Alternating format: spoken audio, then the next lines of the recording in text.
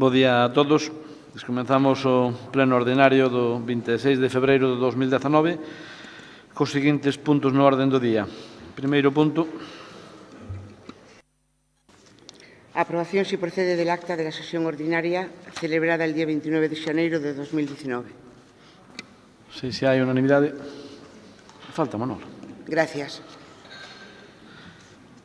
Unanimidade. Segundo punto. Falta, Manolo. Esperamos un minuto. Esperamos un minuto.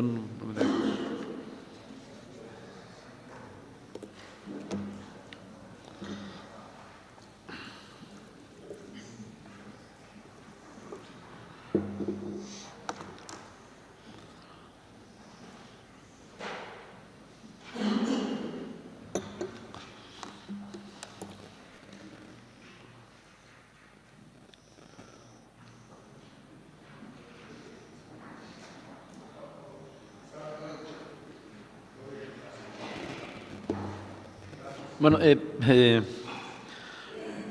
primeiro punto era hasta do día, bueno, votouse por unanimidade, eu non me percatara de que faltaba.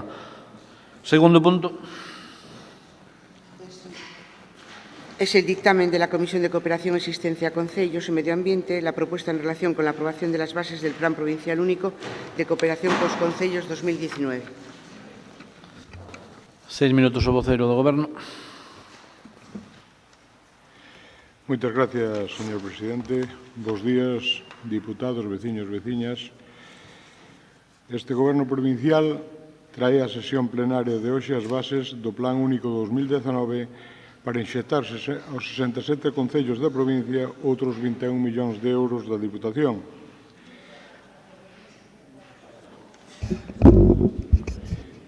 Sí. Decía que este Goberno provincial trae á sesión plenaria de hoxe as bases do Plan Único 2019 para inyectar 21 millóns de euros aos 67 concellos da provincia.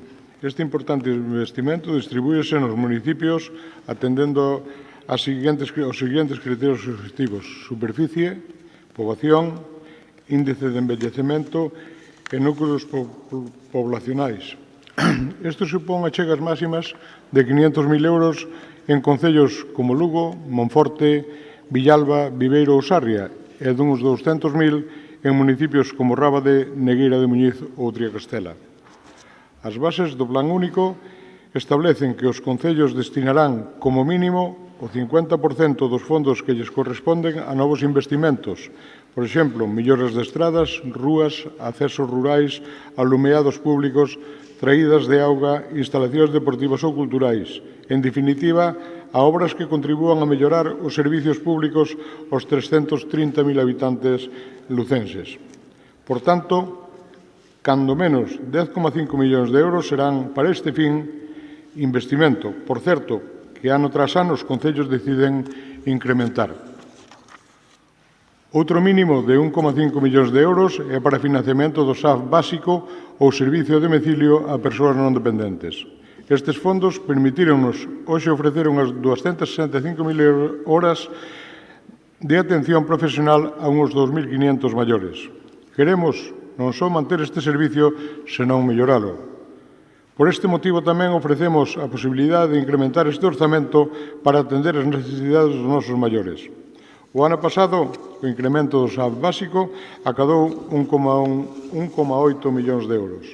Os restantes 9 millóns do plan poden destinarse a políticas de emprego, actividades turísticas, deportivas, culturais, administración electrónica ou aos grupos de protección civil.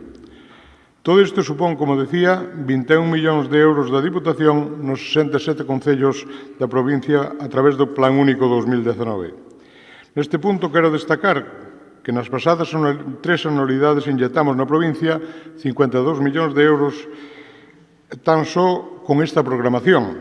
Foron 11 millóns no ano 2016, 20 millóns no ano 2017 e 21 millóns no ano 2018. Estes fondos permitiron executar máis de 900 obras de mellora de servicios públicos municipais, ofrecer unhas 800.000 horas de atención profesional a maiores, xerar 1.000 empregos nos concellos ou celebrar 4.000 eventos turísticos, deportivos ou culturais. Creo que todas estas cifras oficiais que se poden constatar tan só visitando cada un dos 67 concellos da provincia avalan a importancia que ten estas bases que vamos a aprobar aí para a distribución deste Plan Único 2019. De facelo, acadaremos unha inyección económica dun total de 73 millóns de euros cos plans únicos deste mandato. Moitas gracias. 6 minutos o diputado non escrito. Reserva para o segundo turno, señor presidente. 6 minutos o voceiro do BNG.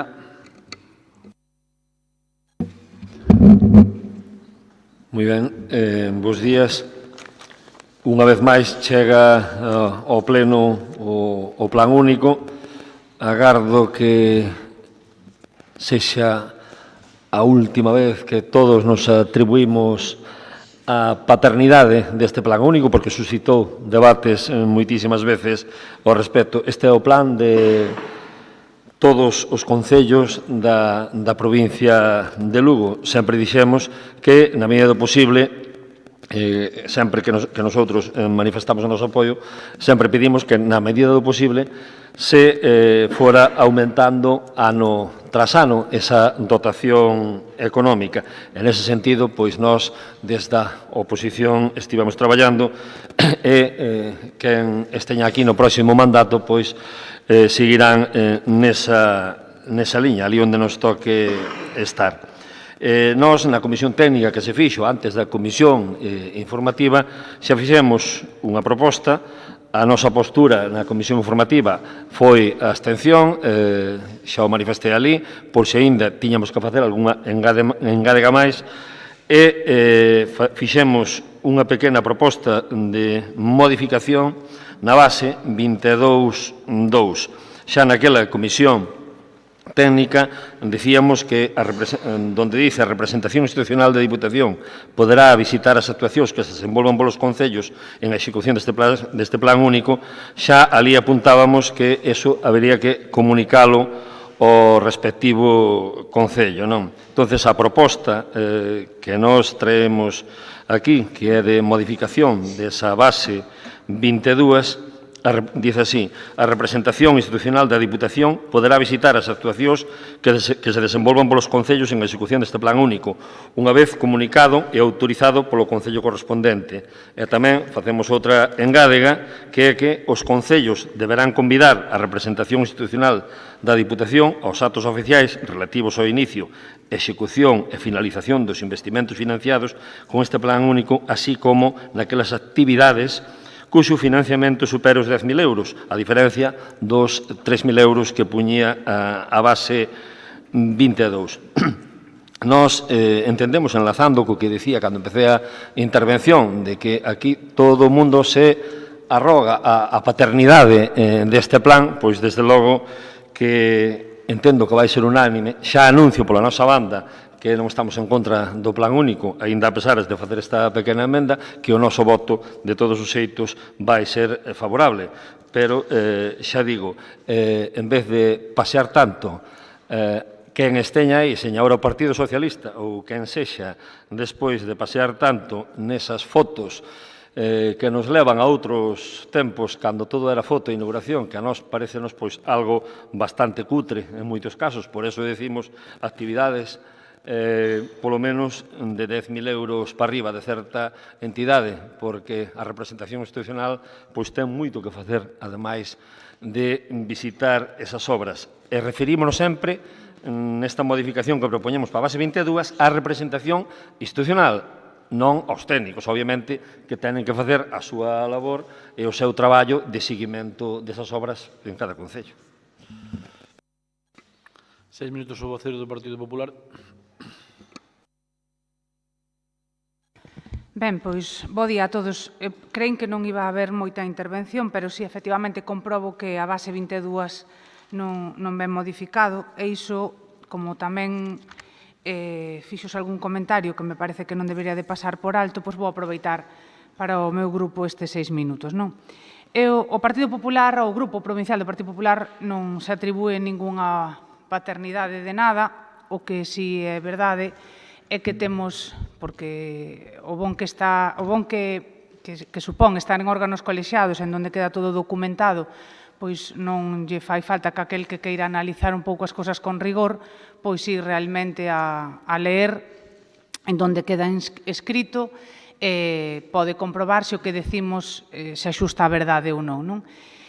Os orzamentos que o Goberno socialista desta institución neste mandato quería presentar, coñecémolos todos, tanto é así que se nos fixo entrega no seu momento. Evidentemente non había ningún plan que levara este nome, nin ningún outro, nin que cumplira o Reglamento de Servicios Sociais, nin que repartira con criterios obxectivos ninguna cantidad máis alá do pos, máis ou menos, como saben vostedes, era unha cantidade moi insignificante se comparamos con este plan único. Iso se contextualiza no ano 16, que é onde se arranca ese goberno en minoría, e a partir de aí, construindo e entre todos, xurde o que nos parecía que era de xusticia. Ahora, cando un pasea, como dice o voceiro do BNG, pola provincia, sobre todo se pregunta a algúns concellos, faise a pregunta de onde irían eses 21 millóns de euros en outros momentos en donde precisamente tamén cogobernaba ou se aprobaban os orzamentos ca inestimable colaboración do Bloque Nacionalista Galego.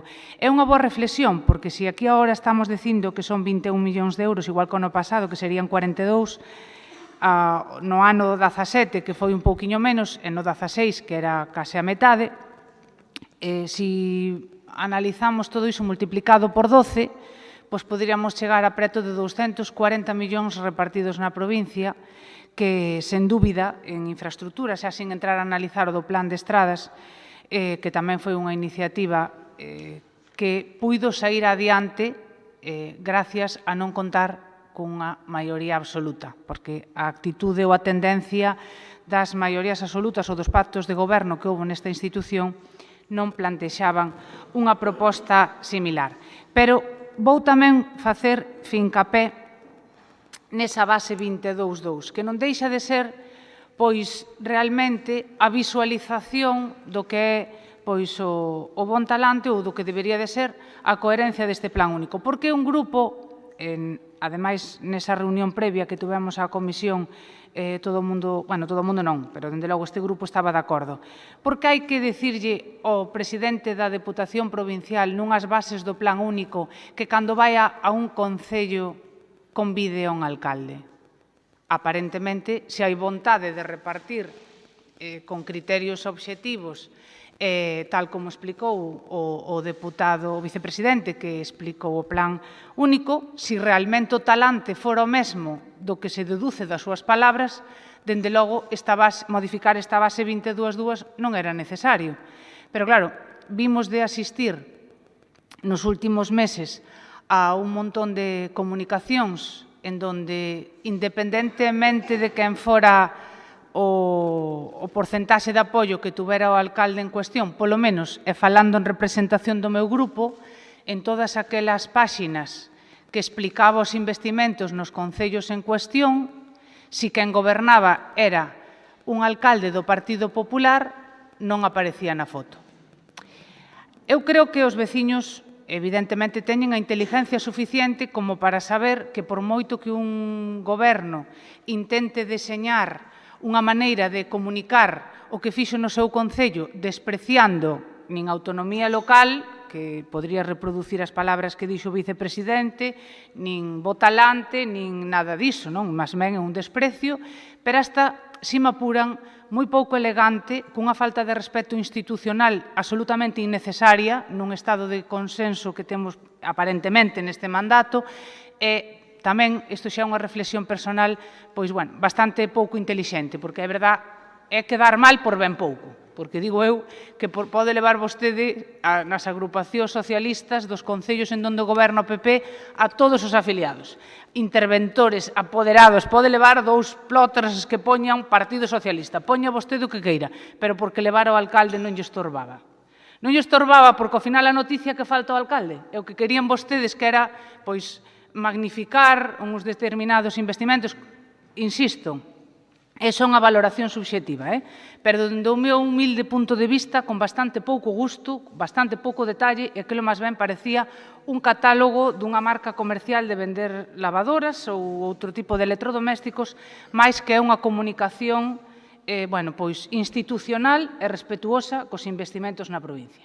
E que permiten, ademais, o que sería polas formas e pola imaxe que se dá dun bo acordo, dun bo instrumento para o desenvolvemento da provincia, dun exemplo de entendemento, ademais, sempre, se mo permite, insultando ao grupo sin o cual non era posible que vostede fixera ese plan único, porque é indudable que algo tivemos que ver. Non sei se a paternidade, pero, dende logo, algo tivemos que ver. Entón, agora que xa pois, estamos moi próximos dunha cita electoral, digamos que ese tipo de actitudes pois, habrá que refrendalas nunha base para non dicirlle ao presidente que respete institucionalmente os alcaldes de cada concello, sino que obligalo cunha normativa aprobado no pleno, que tamén é verdad que estamos bastante acostumbrados a que moitas das cousas que se aproban no pleno pois non se suelen cumplir ou respetar. Pero supoño que neste caso, despois desta chamada de atención, que créeme, consideraba absolutamente innecesaria, porque me pareceu algo feito con moi mal gusto, con moi mala intención, e insisto, creo que non conquiriu ningún dos obxectivos que vostedes se marcaban nesa importante campaña de promoción socialista nos concellos a costa do Plan Único, a costa dun instrumento de consenso e a costa pois do que todos decíamos precisamente que tiñamos parte. Entonces, sin atribuirnos máis mérito co que creo que nos corresponden, moitas veces, pois, dunha maneira inxustamente tratados, tampouco se pide que nos den as gracias, pero creo que pedir que cando o presidente da Deputación ou os deputados de cada partido xudicial queiran poñer en valor determinadas actuacións no Concello, que se respete as persoas que elixiron o Concello para representalos e foron, ademais, as persoas que foron elixindo as obras que se incluíron neste plan único. Así que lamento que por tan pouco intentaran quedar tan mal, pero, claro, realmente tamén os gestos, moitas veces, os que evidencian a verdadeira intención das persoas que o executan. 3 minutos o vocero do Goberno. Bueno, con relación á proposta do BNG desa modificación, nosotros, dentro do noso planteamento, non vamos a aceptala, e non vamos a aceptala por unha cousa ben sencilla. O BNG fixo unha solicitud de investigación sobre un investimento do Plan Único no Concello de Abadín, e precisamente se esa investigación do Plan Único no Concello de Abadín, que despois nas preguntas pertinentes ao final do pleno se dará contestación, se o alcalde tuvera a potestad de poder decir se convidaba ou non convidaba, lógicamente, esa comprobación non poderíamos facela, porque estaríamos interrumpindo, o sea, indo contrarios precisamente o que acabábamos de aprobar ahora mismo. Quero dicir con isto que, independientemente do que decía a señora Candia, nos entendemos que o respeto institucional é fundamental, nos entendemos desde aquí que o Plan Único non debe ser unha debilidade fruto precisamente dunha minoría. O Plan Único ten que ser fruto precisamente de que, gobernando, como estamos gobernando en minoría, podendo chegar a acuerdos como chegamos durante toda esta legislatura, muestra deso son esta inversión importantísima que se fixe na provincia de Lugo nun Plan Único de reparto, o que ten que ser, isto é unha fortaleza de cara a que no próximo exercicio e en exercicios posteriores, pois precisamente esta Diputación de Lugo poda honrarse de que o seu goberno nun determinado momento chegou a acadar un plan único e ese plan único veu para quedarse e ese plan único precisamente é un respiro importantísimo pos concellos cando ven mal dadas, porque se efectivamente hai o que decía a señora Candia, se hai un goberno en maioría dun color ou outro que discrimina negativamente Os concellos, pois este plan único, como dicía, que entendo que veu para quedarse, pois dará unha garantía de que todos os concellos van ter un mínimo, neste caso, os concellos máis pequenos, ese mínimo casi é un máximo, porque con relación ás necesidades moitas veces dos concellos máis extensos, pois é unha dotación, entendo eu, económica, que máis que suficiente comparada cos outros, non? Así que nosotros pedimos desde aquí, precisamente en ese sentido, que este plan, estas bases, se aproben por unanimidade, de maneira que os nosos veciños e veciñas, todos os lucenses, máis desos 300.000 lucenses, teñan precisamente neste ano 2019 garantizado que este plan único se vai repartir ca mesma equidade que se veu repartindo nestes últimos anos, e felicitarnos tamén entre todos porque desde o Goberno da Diputación con os seus tiras e aflojas, pois si fomos capaces de gobernar para a provincia, fomos capaces de gobernar para os veciños, e isto vamos capitalizalo entre todos, non vai capitalizar nin o Bloque, nin o Partido Popular, nin siquiera o Partido Socialista. Non? É un goberno que ten que ser útil, e os gobernos ten que ser útiles para a ciudadanía, e nós así propoñemos e así deseamos que se faga, e precisamente estas bases se aproben por unanimidade. Nada máis. 3 minutos o diputado non escrito. Gracias, señor Conde. Simplemente para aclarar que eu, obviamente, apoyei os planes únicos en 2016, 2017. Neste momento lamento ter que romper a unanimidade porque, obviamente, eu teño un recurso en marcha, como xa anunciaron algúns medios de comunicación, contra o presuposto e, obviamente, calquera actuación que emane desos presupostos, pois non creo que deba, por coherencia, de contar co meu apoio. Por outra parte, creo que algunhas das propostas que están nesas bases rozan a ilegalidade se non son ilegales, co cual tamén esos cambios, algúns dos cambios que se introduciron, eu obviamente non estou de acordo, tampouco vou votar por eles.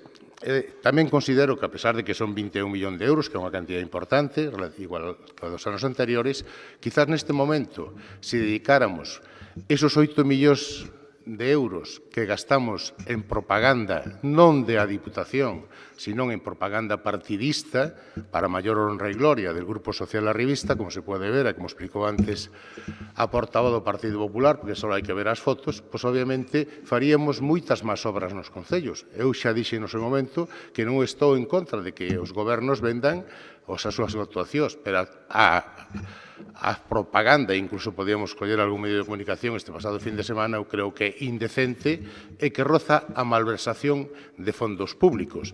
Pero, bueno, eso tamén se verá no seu momento donde hai que verlo, porque aquí dá igual o que digas, eles fan o que lles parece e o que se aprobe no pleno se acorde dá igual. Por eso, eu sentindo moito, teño que vou votar en contra do plan único. Nada máis e moitas gracias. 3 minutos o voceiro do BNG. Sí, simplemente para corrixir algo que dixo o vicepresidente e xo dixen na outra intervención. Nos referímonos á representación institucional. Eso non impide, pois, que os técnicos vayan a ver se a obra realizada se axusta ao proxecto á memoria ou se fixeron 500 metros máis ou 500 metros menos. Desde logo que non creo que seña o delegado de cooperación ao Concellos nin o presidente da Diputación os que tenen que decidir eso trae que decidir un técnico, decidimos claramente, representación institucional. Por outra banda, eu cando digo unha cousa nas filas de enfrente provoco a reacción contraria. Efectivamente, pois xa saliu o Partido Popular tamén, así un pouco suavemente, apropiándose a paternidade do plan. Non quería que se producira eso. En ese sentido, iba a nosa emenda. Era co que quería argumentar a defensa da miña emenda. Polo demais, pois que o próximo plan único teña moitos máis cartos, igual que as Diputacións de Coruña e Pontevedra, donde o Bloque sí está no Goberno, e porcentualmente sí que é máis alta a aportación que fan as Diputacións ao plan único ali donde estamos no Goberno. Polo demais, anunciar o noso voto favorable. 3 minutos a voceira do Partido Popular. Mire, señor Veiga, vostede non nos provoca ningunha reacción. O que pasa é que vostede leva moi mal o debate se non é ir en contra do Partido Popular. E costoulle moito neste mandato darse conta que se entendía moito máis do que usted pensaba co Partido Popular. Pero iso non é que o lle provoque ni me provoca ningunha reacción. Neste caso, por exemplo, estamos escoitando como o vicepresidente non lle acepta unha emenda e voto moito en falta como vostede non defende con máis vehemencia o que estaba acordado nunha xunta de voceiros, porque usted ben non sabe que o presidente dixo que estaba de acordo e que esa emenda se iba a aceptar para poder... vale, ben, aquí non está, aquí no proposta non está, vai na incluir despois, vale, pois, vale. No, dende logo que pideu ali é que se convidara o alcalde, vale. Aceptouse e eu estívenme por se ainda había que fazer máis enmendas. Dito isto, probablemente non sexa necesario explicalo moitas máis veces, porque a execución do orzamento do ano 19, do ano 18, e o porcentaxe de éxito do mesmo veu moi vinculada á boa execución que tiveron os concellos. Por iso, vostede puido visitar esas obras cos portavoces ou cos alcaldes, se eran socialistas, e poñelas en valor. A maioría das visitas, eu non sei se hai algún problema ou eu non entendín tampouco, pero sí que me gustaría saber como quedaba a emenda, porque eu non o entendín. Como falamos o outro día, que hai que invitar ao alcalde cada vez que se vai ali. En ese sentido. Desa lectura eu non o interpretaba así. Non pedir permiso, non autorización, invitar ao alcalde. Perfecto, que ten que estar avisado. Vale, perfecto. Ben, bueno. Queda claro, eu creo que está recollido aquí, pero se non está recollido aquí, pois que se recolla así, de verdade o digo. Eso, quedamos neso e é certo, non hai máis volta que dar.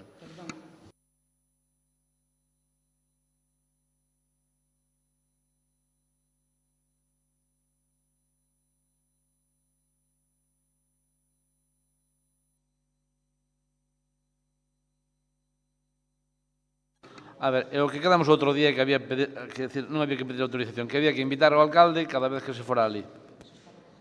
E en eso está claro, queda claro agora, creo, se non quedaba claro suficientemente antes, queda claro agora.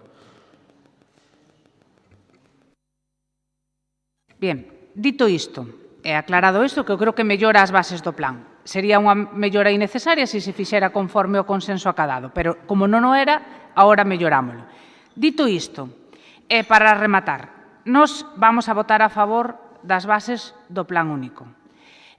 Non quería rematar o debate, ademais, sin ter unhas palabras de agradecemento a todos os funcionarios, tanto da Administración local como da Administración provincial, que cada vez que houve algún problema na execución, cada vez que houve algún problema solicitando prórrogas, cada vez que houve que cambiar unha obra, que en algunha ocasión tamén foi necesario porque non había os informes sectoriales ou por razóns que o alcalde de turno considerou axeitadas, sempre intentaron atopar unha solución.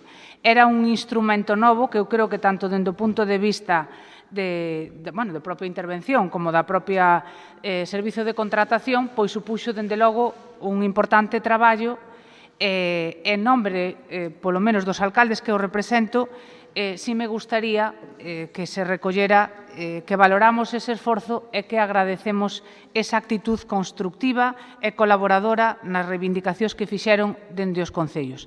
A partir de aí, e agora, probablemente calquera advertencia sí que vai ser máis, quedará en saco roto, porque si antes con menos sensibilidade electoral facían o que facían, pois probablemente pos meses que quedan, pois probablemente todo canto poidamos advertir non vai ser moi tido en conta.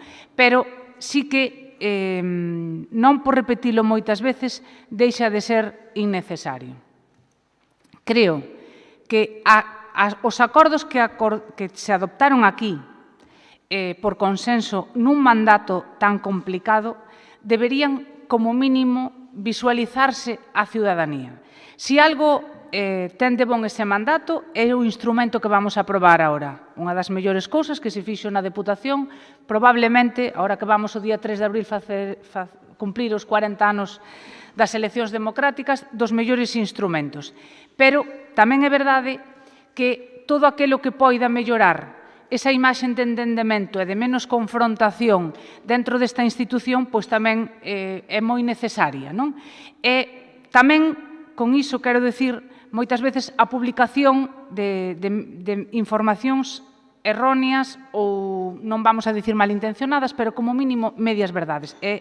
De feito, antes de entrar á sesión plenaria, intentei esforzarme en explicar determinadas circunstancias que naquel caso tiña que ver cas residencias. Creo que o plan único non debería levantar ningún tipo de confrontación, aínda que vostedes o intentaron, e creo que debería de pasar á historia por ser un bon instrumento. Si é verdade que este grupo dixo sempre que unha deputación non debe ser só un plan único, e que a deputación debe ter tamén o seu propio programa de goberno.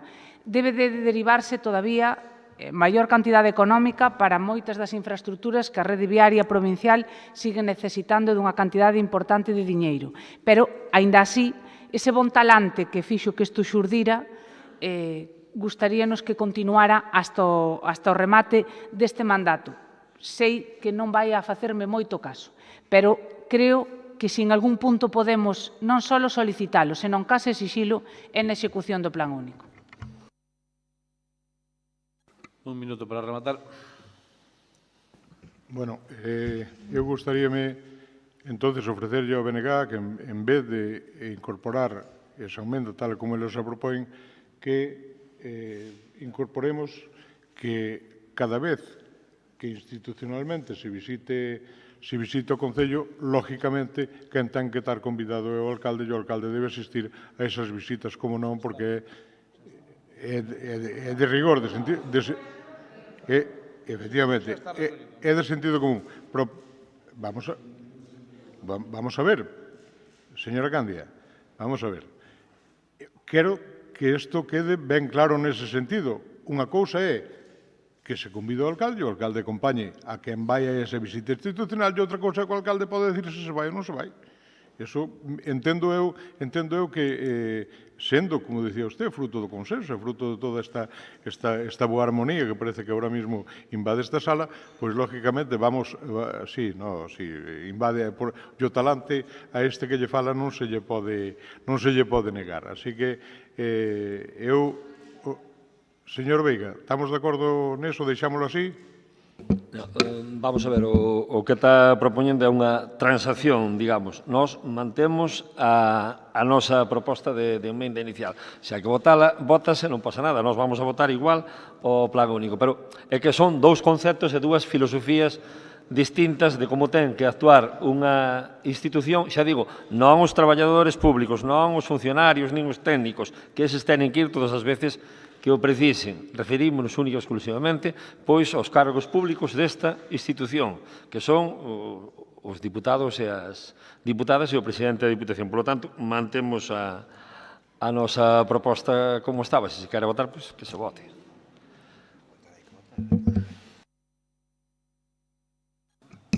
Bueno, pois visto que o BNG insiste en o seu planteamiento, entonces dice a señora secretaria que teremos que votar a primeira enmienda antes de votar o dictamen da comisión. Así que, antes de votar... Señor presidente. Eu creo que se nos acepta a emenda, votamos o dictamen da comisión. Pero vostede somete a votación o que dixo que aceptaba? Sí. Sí, mantendo a invitación do alcalde. Invitación, non autorización. Perfecto. A ver, invitación, non autorización. De acordo? Votamos eso. Lo que dice la señora Candia ya está recogido en las bases. Efectivamente. Lo que dice la señora Candia está... Bueno, entonces, ¿qué tenemos que...? Eso no se discute. Lo que se discute es lo del señor Vega. El señor Vega presenta una moción una enmienda de distinto contenido, en el que no es invitación, sino presenta una enmienda a un dictamen. No es una moción, es un dictamen, ni es una propuesta. La enmienda tiene que votarse. Si prospera, se aprueba el dictamen con la enmienda. No sé si me he explicado. Y lo que dice la señora Candia ya está recogido en las bases, porque ya se corrigieron en la comisión informativa, en el dictamen. ¿Me he explicado? Entón pasamos a votar a emenda do BNG. Non? Votos a favor da emenda? Abstencións? Votos en contra? 10. Vosotros que non votastes? A ver, votos a favor da emenda? 2. Abstencións. Bueno, votos a favor, vamos a repetir. Votos a favor. A favor da emenda vosa. Abstencións. 11. En contra. 10. Non se aproba a emenda. Votos a favor da proposta recollendo a autorización. Non recollendo a invitación, a presencia do alcalde na visita institucional, sin autorización. Votos a favor? No. 24 non. 24 non. Abstencións? Votos en contra? Un voto en contra. Terceiro punto.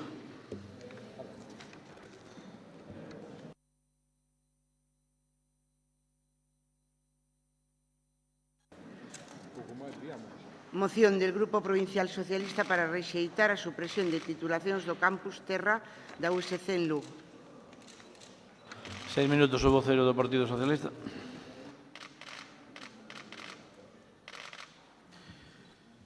Moi bons días a todos e a todas. Como vostedes saben, que ascendeu a opinión pública a posibilidade ou a apertura de un debate en torno a diferentes titulacións que afectan ao campus universitario de Lugo, o coñecido como Campus Terra, polo tanto, o campus dos lucenses e das lucenses. Iso que ascendeu na comunidade educativa, académica e universitaria e tamén que ascendeu aos medios públicos, aos medios de comunicación, de información, con un plantexamento, dende logo, preocupante. Como vostedes saben, o campus de Lugo está nun proceso de reconversión ou de readaptación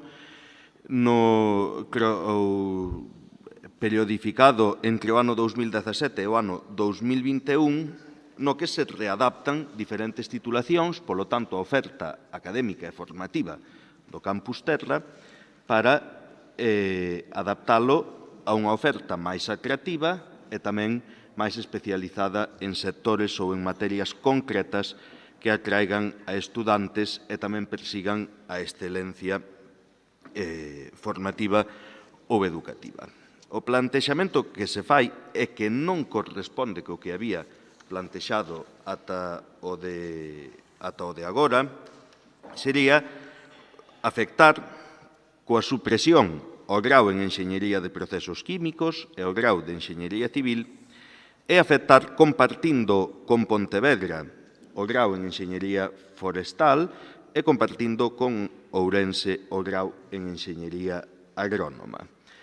Ambas destas dúas, sin clarificar nesa información que ten trascendido, nun dos campus, no de Pontevedra ou no de Lugo, no de Ourense ou no de Lugo, sería teleformación, algo que, dende logo, debemos desterrar a máis mínima posibilidade de que suceda no campus de Lugo.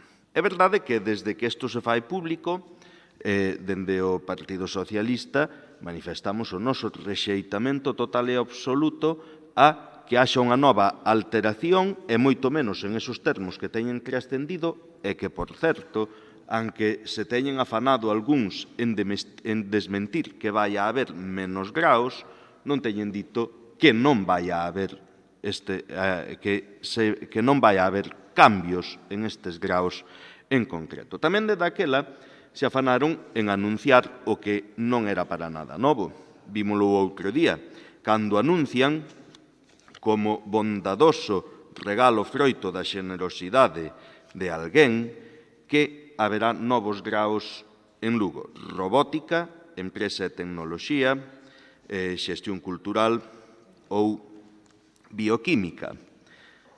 Isto está dentro da planificación do ano 2017-2021. Non é algo que aparecese agora, nin un agasallo co que tivesen a ben dotarnos aos lucenses agora para reforzar o campus. Para que estes novos graos se implantasen no Campus Terra, pecharon os graos de Xeomática e Topografía, de Xestión de Pequenas e Medianas Empresas, de Lingua e Literatura ou de difusión cultural. Polo tanto,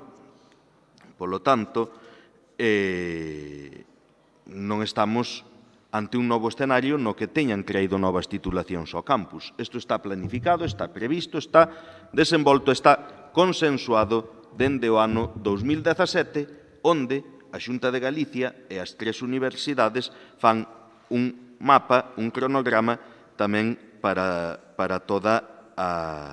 o conxunto da comunidade autónoma. E isto que poñen vostedes en cuestión, é dicir, eu non sei se alguén conoce o secretario xeral de universidades, que non é sospeitoso de non ser do Partido Popular, esta é a persoa a través da que se canaliza de un xeito máis informal ou máis formal o debate encima da mesa da comunidade educativa. E isto fai saltar todas as alarmas en Lugo, porque, lamentablemente, cando se pon encima da mesa é que hai unha intencionalidade de facelo. Hai unha emenda presentada polo Partido Popular que non podemos admitir porque, basicamente, ven a decir que a Deputación de Lugo apoia o proceso aberto entre a Xunta de Galicia e as 3 universidades para definir un mapa de titulacións acorde coas necesidades de cada campus. Realmente, entonces, hai un proceso aberto? Ou estáse desenvolvendo de 2017 a 2021? Porque se abriron un novo, é bon que se informe. Até sería bon que se informase a Deputación e as outras institucións e administracións que poñen recursos de todos os veciños e veciñas para que isto sexa unha realidade, para que isto funcione co grau de excelencia que está funcionando. Polo tanto, se o Partido Popular coñece en detalle que é o que se está barallando e que é o que se está poñendo encima da mesa, estaba ben tamén que explicase en que consiste, que medidas contempla realmente e se trata de un novo escenario diferente ao do 2017-21. E a Deputación de Lugo piden que defenda que o Campus Terra conte con titulacións atractivas e vencelladas á súa especialización para reducir a actual perda do alumnado. Efectivamente, pero eso xa o vimos facendo. Non só eso, senón que vimos investindo en que, por exemplo, veterinaria conte cunhas instalacións pioneiras en toda Europa, non só en Galicia ou en España, en toda Europa. E iso é a gran readaptación que asumiu este campus, o campus de Lugo, en 2017 e no período 2017-2021. Esa readaptación para contar con titulacións supostamente atractivas e vencelladas á súa especialización, chamarlle Campus Terra por algo, e plantexar, deixar caer, aunque sea unha torpeza ou un desvarío de alguén con responsabilidades en materia universitaria, que a un campus que se chama Campus Terra cabe a posibilidade de que perda titulacións ou que se impartan en el telemáticamente titulacións como o grau en Enxeñería Forestal ou Agrícola, eso non lle atopa sentido absolutamente ninguén. Cando non houbo tampouco un desmentido claro por parte de ninguén, nin da USC, nin da Xunta de Galicia, de que estas titulacións non se iban a ver afectadas con reduccións sobre elas mesmas ou sobre a súa totalidade. Evidentemente, ninguén se opón a que sexan impulsadas, a que sexan dotadas de máis recursos ou todo o que sexa necesario. Pero ata de agora, ninguén, e non houbo tampouco ningún avance para novas titulacións, como se decía. Insisto, robótica, empresa e tecnoloxía, xestión cultural ou bioquímica, están dentro da planificación de 2017-2021.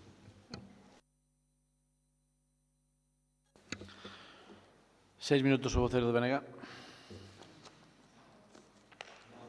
Simplemente para anunciar o noso voto favorable a esta proposta, como non podía ser doutro xeito, lamentar que unha vez máis ven acontecendo pleno tras pleno, o da provincia de Lugo non deixa de ser sintomático e grave, Cando non temos que demandar sanidade de proximidade, demandamos pediatras, demandamos médicos, demandamos mestres, e agora, pois, temos que opoñernos á supresión de titulacións. Parece ser que a provincia de Lugo, para o Goberno da Xunta e tamén para o Goberno do Estado, pouco pinta. Xa digo, é unha mágoa que nos teñamos que estar pronunciando pleno tras pleno. Simplemente anunciar o noso voto favorable.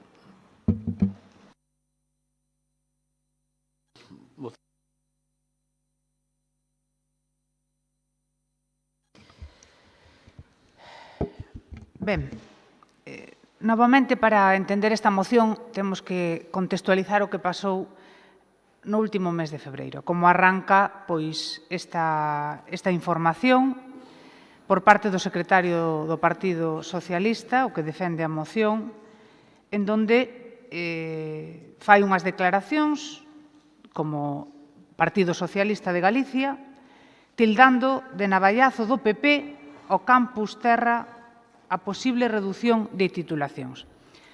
Así empeza esta película, con perdón da expresión, novamente instaurados dende o punto de vista ao que nos ten moi acostumbrados o Partido Socialista, a un ataque absolutamente ideolóxico e partidista, sen, neste caso, dende logo, nin consultar cos que, en principio, están máis legitimados para facer a súa valoración ao respecto. Non en vano, incluso intercederon en todo este intercambio de titulares aclarando determinadas informacións que parecíanos que podían ser suficientes para o secretario do Partido Socialista, pero que non foi así, e que continuaron intentando confundir ou intentando xerar conflicto onde non o había, porque aquí creo que é o máis importante, non? No ano 17 chegase a un acordo cos rectores, porque, claro, dice, a min gustaríame saber cal sería o interlocutor que, según o señor Álvaro Santos, debería decidir cales son as titulacións, porque, como normalmente tennos moi acostumbrados a saber de todo, a situarse por encima de todos e opinar con verdades absolutas, despreciando as opinións dos máis entendidos na materia, pois, novamente, parece que o secretario do Partido Socialista en Lugo quere marcar a folla de ruta ignorando rectores, ignorando conselleiros, ignorando funcionarios e ignorando a todo o mundo. Entón, ten que ser o que diga Álvaro Santos. E se non é o que diga Álvaro Santos, ven o cocón de Feijóo aquí a intentar matar Lugo. A pesar de que Lugo, sempre que o presidente da Xunta se presenta ás eleccións, lle explican a vostede que siguen confiando nel. Pero vostede segue instaurado no ataque diabólico ao Partido Popular. Aquí dice hasta con navallazos, que isto xa me parece, vamos, hasta, se mo permite, irrespetuoso. Bueno, irrespetuoso xa foi con el, que incluso chegou a insultalo. Pero neste caso, ainda que só lo seña polo respeto que merece a institución universitaria, vamos a contextualizar nese acordo dos tres rectores consensuados en donde se marca unha folla de ruta. Donde se marca unha folla de ruta que, dende o noso humilde opinión, é positiva para a provincia de Lugo. Bueno, tamén lle parece positiva hasta a Caballero, ese socialista que tamén é socialista, pero non é un socialista como a vostede, é un socialista dos que gana. E ise di que a Universidade e a Xunta está tendo discriminación positiva con Lugo.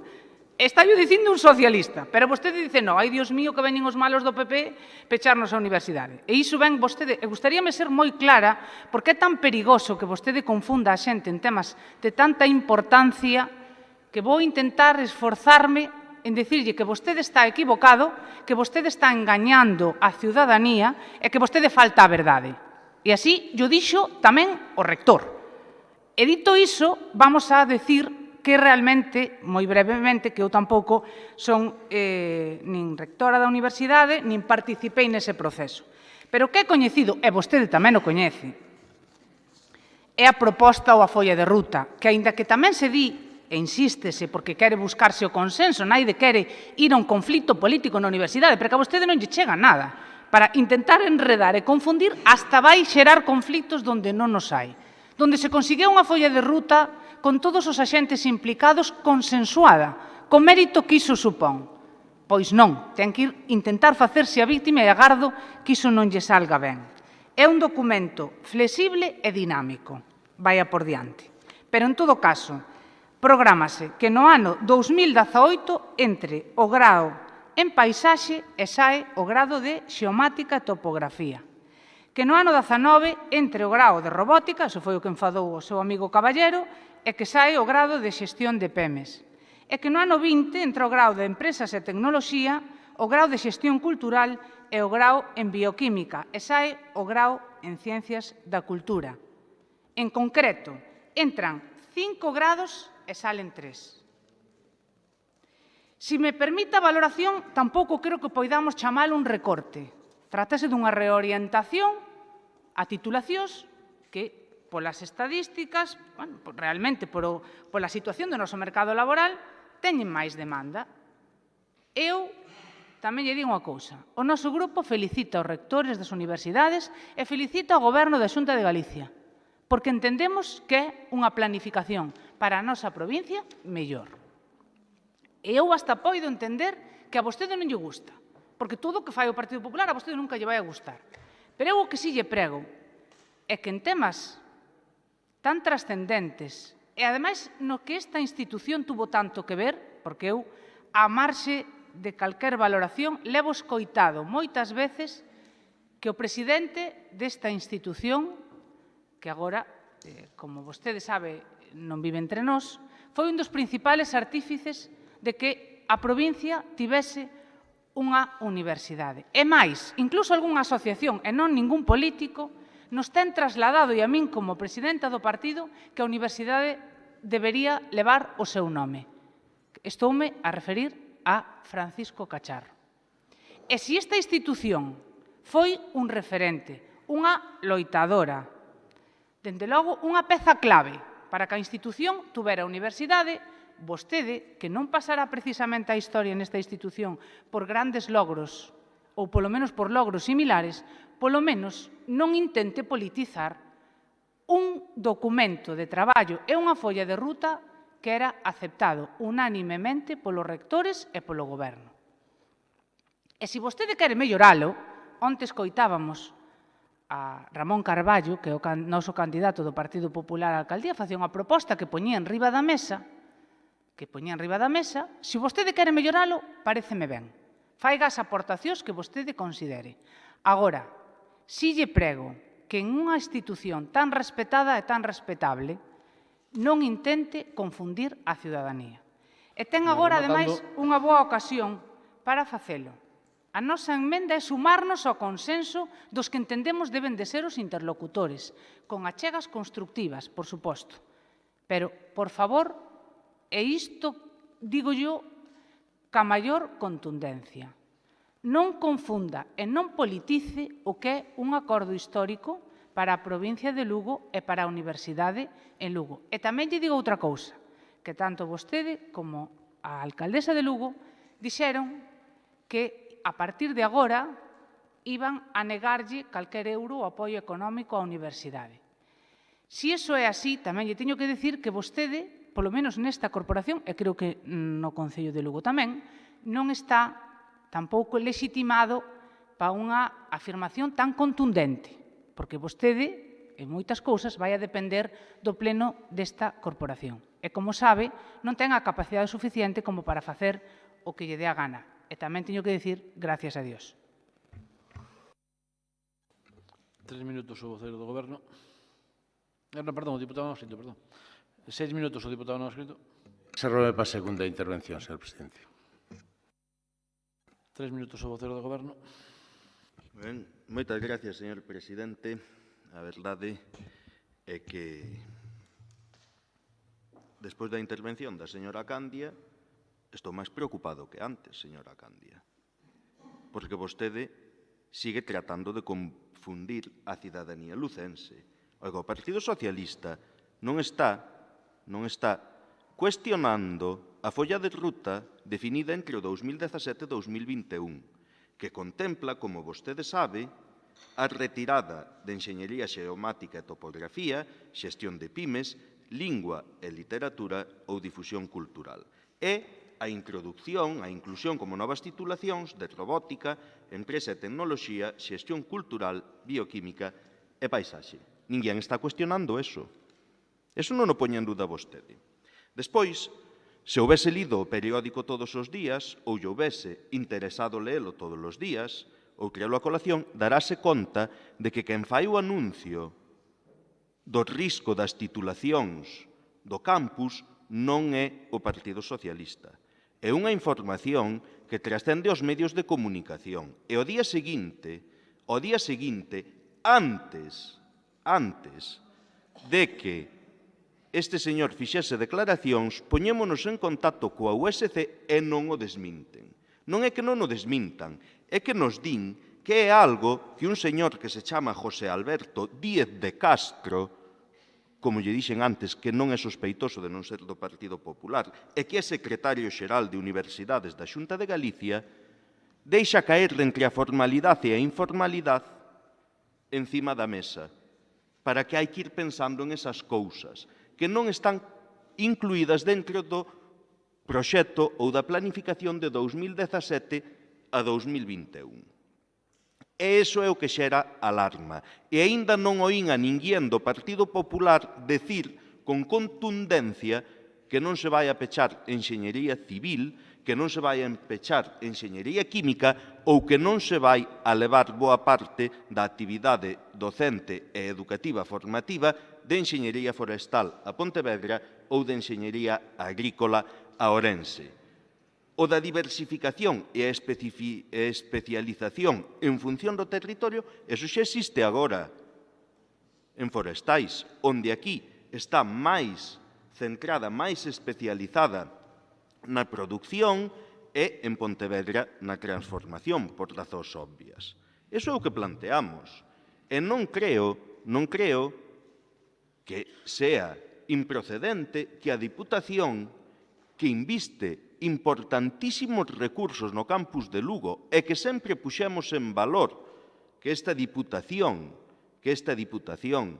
fora clave, independentemente de quen a gobernase, para a implantación e para o crecemento do campus de Lugo, como está sendo agora, teña, polo menos, dereito de saber como se vai a administrar a oferta educativa e cal é o futuro que se planifica para o campus Terra, o campus de Lugo, por unha razón evidente, porque se están abordando investimentos millonarios que teñen que ter un horizonte máis alá de 2 anos ou de 3 anos, por cuestións que dentro do Partido Popular entenden moi ben como é a sostibilidade ou rendibilidade dos investimentos públicos. Polo tanto, non minta, non confunda, porque o único que hai é unha reacción do Partido Socialista a unha información que trascende a opinión pública e que aínda non foi desmentida. Non foi desmentido que se pretendese ou que se este valorando a medio ou a curto prazo, non o sabemos, afectar a esas titulacións. E ese é o noso plantexamento. Unha cousa é o documento de traballo de 2017-2021, que, por certo, eu creo que tampouco é para presumir que nos únicos campus que se retiraron titulacións ao abeiro dese acordo sexa o de Lugo e o de Ferrol. Tampouco creo que sexa para presumir e para aplaudir como lucenses. Tampouco creo que sexa para alardear de que topografía pechou por falta de alumnos. Quizais non sexa porque non houvese interesados. Quizás foi porque non houbo tecido despois na provincia pola desindustrialización, pola descapitalización que se ven feito durante os últimos anos de non teren a onde ir facer prácticas. E vían que remataban e que o escenario era moi difícil para elos. E quizais eso ten sido o que alonxou os alumnos. Pero bueno, aceptamos esa reconversión. O único que decimos é, oiga, desarrollen a que teñen prevista no 2017-2021 e opoñámonos como institución a que nos sexan amenazados 4 graus, 2 retirados, pero 2 que son a médula espiñal do campus Terra, forestais e agrónomos que sexan debilitados a prol de outras provincias. E impórtame moi pouco o que digan en Vigo, en Pontevedra, na Coruña ou Ourense. Impórtame moitísimo o que pasa en Lugo. E xa é triste abondo xa é triste abondo que o Partido Popular veña a defender unha posibilidade ameazante para a provincia de Lugo en palabras descontextualizadas e pervertidas de un alcalde socialista de outra cidade. 3 minutos o... non? 3 minutos o vocero do Partido Popular. Estaballe preguntando ao meu compañeiro se entendera ben que vostede se refería ás palabras de Caballero como unha palabra pervertida, cando estaba dicindo a palabras pervertidas. Eu creín que había entendido mal. Mire, nosotros registramos unha emenda en donde decimos que ese proceso que lideran as 3 universidades para definir o mapa de titulación sexa acorde cas necesidades do campus, 1.2, en donde a Deputación defende o campus Terra e que conte coas titulacións atractivas e vencelladas á súa especialización para reducir a actual perda de alumnado. Non votar a favor diso debe interpretarse como votar en contra de que se poña en marcha o grado en paisaxe, votar en contra que se poña o grado en robótica ou votar en contra que se poña o grado de empresas e tecnoloxía. E, ademais, votar en contra que se faiga un investimento de máis de 10 millóns de euros que é o que está programado para o campus de Lugo. Iso é a realidade. Mire, cando vostedes critican a situación económica da provincia, que o fan dunha maneira moi alegre e moi irresponsable, esquécense que xestionaron un orzamento de 90 millóns de euros durante 12 anos, durante os 12 últimos anos nesta provincia. Entón, o que vostedes pretenden expoñer como unha absoluta crítica á xestión do goberno autonómico, esquécense que tamén se están tirando un tiro nun pé. Porque a min gustaríame que se lle preocupa a vostede a industrialización, porque xa vexo que a evolución da universidade non lle preocupa moito, pois porque, a pesar de contar dende o ano 2007 cun proxecto para un polígono industrial en Guntín, o meteron no caixón. Ou porque, a pesar de ter en orzamentos de suplusa dende o ano 2007-2008 o proxecto e orzamento para un polígono industrial de Cospeito, como en ambos concellos gobernaban o Partido Popular, se meteu no caixón. Ou porque se lle deu carpetazo ao polígono de Río Torto. Cito estes 3 porque gracias a que vostedes perdiron responsabilidades en suplusa están en marcha. Pero podía citar 23 que estaban nos orzamentos enumerados no orzamento de suplusa. Digo, se lle preocupa a industrialización. Se o que lle preocupa é ter realmente unha universidade que satisfaga as necesidades formativas do noso mercado laboral, comprenderá que quen terá que tomar a decisión pois serán os responsables das universidades e os técnicos. A mellor pode ser alguén máis. Xa lle digo que é un proceso aberto e vostede pode facer aportacións.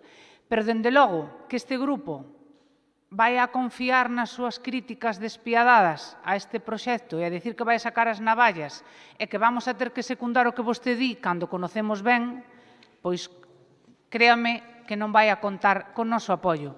Pero cando aínda encima ese alcalde que di vostede que di palabras pervertidas considera que a nosa provincia se está facendo unha discriminación positiva en detrimento da súa, pois que quere que lle diga?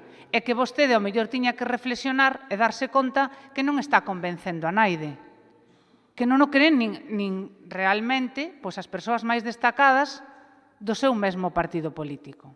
E eu creo que esta proposta foi desacertada e vostede podría rectificar, que é de sabios, retirala e escoitar o que lle dixeron nos medios de comunicación varias persoas e personalidades, entre eles o rector, que lle explicaba e defendía este novo mapa como un mapa mellor e como un investimento atractivo para a provincia. E tamén vostede é coñecedor de que a pérdida de alumnado é unha realidade. E, de feito, se vostede lle bota unha lectura aos expedientes para asinar os convenios ca propia universidade en donde esta institución destinaba diñeiro público era precisamente polo porcentaxe de pérdida de alumnado que estaba sufrindo o campus nos últimos tempos. E que, evidentemente, aquelas titulacións máis innovadoras ou máis atractivas para o alumnado poidan utilizar o noso campus como seu escenario para materializar, para nós non é só algo que non debemos criticar, sino que debemos agradecer á Consellería correspondente. Se vostede acepta esta emenda, ten unha boa oportunidade para non frivolizar con algo tan importante como é o noso campus universitario, e se non a acepta, pediremoslle igualmente que rectifique, pero vamoslle votar en contra. 3 minutos o diputado non escrito. Non está. 1 minuto para rematar. Moitas gracias, señor presidente. Bueno, por fin vostede, señora Candia, aclarou dúas cousas. Primeiro, o que importa a vostede é Suplusa.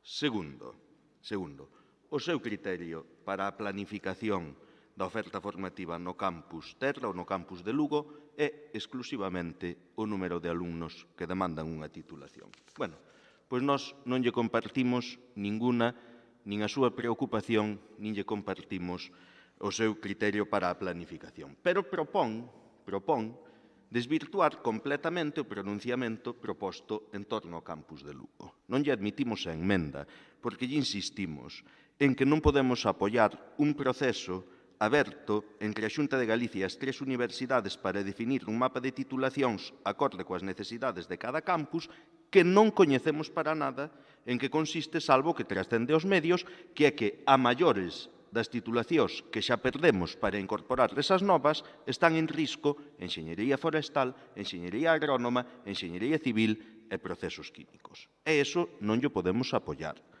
Nin lle podemos apoiar que pretenda confundir que é o que votamos. Votamos se estamos a favor de defender eses 4 graus ou se estamos en contra deses 4 graus. Vostede acaba de dicilo. Apoyemos o que decida, signifique o que signifique. Pois creo que non nos podemos pronunciar en ese sentido. Polo tanto, creo que vamos, e anúnciolle que vamos a manter a nosa proposta. Rexeitamos que se suprima enxeñería civil, que se suprima procesos químicos sin unha planificación clara de que é o que vai a facer en torno a este oscurantismo. E rexeitamos totalmente que se comparta forestales ou agrónomos con Ourense ou con Pontevedra en detrimento do campus Terra de Lugo. E máis, invitamos a seguir investindo na especialización do campus Terra con titulacións vencelladas a esta temática. Eso é sobre o que nos vamos a pronunciar. Se, por se acaso, ademais, aunque fose mentira, que lle digo que non o é, e sábeno vostedes ben, aunque fose mentira, bueno, pois deixemos claro que se a alguén se lle ocurre, que conte con que vai a toparse co rexeitamento. Pero mire, de verdade, señora Candia, se cree que estou calumniando ou inxuriando, o xudgao. E allí lle demostrarei quen, cando e onde fixo esa afirmación. De verdade, eu faría o encantado. Vai rematando. Debatida a moción, pasamos á votación. Presidente, medio minuto, si me permite, porque non pude Non falar. estaba aí. Vale. Bueno, Era para explicar o voto. Era para explicar o voto. Sí ou non, non sei.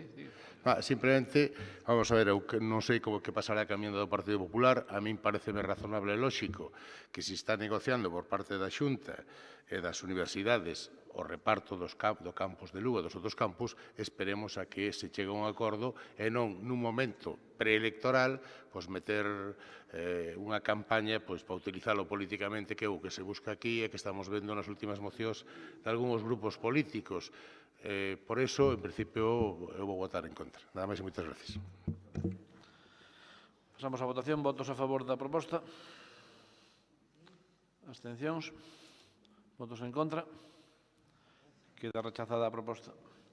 Cuarto punto.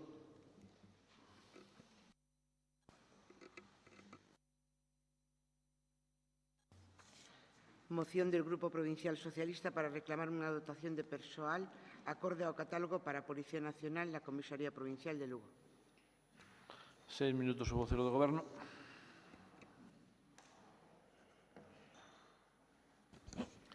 Moitas gracias, señor presidente. A moción é sencilla de contextualizar, polo tanto, tamén de expoñer.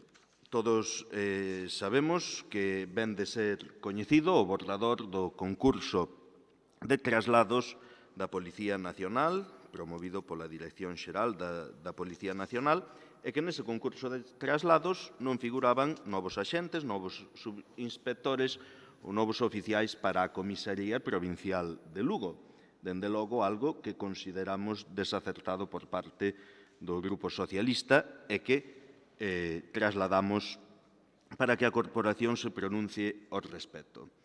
Non é nova esta nosa reivindicación, non é nova esta nosa postura de respaldo, de recoñecemento a todos os profesionais que día a día e noite a noite vixían a nosa seguridade, velan polo cumplimento das normas e polo mantemento de un contexto de calidade de vida e de seguridade para vivir nos nosos entornos. A parte de eso, que se dedican á investigación, ao seguimento, o análise e tamén a búsqueda dos indicios dos delitos que poidan afectar a nosa seguridade, a nosa saúde ou a moi diferentes situacións.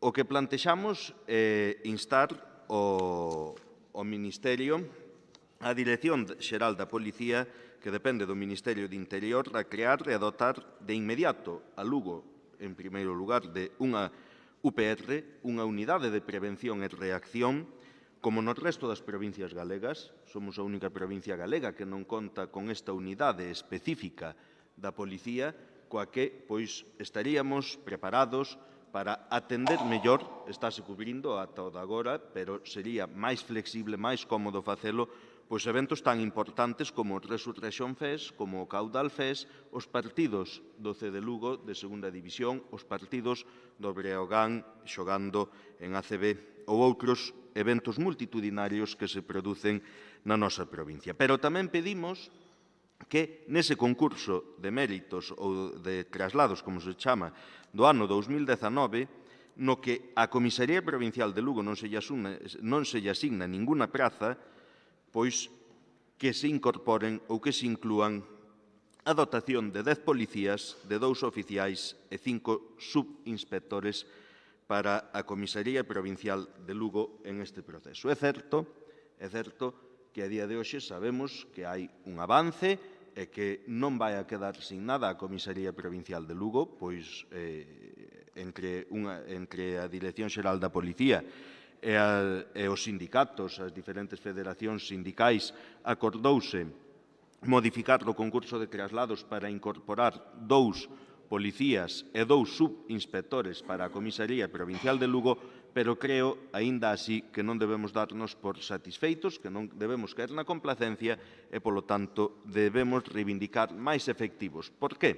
Porque se é certo que estamos nunha das cidades máis seguras do Estado, se é certo que estamos falando dunha comisaría na que o déficit de persoal porcentualmente é menor que no resto de comisarías, tamén é certo que se con esta situación conseguimos, como decía, ser unha das cidades, unha das provincias máis seguras, millorando a dotación de efectivos, a dotación de recursos humanos, evidentemente, milloraremos aínda máis a seguridade e, polo tanto, o resultado do traballo destes excelentes profesionais. Tamén é certo que con outros 7 policías, polo menos, poderíase ter un vehículo patrulla 24 horas en funcionamento, o que significaría que a maiores das dotacións e das unidades actuais poderíase garantir durante esas 24 horas un coche patrulla a maiores, o que significaría máis vixianza,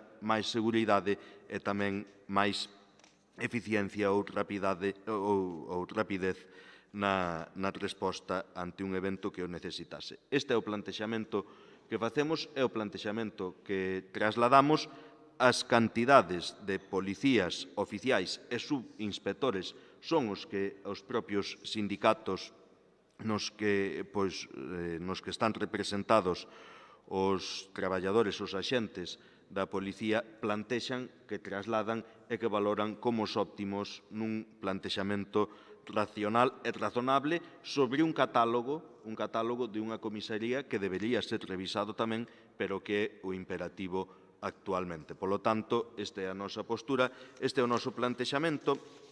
Hai unha emenda do BNG de Engádega que insta a Xunta de Galicia a axilizar os trámites necesarios para o despregamento da Policía de Galicia, que aceptamos como Engádega, aunque insistimos en que, mentras eso se produzca ou non se produzca, debemos aunar esforzos para facer ou para tratar de que chegue a mensaxe de todos os lucenses de que queremos contar con maiores e con mellores recursos para protexer a nosa seguridade e a nosa saúde. 6 minutos, o vocero do Partido Popular.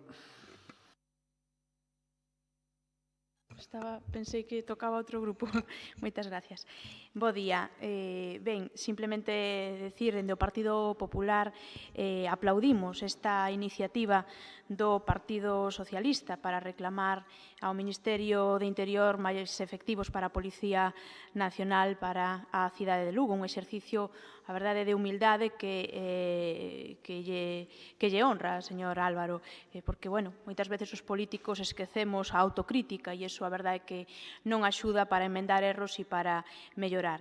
O certo é que o Partido Popular nos parecía unha burla cando vimos que nese borrador, no concurso de traslados dese borrador do Ministerio do Interior, dos 111 axentes designados para Galicia, pois non figurase nin un só para a cidade de Lugo. Parecíanos unha burla para a cidade e unha falta de respeto para o conxunto da cidadanía. Porque, bueno, temos que lembrar que isto, a verdade é que non tiña ocurrido antes, nin aquelas peores épocas de crise, na que o cómputo de axentes destinados para toda España non superaba os 300 efectivos, pois Lugo nunca quedara sin algún policía asignado. E é certo que non viñan os necesarios ou que non viñan os desexados, pero a verdade é que nunca a cidade quedara con 0 efectivos asignados. E, bueno, repito, eran momentos nos que esas plazas que había eran 300 para toda España e neste momento pois temos, hai 2.615 plazas, desas 111 para Galicia e a verdade é que nos decepcionaba que Lugo non tivese ningunha. Por lo tanto, damos a benvida a esa moción, decirlle que dentro do Partido Popular nosotros estamos nesa liña, temos esa mesma preocupación, tanto é así que dende o Grupo Municipal do Partido Popular rexistrouse o día 18, creo que 2 días antes de que vostedes rexistraran esta moción. Non yo digo por nada, senón para que non pensen que nos sumamos ao carro, nin é ningún interés político, senón que o Partido Popular tiña esa preocupación e así o pedirá tamén no Concello de Lugo no pleno do vindeiro xoves.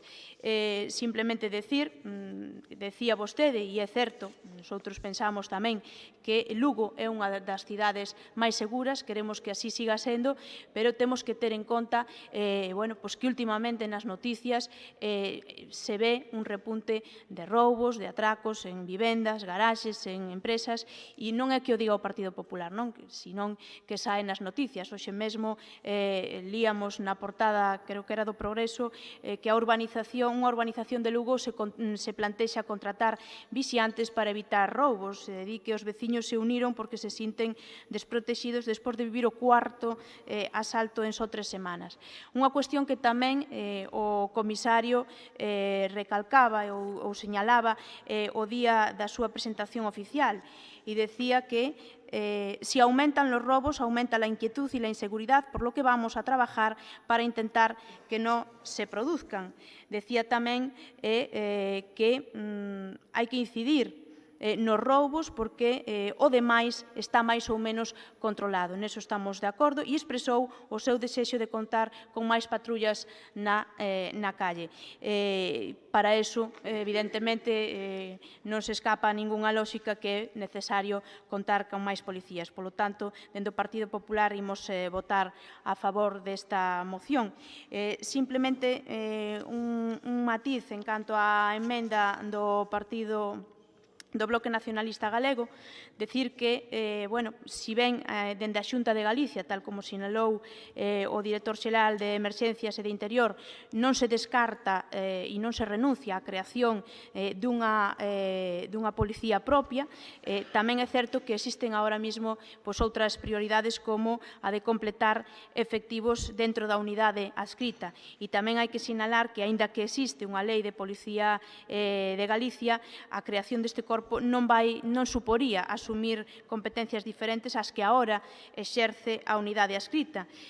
Pois para iso sería necesario facer algunha modificación en leis estatais sobre o funcionamento dos corpos e forzas de seguridade. Polo tanto, non se descarta esa idea dende a Xunta de Galicia, pero tendo presente que é necesario antes completar esa plantilla da unidade adscrita. Polo tanto, nos votamos a favor, pero con esta emenda temos ese matiz. Nada máis. Moitas gracias.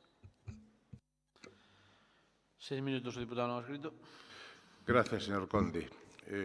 Simplemente para anunciar que comparto la propuesta que figura en la moción y voy a votar a favor. Nada más. Muchas gracias. 6 minutos, o vocero do BNG. Sí, para explicar o sentido da emenda de Engádega. Sí que hai que reivindicar máis efectivos. Vimos como, creo que era no pleno de setembro, debeu ser, que presentaba unha moción ao Partido Popular a respecto da supresión de cuartéis, e xa no 2014 ou no 2015 tamén o Partido Socialista pedía máis efectivos na zona rural ante a oleada de roubos que estaba habendo daquela. E a emenda que nos presentamos hoxe é a mesma que presentamos no 2015, no 2018, e faceremoslo sempre porque é lóxico, está recollido nunha parte da Constitución, está recollido no propio Estatuto de Autonomía. Simplemente o que hai é que desenvolver esa Lei 8/2007 do 13 de xuño, que xa no goberno bipartito, que foi cando se elaborou, chocou, como sempre, con Madrid, non? Pero agora parece ser que hai unanimidade, como víamos o mes pasado, cando dicía Feijóo que defendía o estatus de Galicia ao exixir máis competencias, e aí coincidiron Bloque Nacionalista Galego, coincidiron Partido Popular e Partido Socialista no Parlamento a respecto da creación da Policía Galega, coas correspondentes emendas e transaccións que houbera ao respecto. Polo tanto, se todos os grupos políticos coinciden en que temos que ter as mesmas competencias ca Cataluña ou Euskadi, porque efectivamente na exposición de motivos dícese que as competencias do Corpo Nacional de Policía varían segundo as comunidades autónomas debido á delegación de funcións nalgúns dos corpos de seguridade autonómicos, como os mozos de escuadra en Cataluña, a Ertzaintza en Euskadi, a Policía Foral en Navarra e a Policía Canaria en Canarias. Falta e a Policía Galega en Galicia, que é o que hai que tender. E, desde logo, que con unha policía dirixida desde aquí e sabendo cal é a realidade do país, desde logo que probablemente non tuveramos que estar mes tras mes, unhas veces é a policía, outras veces é os traballadores da Garda Civil e de outras forzas de seguridade as que se dirixen aos grupos políticos para ver como se poden paliar esas deficiencias que se tenen, porque ao final estamos dependendo de quen teña no Ministerio do Interior si accede a dotar económicamente ou non as partidas necesarias para cumplir eso que se pide nesta moción. Polo tanto, agradecemos que se valore esa proposta que facemos de emenda de Engádega. 3 minutos o vocero do Goberno.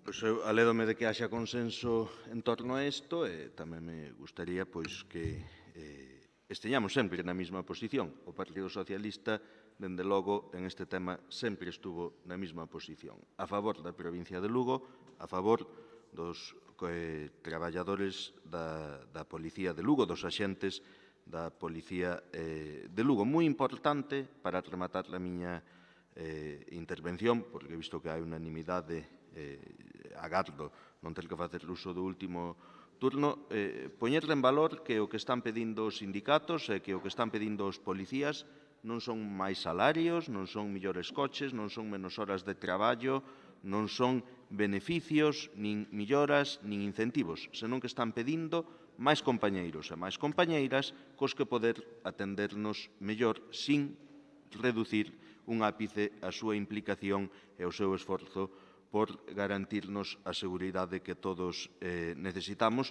Polo tanto, tamén agradecemento aos grupos da oposición por respaldar esta proposta que diriximos ao Ministerio do Interior, a Dirección Xeral da Policía, dicíndolle que Lugo necesita máis recursos para poder seguir estando tamén en ratios de excelencia de seguridade cidadá e de prestación de servicios por un corpo tan importante e tan recoñecido como o da Policía.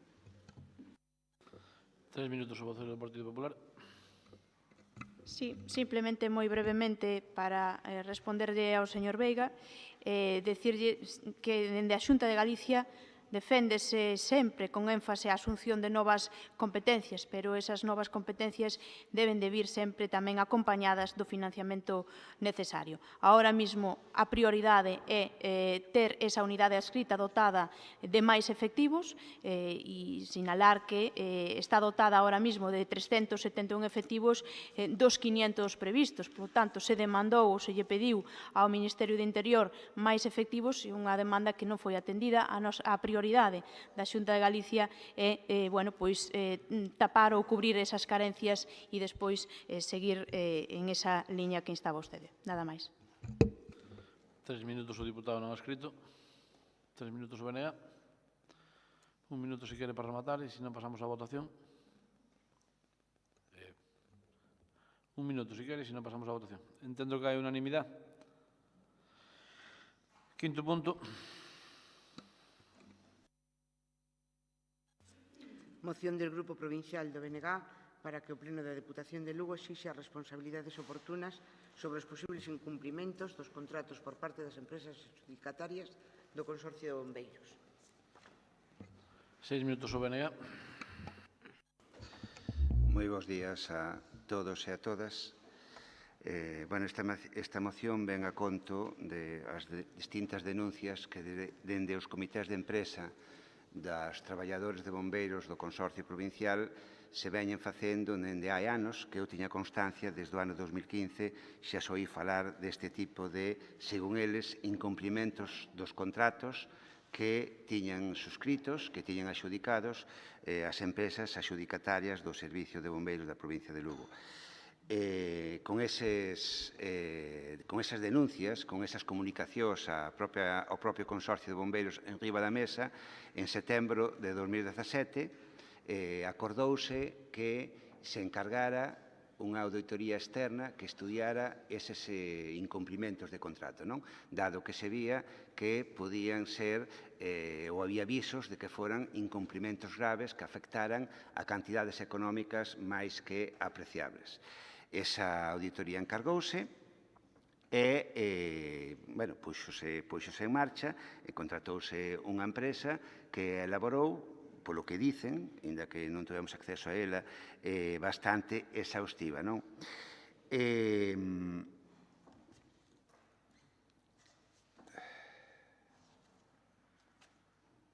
Bien, o tempo foi pasando, comunicouse nun momento dado que esa auditoría estaba xa rematada, pero que non se nos, cando digo nos, refírome aos membros do Pleno do Consorcio de Bombeiros. Non se nos pasaba aínda, dado que se estaba dando ocasión ás propias empresas a que fixeran as alegacións oportunas. aceptamos as explicacións, seguimos esperando, o tempo foi pasando e seguíamos sin ter os datos correspondentes. Se se lembra, no pasado mes de novembro, o BNG traía unha moción a este pleno para instar ao presidente da Diputación, e presidente do consorcio neste caso, a que levara ao propio pleno dunha vez por todas esa auditoría, non? Ou cando menos o informe que a xerente elaborara a raíz ou en base a esta auditoría da empresa externa. Debido a que nese momento había negociacións entre a parte sindical e as empresas, retiramos a moción, non chegou a debatirse, pero sí provocou que no pleno do día seguinte, creo lembrar que o 27 ou 28 de novembro, pola vía de urxencia, si se levara o tema ao pleno do consorcio. Curiosamente, lévase a proposta, insisto, por vía de urxencia, ao pleno, para tomar unha decisión, pero aínda así, sin ningún papel en riba da mesa. Non estaba nin a auditoría, nin o propio informe que a xerente elaborara en base desa auditoría. Simplemente, a xerente fixo unha exposición oral sobre o que ela consideraba que se contiña na auditoría, exposición que xa deixaba entrever que había, como se temía desde o principio, importantes incumprimentos dos contratos da adxudicación e o que para min ainda máis grave, non só dos contratos, senón das melloras que ofertaban as propias empresas, motivo polo cal se deu eses contratos, que ao non cumprir esas melloras, dentro do noso punto de vista, estáse transversando, estáse alterando o que é a propia adxudicación dun servicio. Ben, con esa proposta en riba da mesa, neste caso, a min, que represento a BNG no Consorcio de Bombeiros, non podía tomar unha decisión sin ver os papéis, sin ver a propia auditoría. Non parecía que tuvera moito sentido. E ali se propuxeno eu concretamente, de deixar o tema hasta ter a documentación para poder estudiala, que se nos pasara a documentación inmediatamente e logo, en base a esa documentación, pois tomar as decisións que foran oportunas.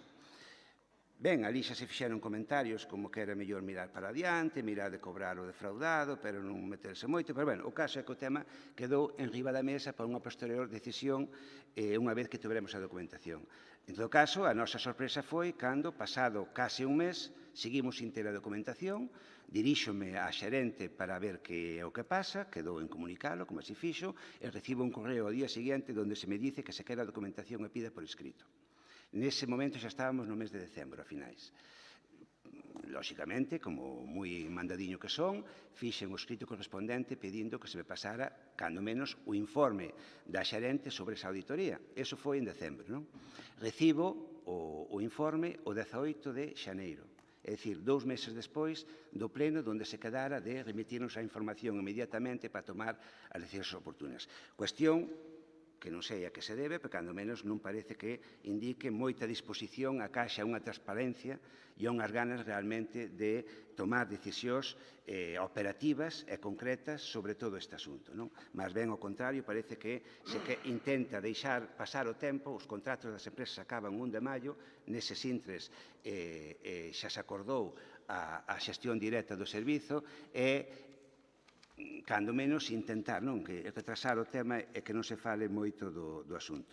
Pero a cousa ainda foi máis grave cando o pasado 18 de febreiro, se non lembro mal, convócase un novo pleno do Consorcio de Bombeiros de carácter extraordinario, pero que tiña, creo que 11 puntos na orden do día, donde vai o da xestión directa, pagarlle os atrasos ás empresas, vai unha serie de asuntos de xestión normal, pero non vai absolutamente nada referido ao que son as actuacións que deberamos tomar en base a esa auditoría, a eses incumprimentos xa constatados que se deixaban entrever na propia, primeiro, información oral da xerente e logo xa no propio resumen que ela nos entregou, insisto, o 18 de xaneiro. Insisto, o 18 de febreiro non se toma non vai ningún tipo de punto na orden do día. Co cal, eso lévanos a que, cando menos, nós pensamos que os membros do pleno do consorcio temos a obriga, non só ética e moral, que por suposto, senón creo que tamén legal, que en canto se ve que hai uns incumprimentos desta naturaleza que poden levar incluso consigo aspectos de penais, temos a obriga de dirimir responsabilidades. Creo que é necesario, completamente necesario e imprescindible, co cal lei ben esta proposta, donde non só se pide que este pleno exixa, demande, inste, como se queira, o cualificativo que se queira, ao pleno do consorcio a que dirima nos órganos competentes as responsabilidades que puidera haber, senón tamén que se faga todo o posible, eu diría que hasta o imposible, para que o diñeiro que fora presuntamente defraudado volva outra vez ás arcas da Diputación. Hai que ter en conta que, según o propio informe da xerente en base a eses incumprimentos, en base a esa auditoría, xa se cifra en casi 200.000 euros o que está demostrado que se defraudou. O sea, de cuestións que tiñan que fazer as empresas e non se fixeron. Asumindo que hai outras cantidades que xa están prescritas, estarían prescritas a nivel económico, eu creo que non, a nivel de responsabilidades de outro tipo, e logo outro tipo de cantidades que non se pode constatar neste momento polos mecanismos que ten a empresa auditora, que si probablemente se puderan constatar do outro lado. Co cal, é iso que pedimos. Hai unha emenda do Partido Popular, donde máis ou menos se ven a dicir que se cobra o que se pode e nos olvidemos do resto, resumindo en dúas palabras. Non?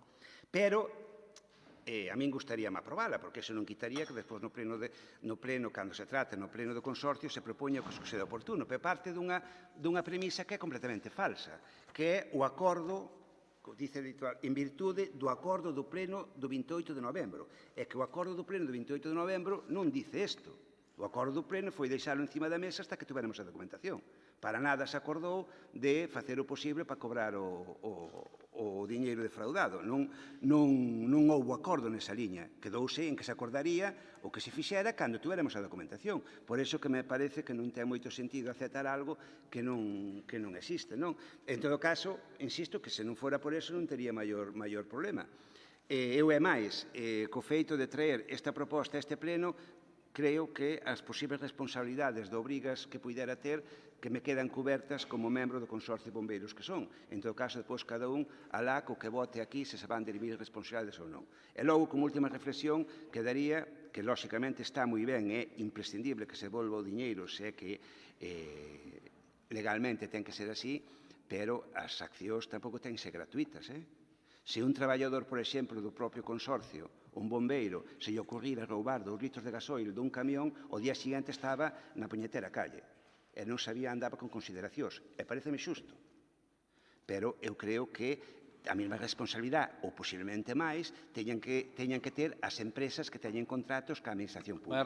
Neste caso, estamos falando concretamente das empresas adxudicatarias do Servicio de Bombeiros. Para a primeira intervención, nada máis. 6 minutos, o diputado non ha escrito. Gracias, señor presidente. Para anunciar o voto favorable á moción. 6 minutos, o vocero do Partido Popular. Gracias, señor presidente. Efectivamente, a moción que trae o XBNG é un tema que creo que é importante. Nós xa temos demostrado a nosa preocupación por este tema e tanto é así que estamos no ano 19, no ano 17, pois xa presentamos unha moción pedíndolle ao consorcio que controlara as melloras que habían feito as empresas e o cumprimento destes contratos. Proposta que naquele ano 17 xa foi aprobada por unanimidade. Co cual, compartimos co BNG a preocupación e presentamos unha emenda porque o que non estamos de acordo é ca forma de resolvelo. Nos entendemos que o consorcio é un ente xurídico que ten capacidade e, por tanto, se o consorcio é quen lle está a pagar ao final de cada mes a estas empresas, se estas empresas está acreditado a través dunha auditoría interna e a través dun informe da propia xerente que hai unha débeda, o que ten que facer o presidente do consorcio, que neste caso é o señor Darío Campos, presidente da Diputación, é executar esas accións. O BNG o que ven a pedir é que se inste a xusticia a que se remitan os expedientes para que a xusticia poda operar. Non parece moi serio que, mentras que o propio presidente do consorcio non reclama das empresas que cumplan cas súas obligacións, que as que ofertaron, nos vayamos á xusticia, porque a día de hoxe nin temos a demanda por parte do consorcio, por parte do presidente desas demandas, nin temos a negativa das empresas a cumplilas. Por tanto, se o propio ente, que é o que lle está pagando ás empresas, detecta que hai un error, detecta que non hai un cumprimento de contrato, e estamos falando dun contrato pechado entre a Administración e empresas, hai que cumplilo escrupulosamente. Lembro que cando no 17 debatimos esta moción, interviña en representación do Goberno o señor Vidal e decía literalmente, e leo a acta do anterior pleno, dice, tuvo que vir un Goberno do Partido Socialista para poñer a disposición dos bombeiros toda a documentación e ser un Goberno transparente. Eu que lle pregunto, que transparencia é a que predicaba naquel momento? A de Caixa que andar mendigando membros do propio consorcio ese informe de xerencia ou ese informe desa auditoría? Esa transparencia é a que, sendo ustedes goberno e presidindo o consorcio, non son quen de exigirlle a unha empresa que cumpla cas súas responsabilidades? Eu entendo que esa non é a transparencia. É a transparencia non decirlle aos comités de empresa e aos representantes dos traballadores en que situación están? Eu entendo que o que teñen que facer é cumprir ca súa obligación. Ustedes son a administración, ustedes presiden o consorcio e o que teñen que facer é mirar que incumplimentos hai, para iso teñen un informe da súa xerente, para iso teñen unha auditoría que nós non a vimos, pero o señor representante do bloque, que é membro nese consorcio, pois parece ser que despois de moitas vicisitudes a conseguiu, e, por tanto, se temos documentación, o que habrá que facer é exixir ese cumprimento. E eu creo que o teñen que facer. Eu entendo que non teño por que dudar das palabras que pon o BNG na súa moción, pero claro, do Goberno non nos fiamos e non nos podemos fiar porque é un incumplimento tras outro incumplimento e porque xa estamos acostumbrados.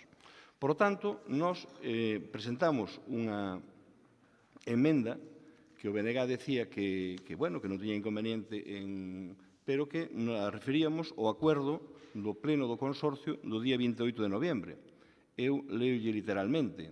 No Pleno do Consorcio do 28 de 11 acordou, por unanimidade dos presentes, estudiar detidamente as conclusións do informe para determinar definitivamente como proceder para requirir ás empresas concesionarias as cuantías que corresponden e deriven dos incumplimentos que están feitos. Por tanto, se houve un acordo por unanimidade, que era requerila. E, por tanto, eu creo que flaco favor lle facemos a todo o servicio do Parque de Bombeiros se o que queremos é remitir estes expedientes á xusticia, xudicializar o tema, co cual pode haber incluso incumplimentos para os propios traballadores. É o consorcio quen lles paga estas empresas e se lles pagan e teñen acreditado que hai unha deuda, habrá que reclamarlle en vía administrativa e ao final o consorcio ten a chave na man. Na factura mensual habrá que descontar esas melloras antes do remate do contrato, facer unha autoliquidación. Por tanto, eu insisto en que o BNG debería aceptar esta emenda. Esta emenda o que nos ven a decir é que o Pleno da Diputación de Lugo inste o presidente da mesma, que tamén na súa condición de presidente do Consorcio de Bombeiros, a que en virtude do acordo do consorcio que se tomou por unanimidade o 28 de novembro do 18 requira o máis asiña e desde o consorcio ás empresas concesionarias para que abonen as cuantías correspondentes aos incumprimentos dos contratos. Eu creo que ese é o paso inicial. O paso inicial é que se unha administración entende que unha empresa adjudicataria incumpliu os contratos e o ten acreditado, o primeiro que terá que facer é, como pagador que é, reclamarlles.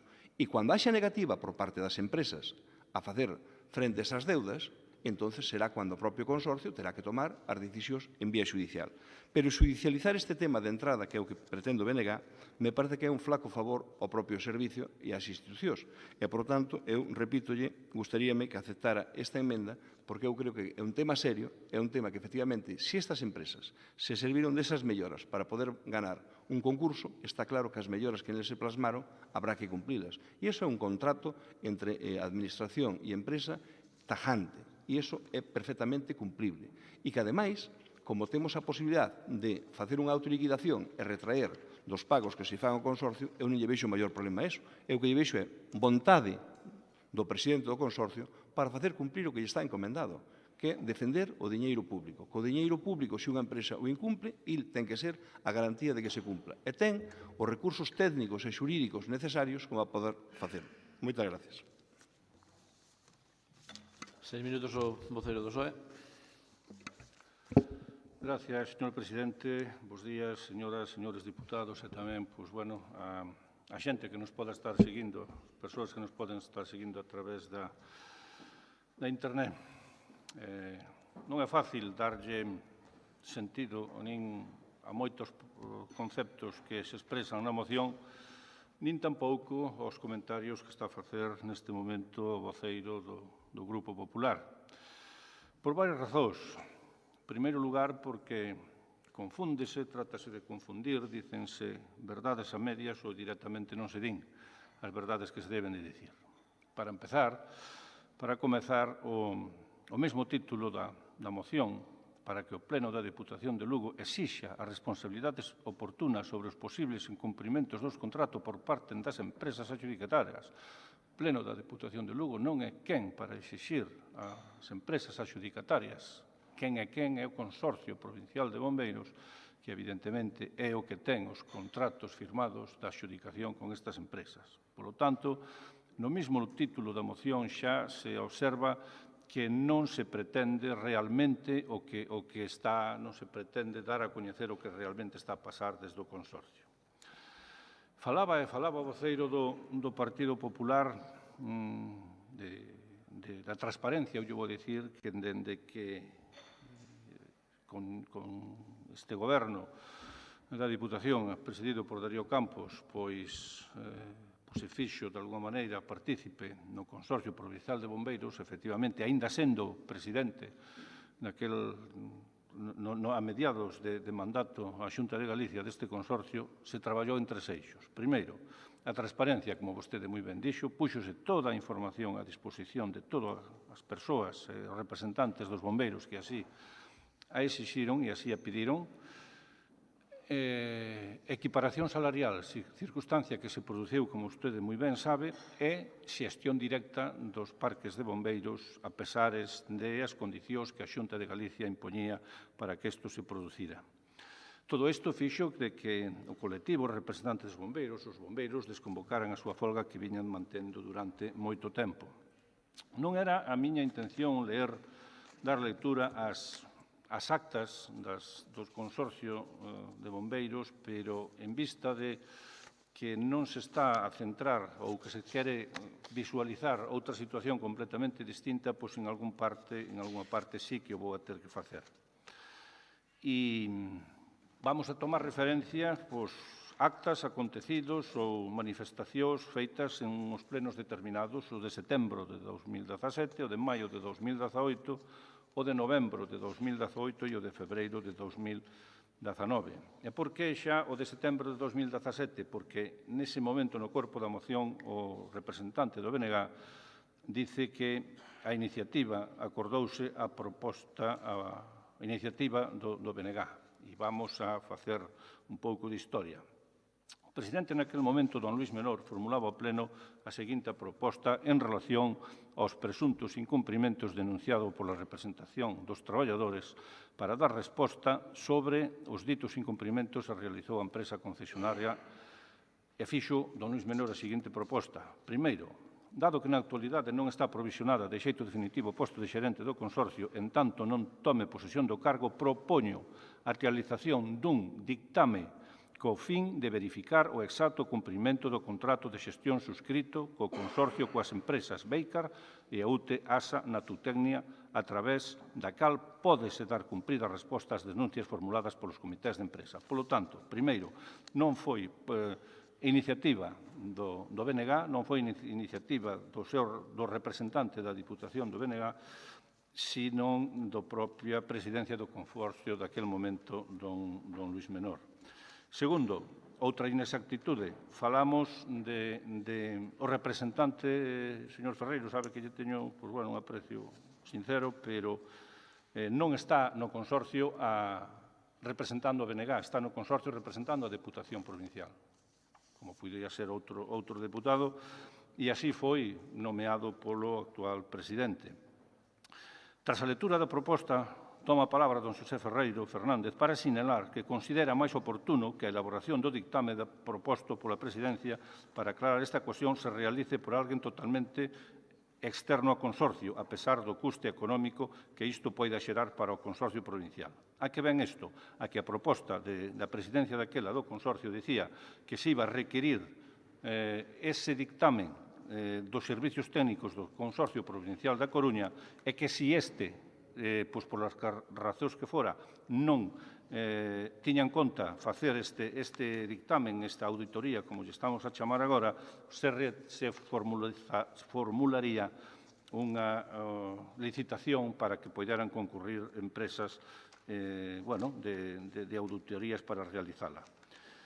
Concluído, realiza esa votación, acordando o Pleno prestar a aprobación a proposta presentada pola Presidencia cos votos favorables de Domín Melor, don Daría Campos, don José González Cores, don Manuel Balseiro Orol e don Eduardo Vidal Bamonde, co voto en contra de don Xosé Ferreiro Fernández. Polo tanto, foi unha proposta que fixo a Presidencia do Goberno, foi unha proposta que no seu momento foi rexeitada polo representante da Deputación, que non do Bloque, don Xosé Ferreiro. Si levaba don Xosé Ferreiro unha moción a ese pleno, levaba unha moción sobre a equiparación salarial se fixase efectiva no 1 do 17, pero non, evidentemente, directamente sobre os incumprimentos que foi proposta da dirección da Presidencia do Consorcio. Como digo, a Diputación sabemos que o Consorcio da Coruña non tuvo a ben facer este informe, licitouse, saliu unha empresa adxudicataria, realizou o seu ditamen. Unha vez que realizou o seu ditamen, en maio de 2018 xa daquela que o cedente da Presidencia, don Darío Campos, sinalou que o informe xa estaba finalizado e engade que no expediente xa existe un informe da xerencia do Consorcio no que se resumen os puntos fundamentais dos posibles incumplimentos das empresas. Tendo en conta que esta situación xeneraba xa unha discordancia, pois acordouse por unanimidade dos presentes do señor Ferreiro tamén, pois dar un plazo de alegación ás empresas para que puderan facer as formulacións que tuveran oportunas. Polo tanto, neste pleno, por unanimidade acordouse este procedimento que se levou a cabo e se fixo conforme á legalidade, conforme aos procedimentos administrativos.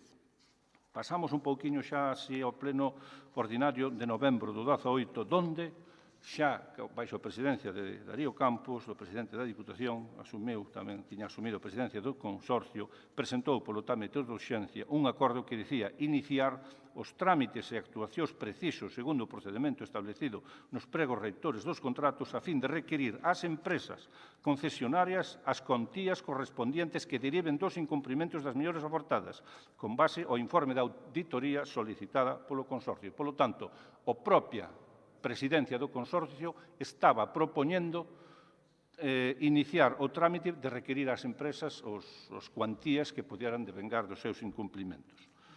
Despois dun debate sobre este punto, acordouse, e aí teño que dar a razón por unanimidade, deixar o asunto sobre da mesa, enriba da mesa, para unha vez realizado o estudio exhaustivamente polos membros do Pleno do Consorcio, se tomen as reunións, de tal as reunións que resulten oportunas, se determine definitivamente como proceder para requerir ás empresas. Polo tanto, nin se está ocultando información, nin se está ocultando procedimento, nin se está ocultando, nin se está facendo nada para non requerir ás empresas. No propio seno do Consorcio está a acontecer todo ese traballo. E máis, nestes momentos, e o señor Ferreiro o sabe, partes deses incumprimentos as empresas o están a realizar nestes momentos, como son a compra de traxes, como é formación, etc. E esa moción quedou sobre da mesa no pleno de novembro do 18. Esa é a circunstancia, a proposta do presidente de requerir ás empresas o cumprimento das posibles, vamos a deixarlo así, posibles infraccións ou incumprimentos do seu contrato.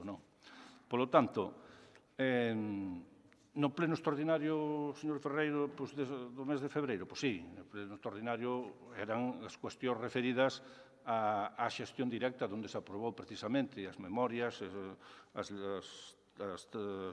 puntos de orden de día sobre ese tema da xestión directa e, evidentemente, se inclueu o punto de actualización de IPC, porque, evidentemente, hai que cumplir con este punto coas empresas. Que está pendiente? O acordo de novembro, no cual se hai que traballar no seno do consorcio para efectivamente dicir cales son os incumplimentos e requerilos ás empresas. Acabará no xulgado? Probablemente teña que acabar no xulgado porque o consorcio dirá unha situación e as empresas, pois, o mellor o admite, pero o mellor non está tan de acordo co que se lle plantea, coa situación que lle plantexe o consorcio. E, por último, dicir que todo isto está englobado nunha profesionalidade exquisita e fora de toda dúbida, tanto da xerente como dos profesionales que en ningún momento deixaron de facer a súa obriga na loita contra o lume, contra as situacións para as que son requeridos. Non. E se temos que enviar os resultados da auditoría, pois que me está a dicir ao xulgado do penal? Ou se usted ten algunha información ou ten algunha dúbida, pois usted como cidadano e como ahora mismo exercendo como grupo político, pois ten a obriga incluso de facelo se cree que se está infringindo algún ordenamento neste eido, non?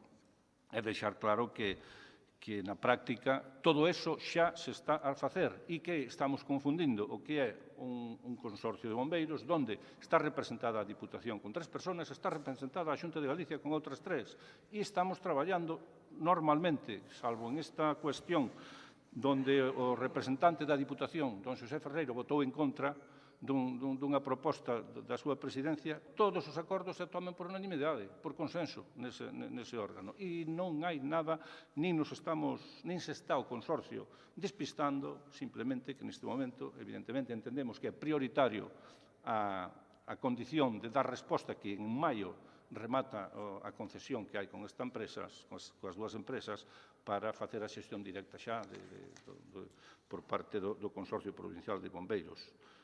E que non lle quepa dúda a ninguén. Non hai ningún afán en non pedir responsabilidades. O propio acordo e a propia proposta presentado polo presidente do Consorcio, tamén presidente da Diputación, así o refiren. Por lo tanto, non podemos dar apoio nin a moción do BNG, evidentemente, porque hai incongruencias e non é admisible certos plantexamentos e tampouco podemos dar acordo, aínda que se asemella algo ao que sí se está a facer no seo do Consorcio Provincial a emenda de sustitución do Partido Popular. Por lo tanto, a postura nosa, a postura do Grupo Socialista vai ser a abstención. 3 minutos o vocero do BNG. Ben, está ben empezar que o pleno non é quen. É unha frase que para enmarcar, non? O pleno non é quen, é igual o que veña despois. Cando menos o pleno será quen de opinar do que lle parece oportuno e instar a quen crea democráticamente, por maioría, que se debe instar ou que se debe dar ideas para facer. Pero, bueno, en fin, son distintas formas de ver os organismos das institucións. Evidentemente, son representante da Diputación no Consorcio de Bombeiros. Digo en primeira persona porque están referindo a min de xeito continuo. Foi o pleno que me elixiu, pero ninguén me quita a miña condición de estar no pleno por ser do BNG. E, por certo, se tan queixosos están do meu comportamento no pleno do consorcio, poden traer a proposta aquí para o seu cese. Se democráticamente a maioría do pleno decide que eu deixe de ser representante da Diputación no consorcio, automáticamente me marcharei e aceptarei a decisión democrática deste pleno, sin ningún tipo de problema. E sei que se pensou, que se pensou neso. Estou convencido, seino. Incluso se me chegou a dicir, dado que parece ser que defendía os intereses ou demasiado o que era a igualación salarial e os intereses das condicións laborais dos propios profesionais bombeiros, que en vez de defender a Diputación, que estaba defendendo todo tipo de intereses, como se defender os profesionais que traballan para a Diputación non fora defender a Diputación. Pero, bueno, siguen sendo distintos conceptos de ver as cuestións, non? Díceseme que non foi proposta do BNG e que votei en contra. Agora votei en contra, parece ser, de que se fixera esta auditoría. Eu votei en contra de que se fixera un chanchullo para que a auditoría o fixera o xerente dos bombeiros da Coruña, que está vinculado directamente a unha das empresas que había que investigar. E iso quedou, así os puxen no propio pleno, e por iso votei en contra de que fora o xerente dos parques de bombeiros da Coruña quen fixera a auditoría. Que, menos mal, que non aceptou, lóxicamente, porque sería incluso, eu penso que hasta prevaricar, que aceptara facer eso, e ao final se tirou por a liña do que eu propoñía, que non se aceptou e que se votou en contra, de que fora unha empresa externa quen fixera a auditoría, quen fixera o estudio do que non se estaba facendo. E que quede claro, non só son incumprimentos das melloras ofertadas na adxudicación, son incumprimentos dos propios contratos a posteriori. O tema é grave. E logo outra cuestión tamén que se está esquecendo. Aquí, agora, todo é as empresas, todas as empresas. Unha das cousas que, según dixo a xerente, alegaban as empresas a esta auditoría é que ninguén da Diputación lles exixira o cumprimento do contrato, nin o cumprimento das melloras. Co cal, cando falo de responsabilidades, non sei se penais ou de calquer outro tipo, non só estou falando das empresas que defraudaron as arcas desta institución igual que a da Xunta. Estou falando tamén se houbo alguén, cargo político ou non, na Diputación, no Consorcio ou na Xunta, que permitiu que iso ocurrira. Ollo, e creo que temos que ser especialmente escrupulosos con este tipo de cousas. É certo que o dinheiro hai que devolvelo, é importante que se devolva, pero tamén é importante que se mire por que aconteceu isto, e que non volva a ocurrir no futuro, que é do que se trata, non? Bien, aquí, claro, dice o señor Vidal que en maio de 2018 xa se anunciou que estaba tanto a auditoría como o propio informe da xerente sobre esa auditoría. En maio de 2018. Moi ben, pero algúns membros do Pleno do Consorcio non pudemos conseguir o informe da xerente hasta xaneiro de 2019. Se eso non é intentar ocultar a información, non sei como lle chaman a eso, hasta xaneiro de 2019, cando quedáramos incluso no pleno de novembro que se nos iba a pasar inmediatamente a información, 2 meses antes. Costou 2 meses poder conseguilo.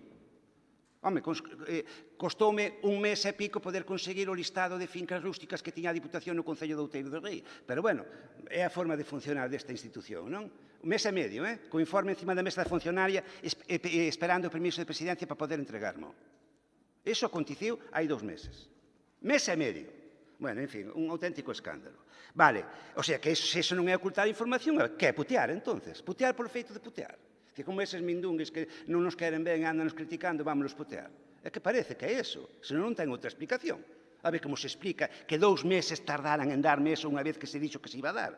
Ou se estaba en maio de 2018 non pudera conseguir hasta xaneiro de 2019. Se eso non é retrasar o proceso, a ver logo que é. Bien, en canto á enmenda. Vai rematando. Ben, remato enseguida, só falo da enmenda e xa remato. Mire, hasta podía aceptar, insisto, porque aí ten razón unha cousa o señor Vidal, que calquera pode, en caso de considere que non se fai as cuestións oportunas e que se non se actúa de oficio, calquera pode acudir a dirimir responsabilidades ao penal, que eu non teño ninguna gana de facelo personalmente. Simplemente, se lle engadimos ao final é que se tomen as medidas oportunas para dirimir responsabilidades, e o deixamos así, que queda así un pouco no aire, simplemente para ver por que aconteceu eso. En todo caso, en función de eso xa se actuará, acepto a enmenda e tiramos para diante e acabou o tema, e a verse con isto se aclara dunha vez o que está pasando aquí, que eu sigo dicindo que é un auténtico escándalo. E non estamos falando de 200.000 euros ao final, que vai ser bastante máis desa cantidad. 3 minutos o diputado non escrito. Gracias, señor presidente. Despois de escuitar as intervencións e de escuitar ao señor Ferreiro, o que me parece a min que o que se acaba de facer é un enjuague. Tratar de facer unhas denuncias graves, desde o meu punto de vista, porque eu non estou no consorcio, obviamente por decisión deste pleno, desta Diputación, pero as afirmacións que fai o señor Ferreiro creo que non deberían de permitir, señor Ferreiro, ese enjuague que acaba de facer. Ou son certas ou non. E se son certas e este pleno rechaza esas actuacións, eu creo que debería ir por responsabilidade política e por a súa condición de diputado á Fiscalía ou a propia Xusticia, sea o xulgado de guardia, ou presentar unha denuncia. Porque logo, usted acaba de decir aquí, desde o meu punto de vista, reviste unha gravedad moi importante. Unha posible malversación de fondos públicos, utilización de recursos nunha exigencia de cumplir esas condicións que van nos contratos. Eu eso xa o vivín, cando se empezaron a poñer nas carreteras as famosas melloras nos contratos, ningún contratista quería cumplir esas condicións. As melloras poñíanse para conseguir o contrato, pero non para executalas. Obviamente, desde aquel momento, o goberno no que eu formaba parte exixiulles de forma fehaciente que esas melloras, xa as facían, eran para executalas. Aquí parece ser que alguén con lasitud ou con connivencia, como parece ser apunta usted, pois debería de responder desas graves acusacións. Nada máis e moitas gracias e vou seguir votando a favor da moción. 3 minutos o voceiro do Partido Popular.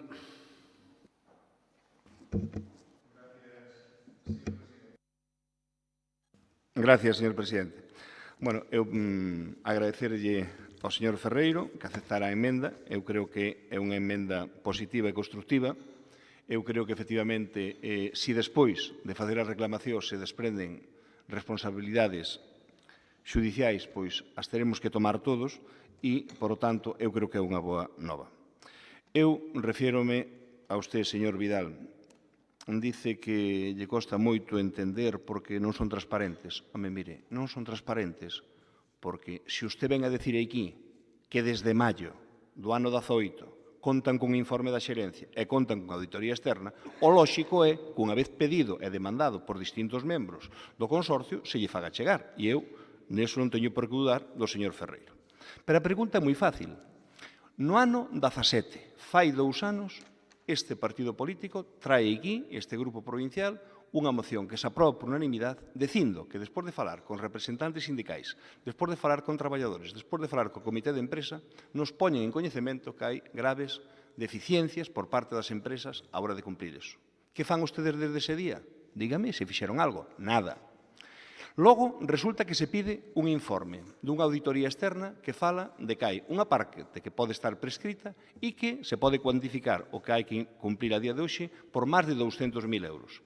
Maio do 18. Estas empresas que iniciaron os seus contratos no ano 11 están a piques, a 2 meses de rematar os seus contratos. Quere dicir, en maio do 19, que é cando prescriben estes contratos.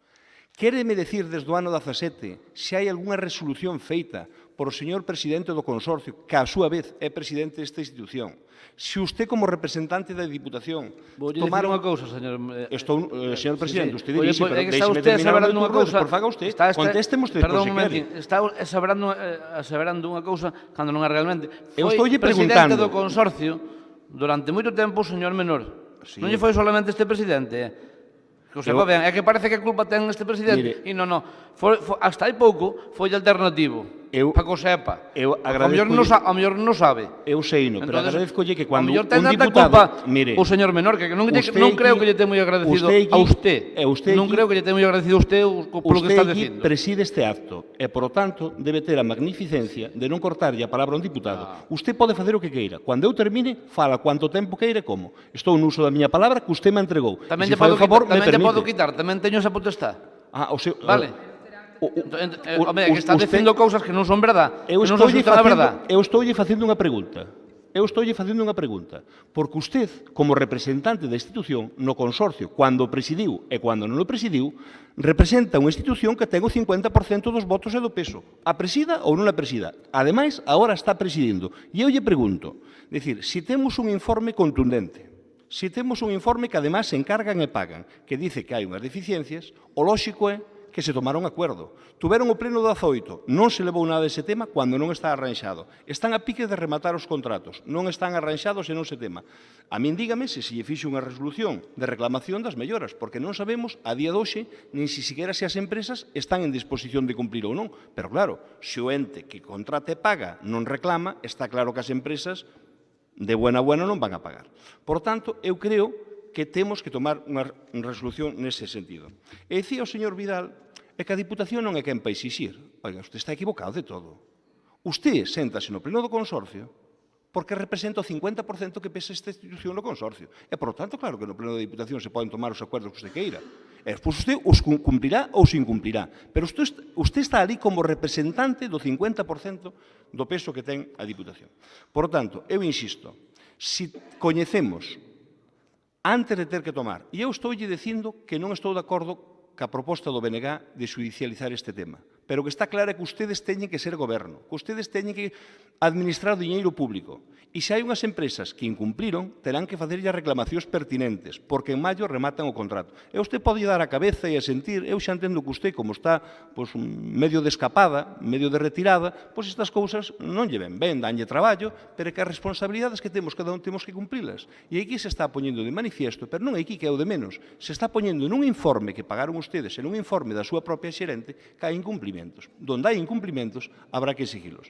Eu, por tanto, agradezcolle ao BNG que aceptara a nosa emenda de sustitución, adianto o noso voto favorable e, por tanto, vamos a ser vixiantes de aquí a maio para que se cumpla por parte do Consorcio estas reclamacións e, se non, non descartamos outras medidas. Moitas gracias. 3 minutos, o voceiro do PSOE. Bueno, carajo, perdón pola expresión, gusto ao patio. Vamos a ver, señor Ferreiro, usted pode cuestionar a solvencia técnica de calquera profesional como pode ser o dun xerente dun consorcio como podía ser do Coruña. Dende logo, a este goberno, nin a ninguén, creo que máis, das representantes do Consorcio Provincial de Bombeiros se lle ocurría tal cousa. O sea, somos perfectamente, defendemos e respetamos o traballo que poidera haber feito no seu caso se houberan aceptado dende a xerencia do Consorcio Provincial da Coruña. Debe de facelo estas situacións que fai aquí, eu lle animo que as faiga no seno do Consorcio. E depois dicirlle unha situación que no pleno de maio de 18 vostede quedou e que non se facilitara por unanimidade, porque lle digo que todos os acordos foron tomados por unanimidade, salvo aquel 1º de setembro de 17, que non se facilitara información das alegacións nin do ditame ou auditoría, como lle queremos chamar, ata que as empresas tuveran feito as súas alegacións, para que non poideran saberse, filtrarse, tergiversarse hasta que, polo menos, as empresas tuveran o coñecemento da auditoría feita e das alegacións, hasta que formularan as alegacións. Eso vostede estuvo de acordo e foi así no Consorcio de maio do 18. Polo tanto, non pode dicir que fixeron desde aquela porque vostede foi partícipe dese acordo. En segundo lugar, a información foi posta vou dicir valor, pero foi posta na mesa do Consorcio e no momento en que vostede solicitou esa información a tivo, creo que foi o 18 de xaneiro, non estou seguro. En todo caso, dicirlle que non me gusta repetirme moito que sobre da mesa está o proceso para reclamar as posibles interferencias, as posibles incumplimentos nos pliegos en relación aos pliegos de adxudicación que existen. Señor Armesto, evidentemente, fala de salida. Non sei se usted está de entrada ou de salida, pero nesto do Consorcio eu lle diría que fale primeiro cos seus representantes da Xunta que realmente van aos plenos do Consorcio. Lle dicía o señor presidente, os plenos do Consorcio hasta maio eran rotatorios, 2 anos e 2 anos a Xunta, 2 anos a Deputación, e as resolucións foron tomadas tanto polos seus correligionarios como polos representantes, neste caso da Diputación Provincial. Non hai ningún acordo, ningunha situación rara no seo dese órgano e, desde logo, non veña aquí dando leccións de nada, nin de transparencia, nin de falta dela, porque aquí a transparencia foi toda desde o principio. Vostede no 17 fala de que tivo unha moción. Vale, tuvo unha moción, presentámola, e todo se levou sempre de acordo que se estimou nese consorcio. Despois, hai certos puntos que, evidentemente, por exemplo, o consorcio non pediu ás empresas que ofertaron nos seus pliegos. E, polo tanto, non lles podemos achacar ás empresas por non nos haber concedido, porque o consorcio non o necesitou e non o pediu, estaban aí a disposición. Polo tanto, todo eso son as situacións que temos que arranxar e que temos que traballar na mesa do consorcio. E chegado o momento, a proposición do presidente é demandar das empresas os incumplimentos dos pregos. No momento, como lle dicía, que a Diputación, que o Consorcio demande eses posibles incumprimentos, as empresas poderán dicir, bueno, pois me parece, estou de acordo, non estou de acordo. Como lle digo, a posibilidade de rematar nos tribunais existe. Claro que existe, pero deixemos traballar ao Consorcio e as leccións, pois dellas aos seus correligionarios da Xunta, dende logo, aos representantes desta Diputación non, que fixo posible, pois que coñecían o principio a transparencia, a equiparación salarial e a xestión directa. E iso eu creo que son uns logros que, dende logo, pois con anterioridade nin se plantexaba poderlo realizar dende o seno do Consorcio. Por lo tanto, pois, lamentar a súa atitude, en teoría, porque non é a atitude constructiva, sino ao revés, e dicirlle que o que ten que exixir tamén aos seus representantes que lle den a información cando son os consorcios para non vir así tamén dunha maneira tan desinformado que está usted a dicir. Un minuto para rematar. Nada, moi brevemente. Antes de nada, como esquecín antes, hai unha cousa na que si ten razón, toda a razón, o señor Vidal, que é a da profesionalidade, neste caso da xerente e dos propios bombeiros, que nada ten que ver neste asunto agás a denuncia inicial. É certo que por parte da xerente a mí non teño absolutamente nada de queixarme, en todo caso non fixo aquilo que non lle deixaron facer. Calquera outra cuestión que se lle planteou, nunca houve ningún problema e sempre tuvo unha actitud colaboradora. Por ese sentido, nada que decir.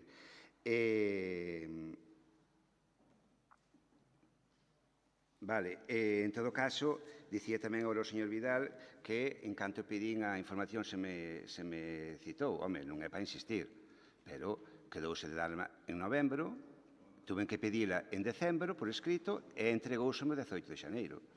Home, se iso en canto pedín dala, pois, en fin, vale. En canto ás alegacións, que a empresa estuven de acordo en que a empresa fixera alegacións. Home, de acordo, era un tema de seguridade xurídica, pero desde maio hasta febreiro que estamos agora, tuveron tempo a alegar. O exemplo que puñía antes, se un traballador levara un litro de gasoil do depósito, non lle daban, 8 meses, 10 meses, para que presentara alegacións ao seu despido. Deso nada. O día seguinte estaba na calle e punto, non? Unha cousa é dar un prazo de alegacións e outra cousa que 8 meses despois aínda non haxa ninguna decisión tomada ao respecto, non? Dicía o señor Martínez que era un enxuague. En certa medida pudera ser. O que pasa é que hai que valorar ás veces, hai que ser pragmáticos e hai que valorar o práctico da cuestión, non? Aquí, aceptar esta enmenda, se se engade eso de que se tomen as medidas oportunas para dirimir as responsabilidades que puderan producirse, eu creo que, neste caso a min, que me exime de calquer responsabilidade de non facer nada para intentar corrixir o que aquí está acontecendo e, por outra banda, quedan libre calquer porta que, en función do que poida pasar nos próximos meses, poida exercer calquer acción que poida exercer que non considere oportuno, grupos políticos, sindicatos, persoas individuais, etc. Co cal, creo que o tema está debatido e esperemos que con isto se empece a aclarar o que aquí aconteceu durante todos estes anos. Ben, entendo que acepta a emenda do Partido Popular. Eu queria decir que, vamos, os consorcios sempre se toman as decisións por unanimidade, sempre foi rotatora a presidencia, e eu creo que este está facendo un flaco favor a un dos seus correligionarios, como dixo o meu compañeiro.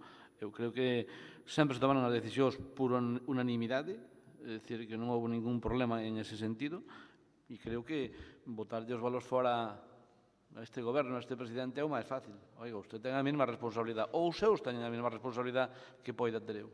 Iso que lle quede claro. Moi claro, ademais. Gustaríame quedar, vamos, perfectamente claro ese tema, porque eu creo que parece que o consorcio só é cousa desta Diputación, non. O consorcio desta Diputación e da Xunta de Galicia, o 50%. E tamén recordarlle que se está facendo o traballo e que se vai a exigir ás empresas. As empresas vai a exigir todos os incumplimentos que teñan ou que se demostre. En ese sentido, creo que vamos polo camiño. Deuse o emprego de delegacións, agora estáse valorando realmente cales son os incumplimentos e se son a exigir ás empresas, como non podía ser de outra forma, todos esos incumplimentos que ofertar. Eso sí que está claro. Así que pasamos a votación. Votos a favor? Abstencións? Votos en contra? Abstencións? Votos en contra, non. Queda aprobada a moción. Sexto punto.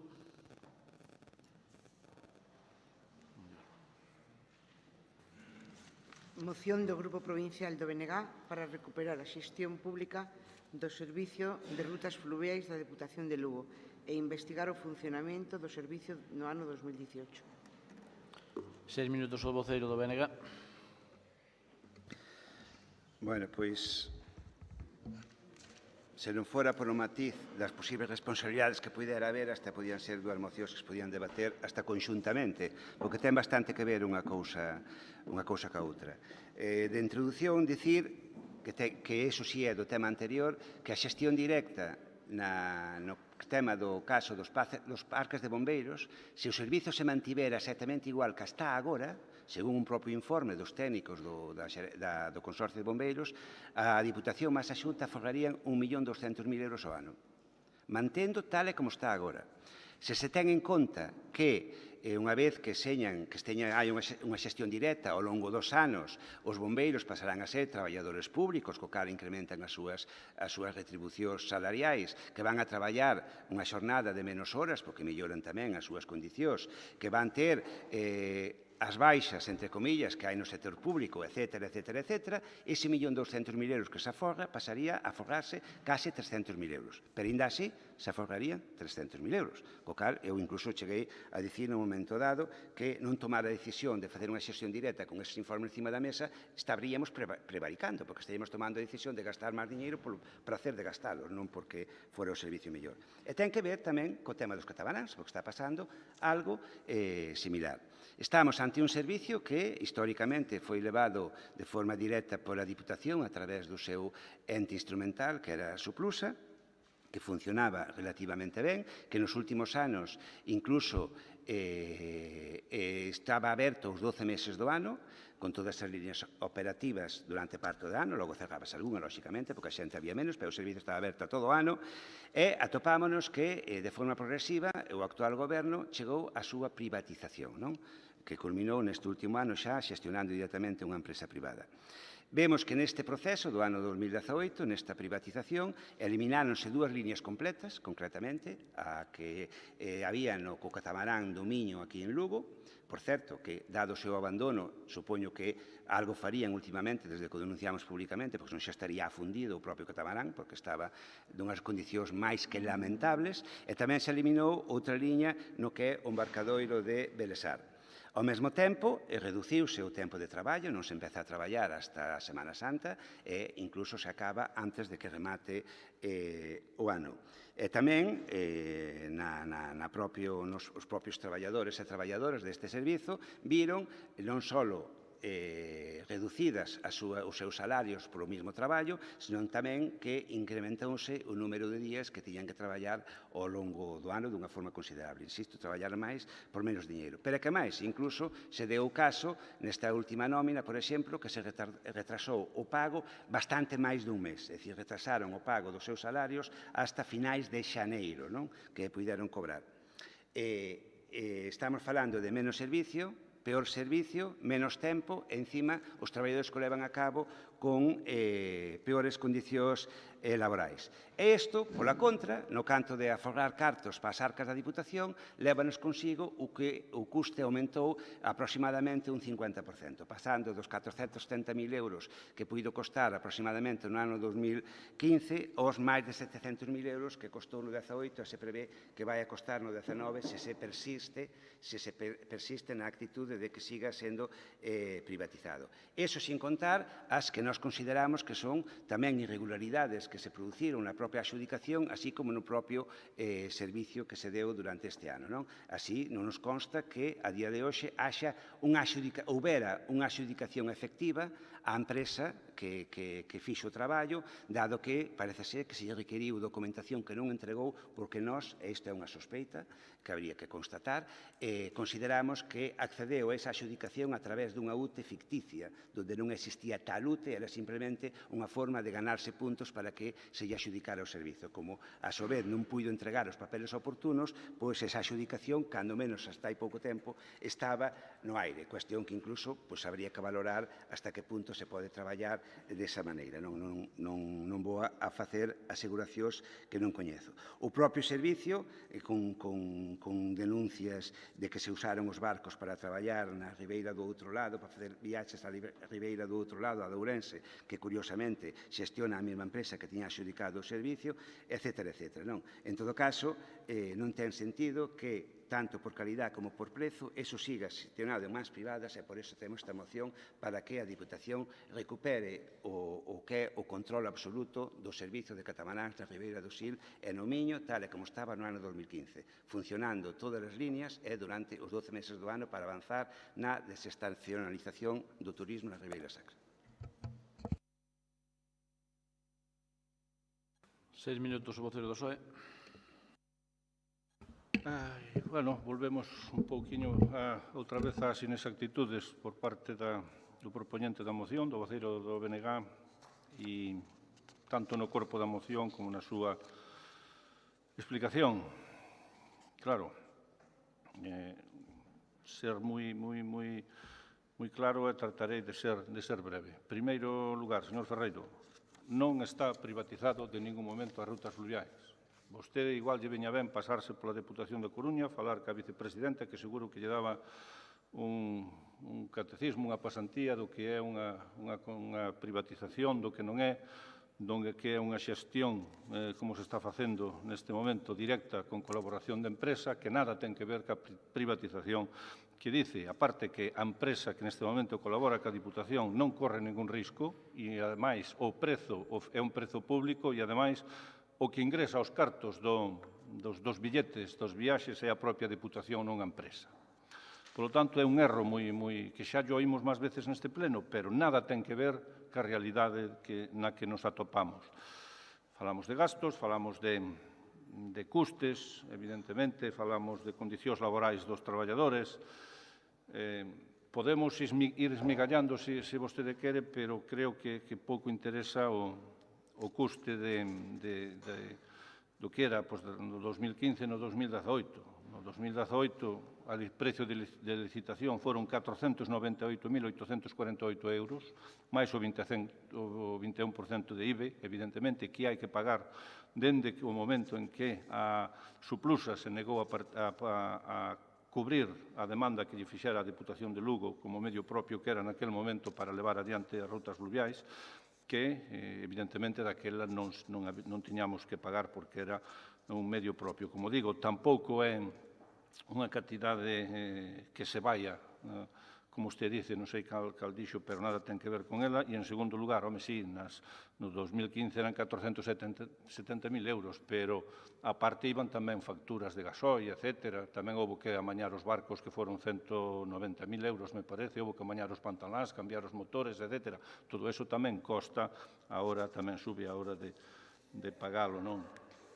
Que se incrementou o custe, polo tanto, nese 50% non é certo, e, en segundo lugar, cando fala, das condicións laborais dos traballadores, aí, usted como sindicalista sabe moi ben cal é o procedimento que ten que usar chegado o caso, se non se cumpren os contratos que esas traballadoras e eses traballadores teñen asinado coa empresa que os contrata. Dice que peor servizo, home, non sei, no 2015 nin se atendían os teléfonos pola tarde, nin se atendían os teléfonos en fin de semana, nin se daba ningunha información en ningunha central de reserva, nin ningunha oficina de información turística. Se iso é dar un menor servicio, o mellor é posible. Que menor tempo.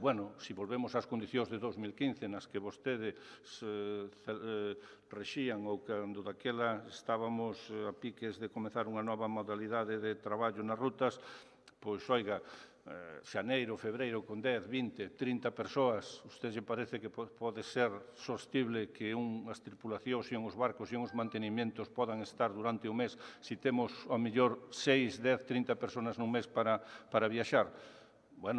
Pode ser a súa opinión, evidentemente, pero entendemos que, a pesares de ter racionalizado o tempo, chegamos incluso no 2018, tamén por propostas que pasaron neste pleno, e cos remanentes que quedaron da licitación a poder ofrecer durante o mes de novembro e hasta decembro, puentes e fines de semana, unha maior prestacións do servicio e podemos dicir, pois, que subiron desde 2015-14 agora casi un 20% de persoas que o están tendo. O sea, estamos en 60.000 personas.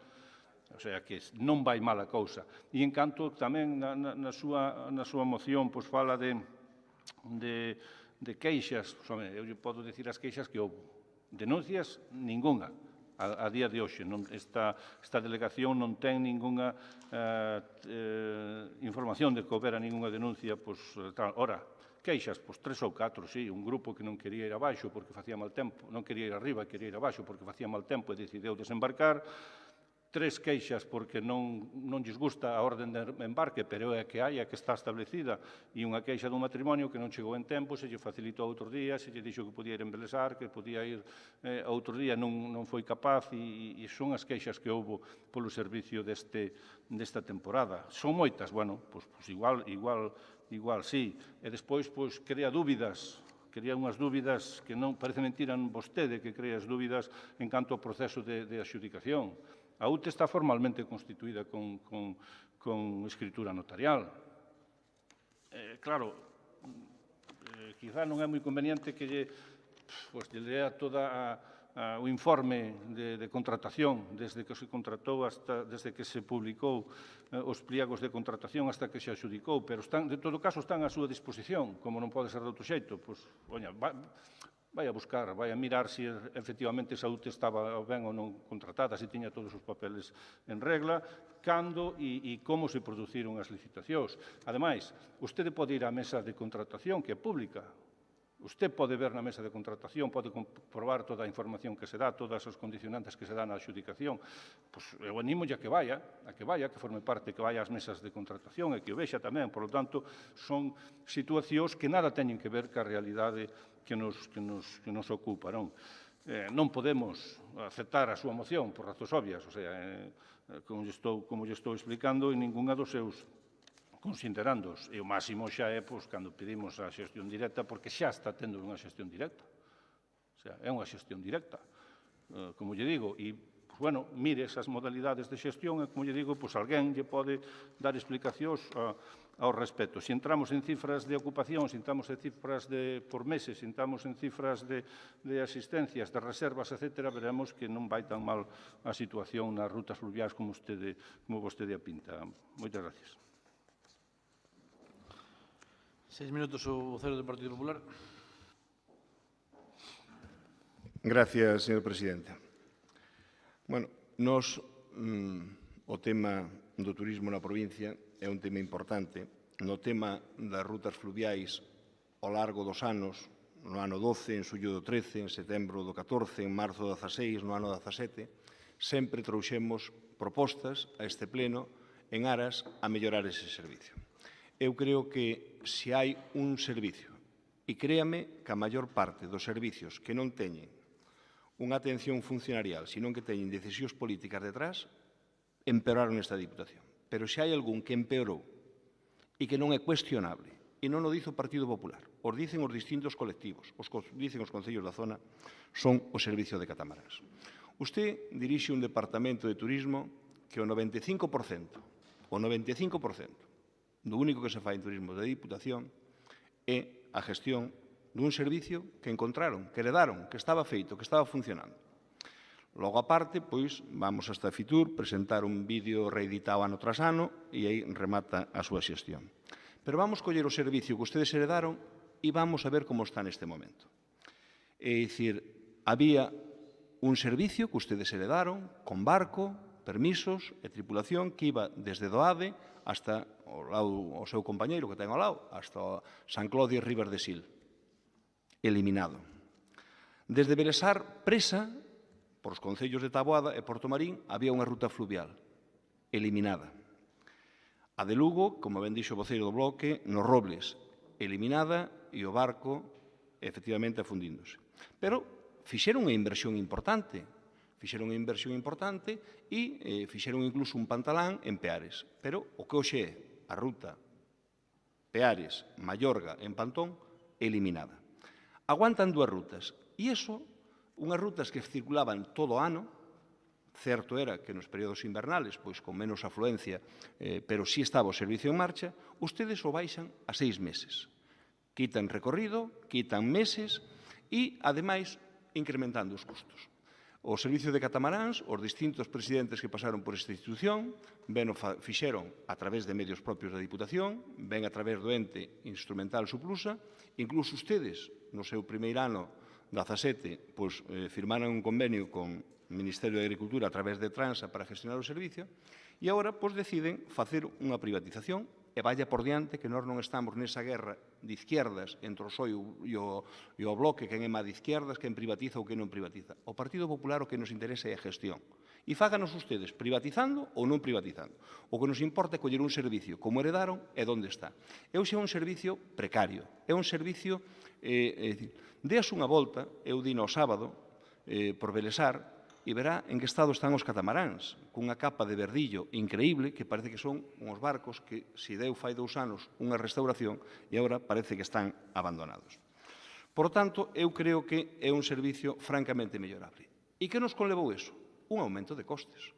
O último coste que tiñamos de Suplusa eran 470.000 euros cun servicio con 3 rutas máis, meridianamente aceptable, con problemas puntuales, pero que ahora mesmo suprimimos rutas, suprimimos días de pasaxe e nos vamos a un precio sensiblemente superior aos 700.000 euros.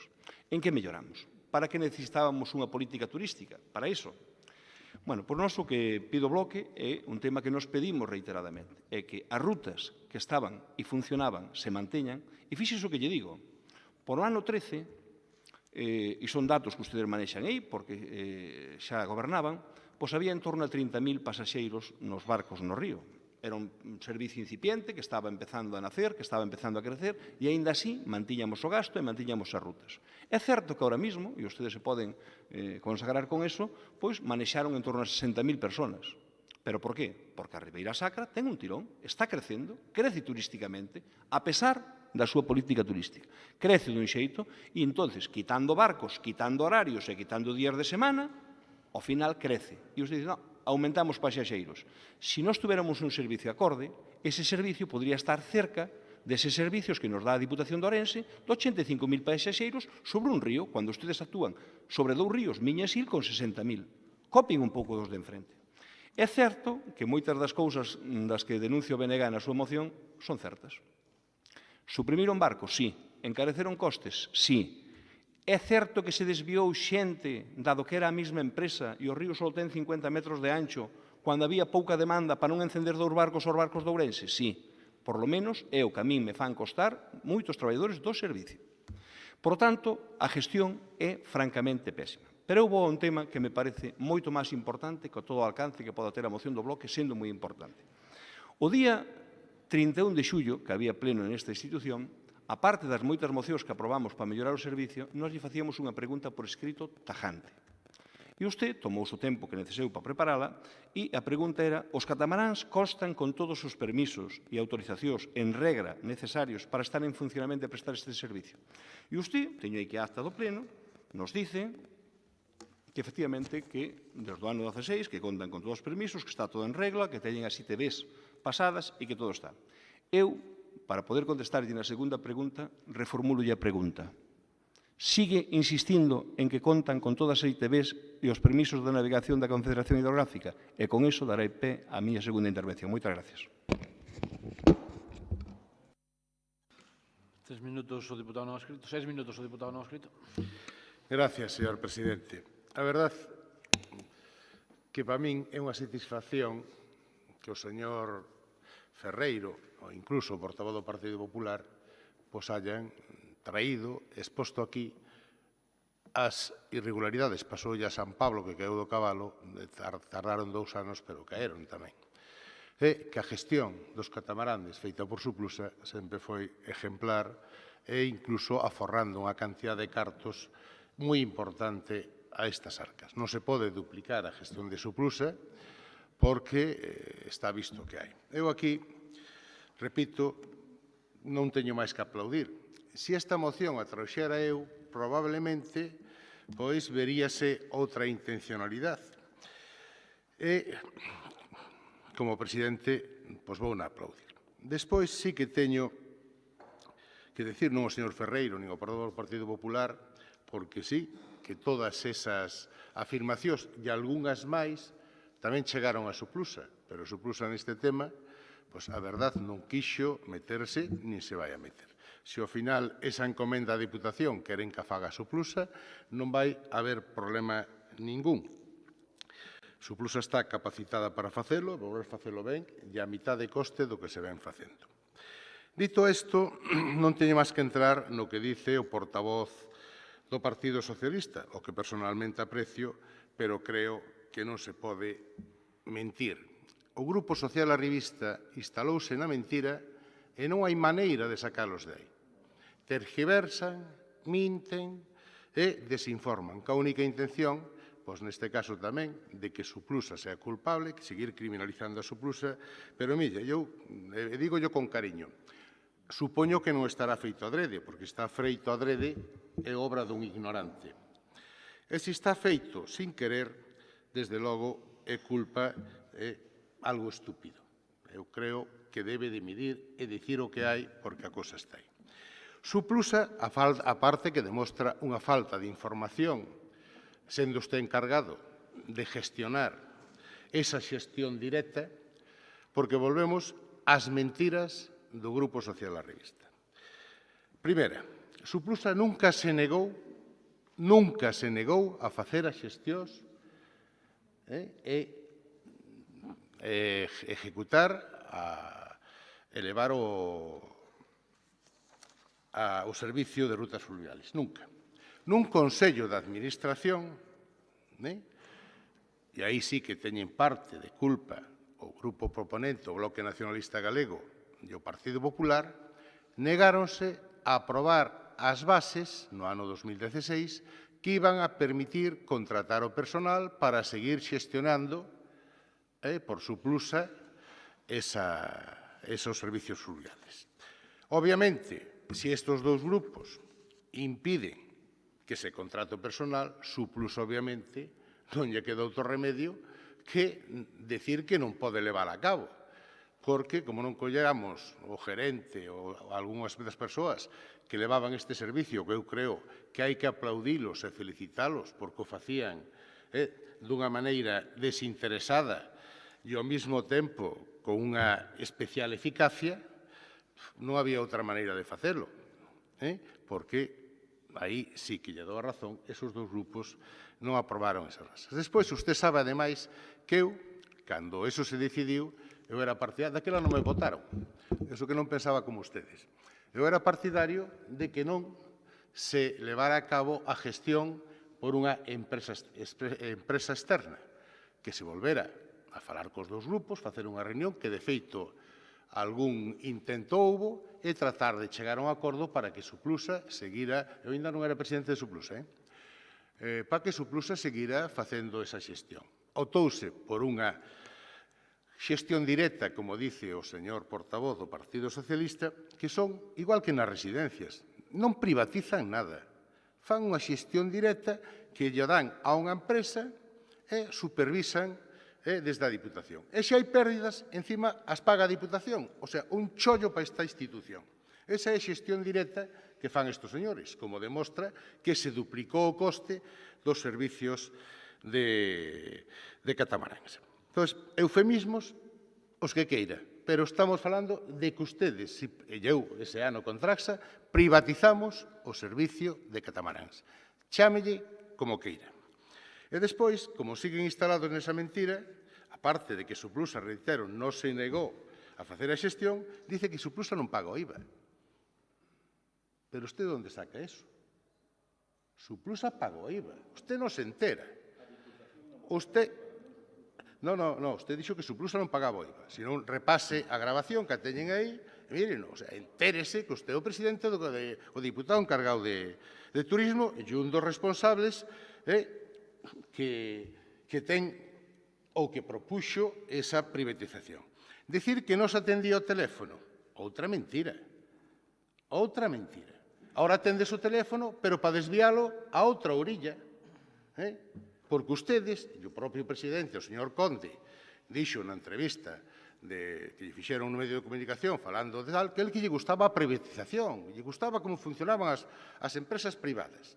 Nunca lle gustou o público, porque aparte de exigir esforzo e traballo, pois é máis fácil utilizar unha empresa privada que sempre tamén se pode facer algún tipo de artimaña, etcétera, etcétera. Para que vamos a falar máis deso se só sabemos por onde van. Entón, eu creo que lle deben de devolver a honra aos traballadores de Suplusa e, de feito, naquel ano, Suplusa tuvo 3 traballadores contratados para esas actividades que despois non realizaron, pero que se respetou o contrato. Entón, señor don Eduardo Vidal, pediríalle que non mintira, que non minta, que diga as cousas como son, que non pasa nada. Se aquí ao final hasta estamos todos de acordo, creo tamén, de recuperar ese servicio, dame igual que o faga a Diputación directamente, mira, non vou reivindicar nin para Suplusa. Se o queren dar, Suplusa vai asumir as súas responsabilidades. Que queren facer ustedes directamente, fágano, pero fagan e utilicen un servicio público, eviten o deterioro en que está caendo todo. Porque isto que dice aquí a moción, tanto nos recortes de prestación de servicio como despois, donde resume, isto quédase corto. Nada máis e moitas gracias. 3 minutos, voceiro do BNG. Eu, de verdade, que sinto que me volvo a tocar, neste caso, debater co señor Vidal, porque, personalmente, non lle teño ningún tipo de valía, todo o contrario. Eu creo que a nosa relación persoal é boa, espero que siga sendo boa, non só o mañá, senón nos anos vindeiros, cando posiblemente ningún dos dous teñamos nestas lides. Pero tocalle ir, tocoulle as dúas mocións, non hai que facerlle, non? Bueno, en todo caso, pareceme bastante grave que se empeza a intervención dicindo que non interesa o custe. Home, o custe creo que é importante, sobre todo cando o custe, por moito que se intente matizar, adornar ou maquillar, é superior ofrecendo un servicio moito peor e durante moito menos tempo, non? Sin meterme en discusións se o IVA o paga Suplusa ou non, a Diputación de logo non paga IVA, bueno, pero a mí non me vale que me digan o precio dunha cousa sin IVA. Eu quero saber canto teño que pagar cando vou comprar algo. E o custe dos catamaráns é o que é.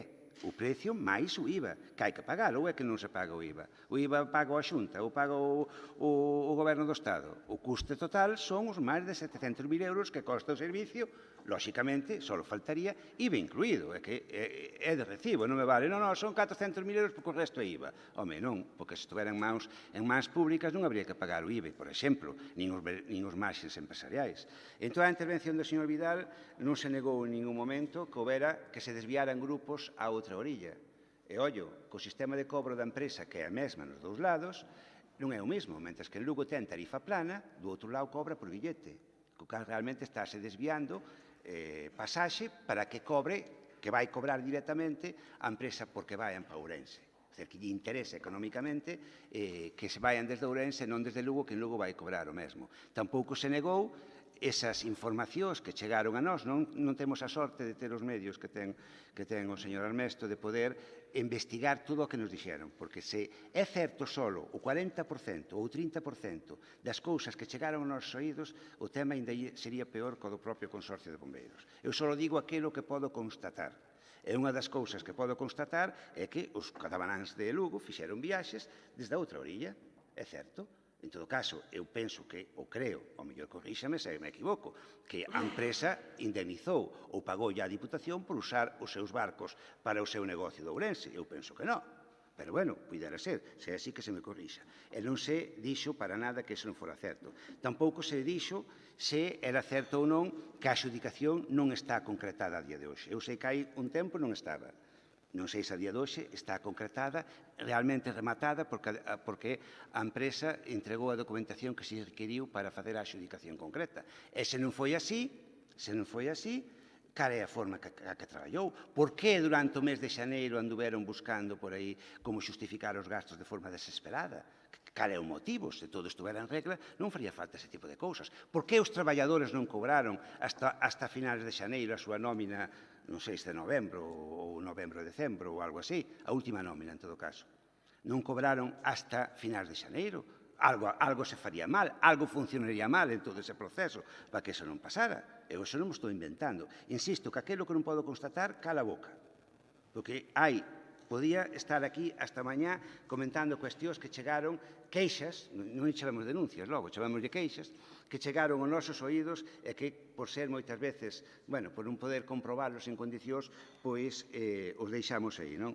En todo caso, a realidade co servicio é moito peor, durante moito menos tempo, que é moito peor, con peores condicións laborais e custa case un 50% máis do que custaba antes. Motivo para revertir a decisión que se comproba que é errónea. Nós non nos metemos nunha guerra de privatizacións sí ou privatizacións non, témolo claro. É dicir, un servicio básico ten que ser un servicio público, pero se por riba sale máis barato e o servicio é mellor, xa non hai discusión posible. Aquí xa non hai nada que discutir, está claro, non?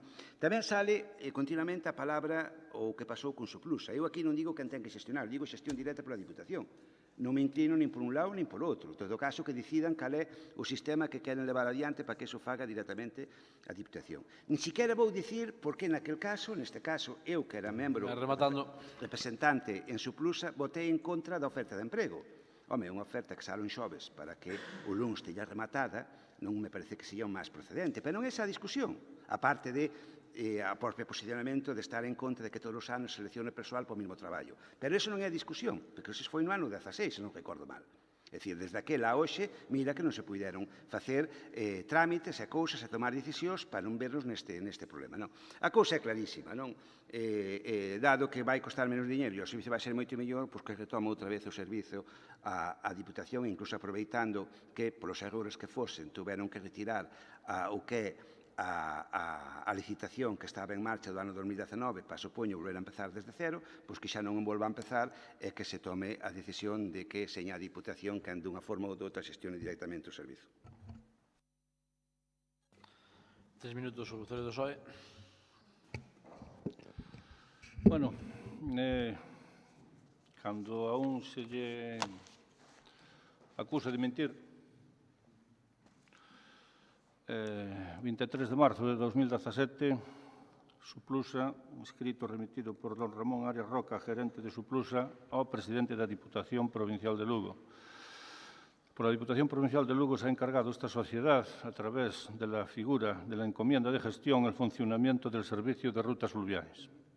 Para dar cumplimiento a dicho encargo, que para esta sociedad constituye un mandato, es preciso disponer de personal para la selección del cual se ha preparado el correspondiente proceso de selección al objeto de dar cumplimiento a los principios constitucionales de igualdad, publicidad, mérito y capacidad. Para realizar la selección se han elaborado unas bases que no han obtenido el acuerdo favorable de la mayoría absoluta de los miembros asistentes a la reunión del Consejo de Administración de data 21 de marzo de 2017, en el que deberían ser aprobadas al haber votado en contra el consejero don José Ferreiro Fernández y haberse abstenido los consejeros doña Elena Candia López, don José Antonio García López, don José Ulla Rocha y don Manuel Jesús González Capón. Consecuentemente, esta sociedad se ve imposibilitada de dar cumplimiento a la encomienda ya referenciada, lo que le comunico a esa entidad provincial a los efectos oportunos. 22 de marzo de 2017. Si esa sociedade comunica a imposibilidade de exercer, de levar adiante a encomenda solicitada, como lle chama usted a iso? Negarse a cubrir? Non sei se me explicas. O sea, a realidade é a que é. A partir de aí, a partir deste momento, houbo que tomar decisións, determinacións, e se tomaron decisións que son máis costosas para o ente provincial. Naquel momento non poidemos botar man, entre paréntesis, dun convenio co Ministerio de Agricultura daquela para que a empresa pública Traxa se fixera unha encomenda de xestión das rutas, circunstancia que para a seguinte campaña xa non se puido facer porque cambiou os estatutos e o xecto social desta entidade pública, pola cual só podía ofrecer servicios aos membros, ao accionariado desa sociedade. Polo tanto, a Diputación non era, e creo que a día de hoxe ainda sigue sin ser, parte do accionariado desa empresa pública, polo tanto, hai que tomar outra decisión. E a outra decisión, hai que abrir as rutas, claro. Que pasa? Pois, home, que Suplusa deixa de ser medio propio da Diputación Provincial. Non se lle pode encargar unha encomenda de xestión. Polo tanto, de mentiras nada, os escritos están aí, e as resolucións que poden estar de acordo ou non poden estar de acordo, evidentemente, son as que tomou e se responsabiliza este deputado que lles fala. O respecto, señor Armesto, pois, bueno, complicado. Xa lle dixen en outras actuacións, en outras situacións plenarias nas que volvía a decir o mismo, que isto era unha situación, que un servicio, que deixaran feito vostedes. Cando vostedes se foron nos meses que estuveron gobernando na Diputación, deixaron mesa limpa. E eu mesmo chamei a vostede 2 veces, para preguntarlle nego, se non é verdad, onde estaba precisamente o traballo feito. Non vou a dicir a resposta que usted me deu por un pouco de respeto a unha terceira persona que puxo usted en boca súa, porque non estaba iso, non había nada na mesa do meu despacho cando eu cheguei a facerme cargo do sistema de turismo. O sea, non o vou a facer. E, evidentemente, si houve usuarios das rutas, si houve viaxeiras que embarcaron do lado de Ourense, nos barcos de Ourense, nos barcos de outra empresa. Pero eso sucedeu e está documentado. O sea, o programa de reservas tamén falla, e fallou, e houve en varias ocasións overbooking. E hai que dar solución a esa xente que se quedou sin viaxes. Pois a Deputación, polo medio, con recibos e con pagamentos, eses usuarios, pois evidentemente lle demos solución indo nos barcos da competencia. Os barcos de outra entidade, sí, pero resolvimos o problema do overbooking que tiñamos, evidentemente. Si damos coñecemento pábulo ou non pábulo a situacións que oímos, que nos comentan, que nos rumorean, que pasan, pois, bueno, home, permítame, señor Ferreiro, que me cinga aos que temos por escrito, a que a xente nos fai, as queixas que nos fai, as denuncias que nos presentan, que xa lle expliquei, e que están a súa disposición tanto as queixas que se nos formulan como as contestacións e as oportunidades que se deron para resolver cada caso puntualmente. Non podemos estar de acordo? Bueno, pois non podemos estar de acordo.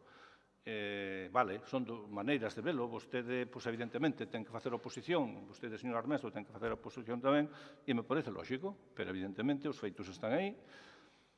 Decisións de acortar o período de rutas fluviais son tomadas por min, porque entendo que as rutas non poden estar abertas. Eu teño aquí os datos, pero eu lle animo a que os pasen a ver desde 2013, 2011, 2014, todos, a xente que usaba esas rutas. Había días de 0 personas, había meses de 16, de 8 personas. Vostede cree que esas rutas poderían estar abertas con esas características? Podían estar perdendo o servicio? Entendo que non.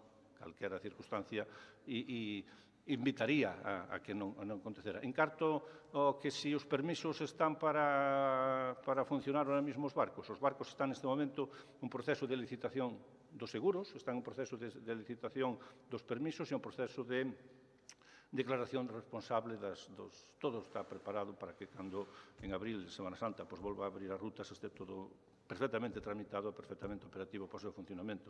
Non teña medo que os barcos non van a comenzar, os catamaráns non van a comenzar a temporada remato xa, señor presidente, de rutas fluviais sin ter todo en regla, sin ter todos os permisos e todas as condicións perfectamente homologadas e visibles a vista de todos. E, xa se digo, que pasen polo Departamento de Turismo a comprobalo. En canto, na máis, Ferreiro, pásate, eu che deixo os papeles todos da licitación, está todo en orden. Non valen as sospeitas de personal desta Casa de Servicios da Xudicación, da mesa de contratación, como digo, vai ás mesas de contratación, entérese, pero están aquí, non lles vou dicir, non lles vou ler, pero teños aquí e lle pode miralos cando estu que queira calquera dúbida que poda ter ao respecto da contratación do servicio das rutas fluviais. 3 minutos, voceros do Partido Popular. Gracias, señor presidente.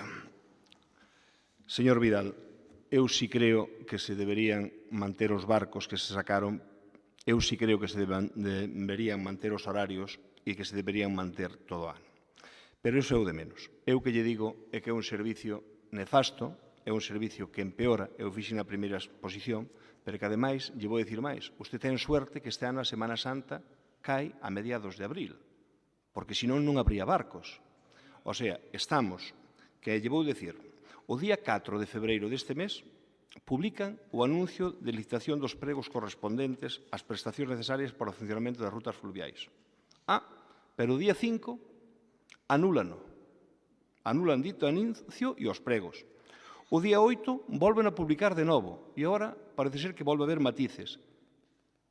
Así non hai forma. Hai que facer un servicio planificado. Nós dixémoslle, se o quere facer cunha xestión privada, faga un contrato con os pliegos a longo plazo. Mire que ese gran problema que temos de custes de gasoil e de barcos que están moi obsoletos, unha empresa a 6 meses, que é o que lle contratan ustedes, un período de 6 meses, non hai forma de facer gestión. Fágano a longo plazo. E usted me contestou co ano pasado que, bueno, que lle fora imposible, pero que sí que baraxaban esa posibilidad. Volvemos e seguimos igual. E en cuanto ao tema de transa que o fixeron no ano 17 e dicir que era imposible, era tan fácil como facemos o resto de administracións locais. É comprar unha acción de transa e con eso aforrar cartos para a Diputación. Pero eu dinlle unha oportunidade, preguntámoslle por escrito o día 30, e volvo-lhe preguntar agora, e vostede me contestou. A nos costounos moito traballo, pero eu teño que dicirlo taxativamente. Engañou este pleno e mentiu. E eu creo que, ademais, nun tema que ten alcance, e vou non deixar aí. Nos, pedindo a esta Diputación, nos fomos a ver os expedientes, estudiamos os expedientes, usted nos contestaba que figuraban todos os permisos de navegación e as ITBs pasadas, e, bueno, pois eu, en principio, non o dudei. Falando con personal que está nos propios barcos e que vai ao frente, nos dicen que isto non era certo, que non era estado. E eu teño aquí dos 5 barcos que ten a Diputación, un expediente de cada un dos barcos. E teño da Confederación Hidrográfica, que ademais a preside unha persona coñecida tanto por mí como por vostede, traballou de asesor nesta casa, donde lle fai 5 notificacións.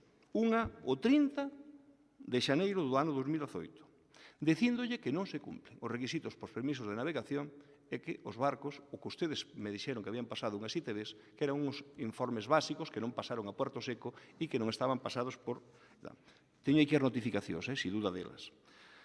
Ustedes mandaronlle un papel, unha pequena documentación, Hidrográficas contéstalle que esa documentación non vale, que siguen sin permiso, e repítenlle unha notificación de requirimiento o día 13 de marzo do ano 2018. Non inda así, non cumplen ca súa obligación, e Hidrográficas lle volve a facer unha terceira notificación o 5 de abril do ano 2018, dicíndolle que nin teñen pasadas as ITBs, nin contan con permisos de navegación. Isto repítese o 25 de abril do 2018 e a última da que temos constancia, pero faremos unha investigación, é o 1 de outubro deste 2018, dicindo que, ademais, os seguros que ustedes tiñan que as embarcacións estaban vencidos e, por tanto, sí que ahora mesmo vemos que están cun pliego de licitación dos seguros de as embarcacións, do seguro de accidentes e do seguro de responsabilidade civil. Que usted mentira taxativamente dicindo a pregunta por escrito e contestando por escrito de que contaban cas ITBs e falsificando a documentación que nos deron, eso é unha... Bueno, eu teño que me deron. E eu aquí teño os informes de Hidrográfica que lle requieren esta institución e é un tema moi grave. E deixeme que termine porque yo estou facendo, creo que, dun xeito razonable. O que quere decir é que esta Diputación tuvo cando menos, desde o mes de febreiro do ano pasado hasta o mes de outubro deste ano, cando menos, porque aínda non teño claro que a día de hoxe estén esas inspeccións feitas, por lo menos a Hidrográfica non as concedeu, estuveron 8 meses navegando, transportando a máis de 60.000 personas por un río nun barco que non tiña a ITV pasada e nun barco que non contaba cas ITVs pasadas. Iso é como se un transporte de viaxeiros de línea fora sin o permiso de circulación, fora sin o seguro, porque é o que dicen eles, e foran sin as ITVs pasadas. Eu non sei se recorda, por desgracia, o que pasou con estes temas, con catamarán, sen estas ITVs en Barcelona e o alcance político, penal, que tuvo para os responsables. Eu o que lle digo é, vamos a profundizar nese tema, e por iso lle preguntei para que me mirara e me contestara ben. Vamos a ampliar, pedindo por escrito a hidrográfica que nos confirmen se contan con eso ou non. Cada día, o último informe que entrou aquí o día 1 de outubro non no tiña, e se quere yo leo literalmente, por unha hidrográfica amiga. Dice, el periodo de vigencia declarada de la póliza de seguro no está. Dice, de conformidad con lo dispuesto, no se cuenta con el permiso de navegación. Creo que é importante o que estou dicindo, presidente, se a usted lle dá igual, usted é o último responsable de que 60.000 personas estean viaxando en un río sin ITV. E, por lo tanto, eu o que lle digo é que miren isto, que o contesten, porque eu creo que este sí que é un tema que unha vez que investiguemos e se realmente é xeito, teremos que poñelo. Desde logo, en coñecemento da Fiscalía, porque a seguridade de 60.000 viaxeiros están a eso, e, desde logo, isto implicaría, desde o meu punto de vista, e creo que meridianamente, a dimisión dos responsables políticos que tomaron estas decisións. Moitas gracias. Simplemente para... É moi grave o que vostede acaba de dicir. Vostede acaba-me de acusar de falsificación, incluso de documentación. Eu, evidentemente, non vou a pasar isto por alto. Eu lle vou a plantexar os mesmos documentos que eu tiña aquí nese pleno que vostede me presentou e que lle dixen que estaban á súa disposición. Por lo tanto, lle vou a dar o beneficio de rectificación do que acaba de dicir con eses documentos que eu lle vou a presentar e, se non o fai, evidentemente, eu tomarei as accións que crea convenientes. Nada máis. 3 minutos. Señor presidente.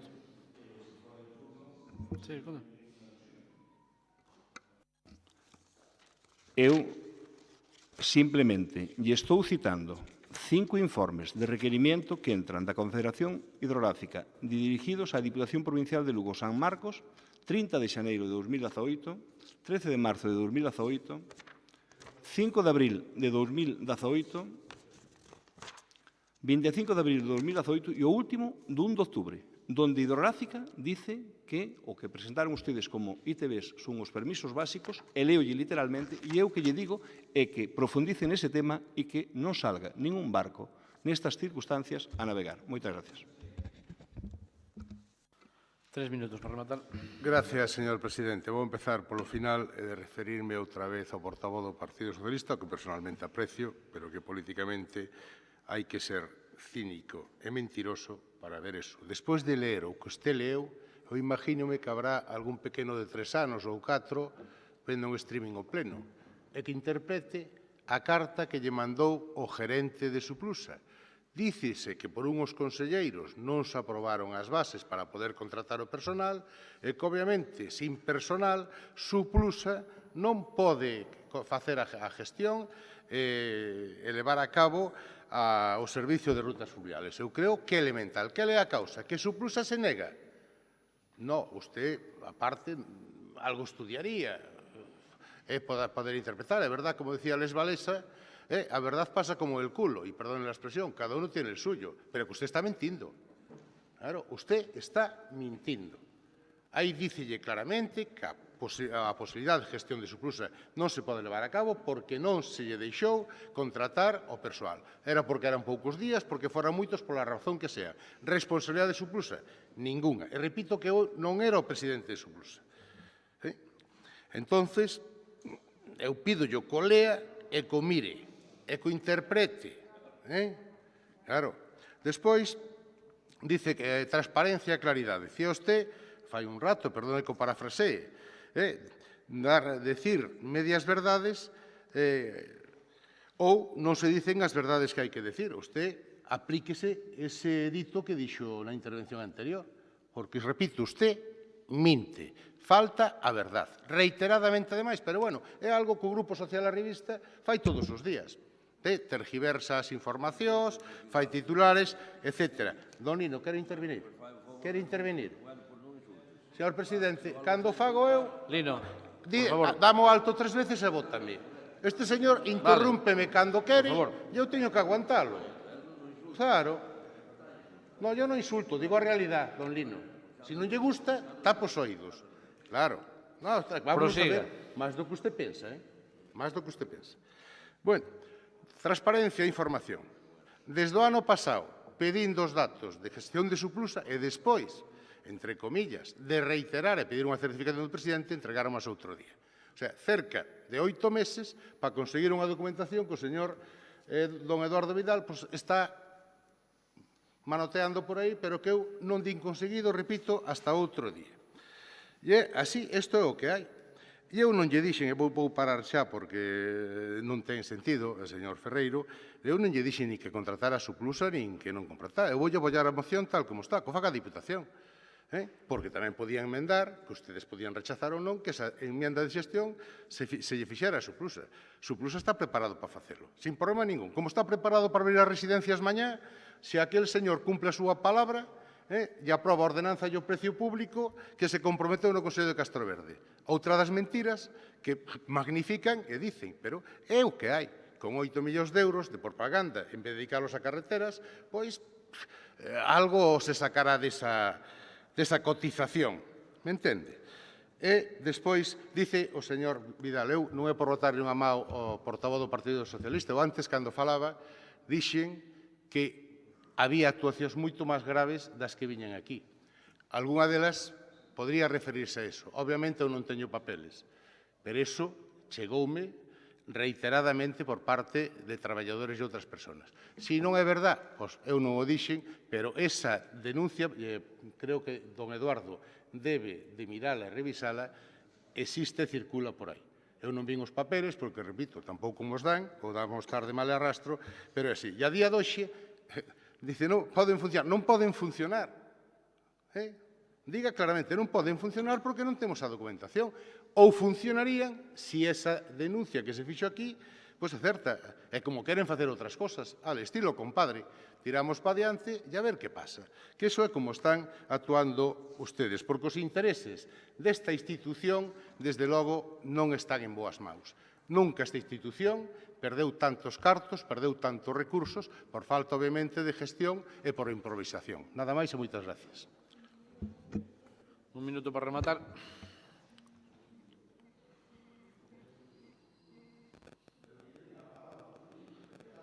Un minuto para rematar. Estaba esperando ver se remataban as intervencións anteriores. Bueno, eu alégrome que a moción que traemos hoxe aquí suscitara este debate, non? Eu creo que é interesante poñer as cousas en riba da mesa, debatir de forma leal. Home, sin esquecer que estamos debatindo nun órgano político e ás veces o que se dice tampouco ten a precisión que estiría se estuveramos nun xulgado, por así decirlo, non?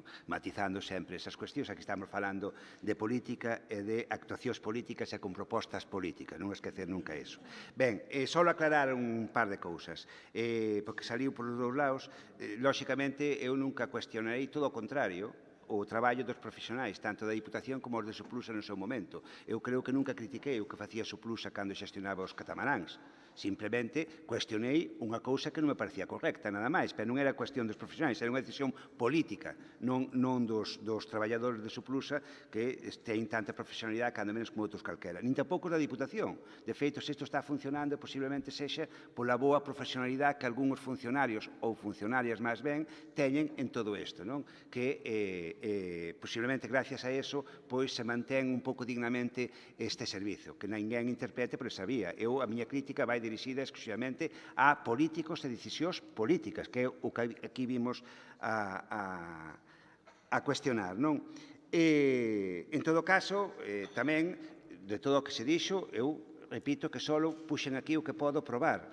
Hai outras moitas cousas que incluso as quitei, que iban por escrito, e as eliminei, ou tacheinas do propio guión, porque non quería dicilas e non podo probar.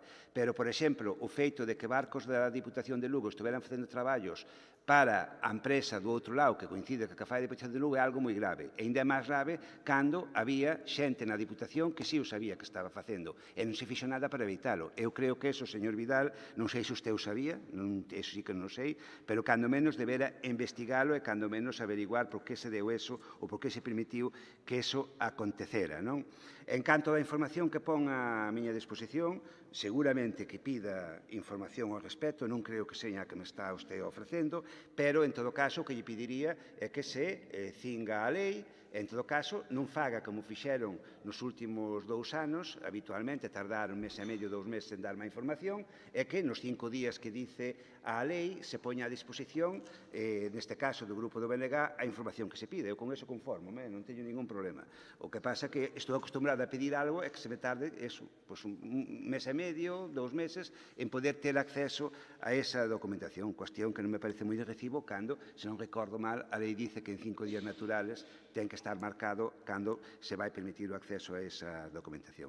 E xa remato, en todo caso, insistir, porque eu sigo insistindo que ás veces desviámonos do que é o obxectivo do que aquí viñamos a debater. É dicir, un servizo que se está dando de moita peor calidade, de moito menos tempo, e que sube, aumenta o precio un 50%. Eu creo que tomar a decisión de manter eso non só é unha decisión política errónea e garrafal e que vai contra os intereses da cidadanía que paga os seus impostos para manter as administracións, senón que incluso, dado que de forma intencionada se toma unha decisión política que vai costar máis diñeiro ás arcas da Diputación, hasta podía ter outro tipo de consideracións que non son eu quen profesionalmente para valoralas. Pero, de logo, pareceme que é completamente impresentable, sabendo que vai costar máis, seguir insistindo en facer este tipo tomar este tipo de decisións. Ben, pasamos á votación. Votos a favor da moción. Abstencións. Votos en contra. Queda aprobada a moción. 7º punto. E eu rego que se intentar cumprir ben os tempos, porque senón non salimos daqui hasta as 7. Moción do Grupo Provincial Popular para combater a ocupación ilegal de vivendas, garantir o dereito de propiedade, a seguridade das persoas e bens e a convivencia social. 6 minutos o vocero do Partido Popular. Moi ben, bo día. Moitas gracias, señor presidente. Ben, esta moción ten como finalidade combatir a ocupación ilegal de vivendas, garantir o dereito á propiedade, a seguridade das persoas e bens e a convivencia social.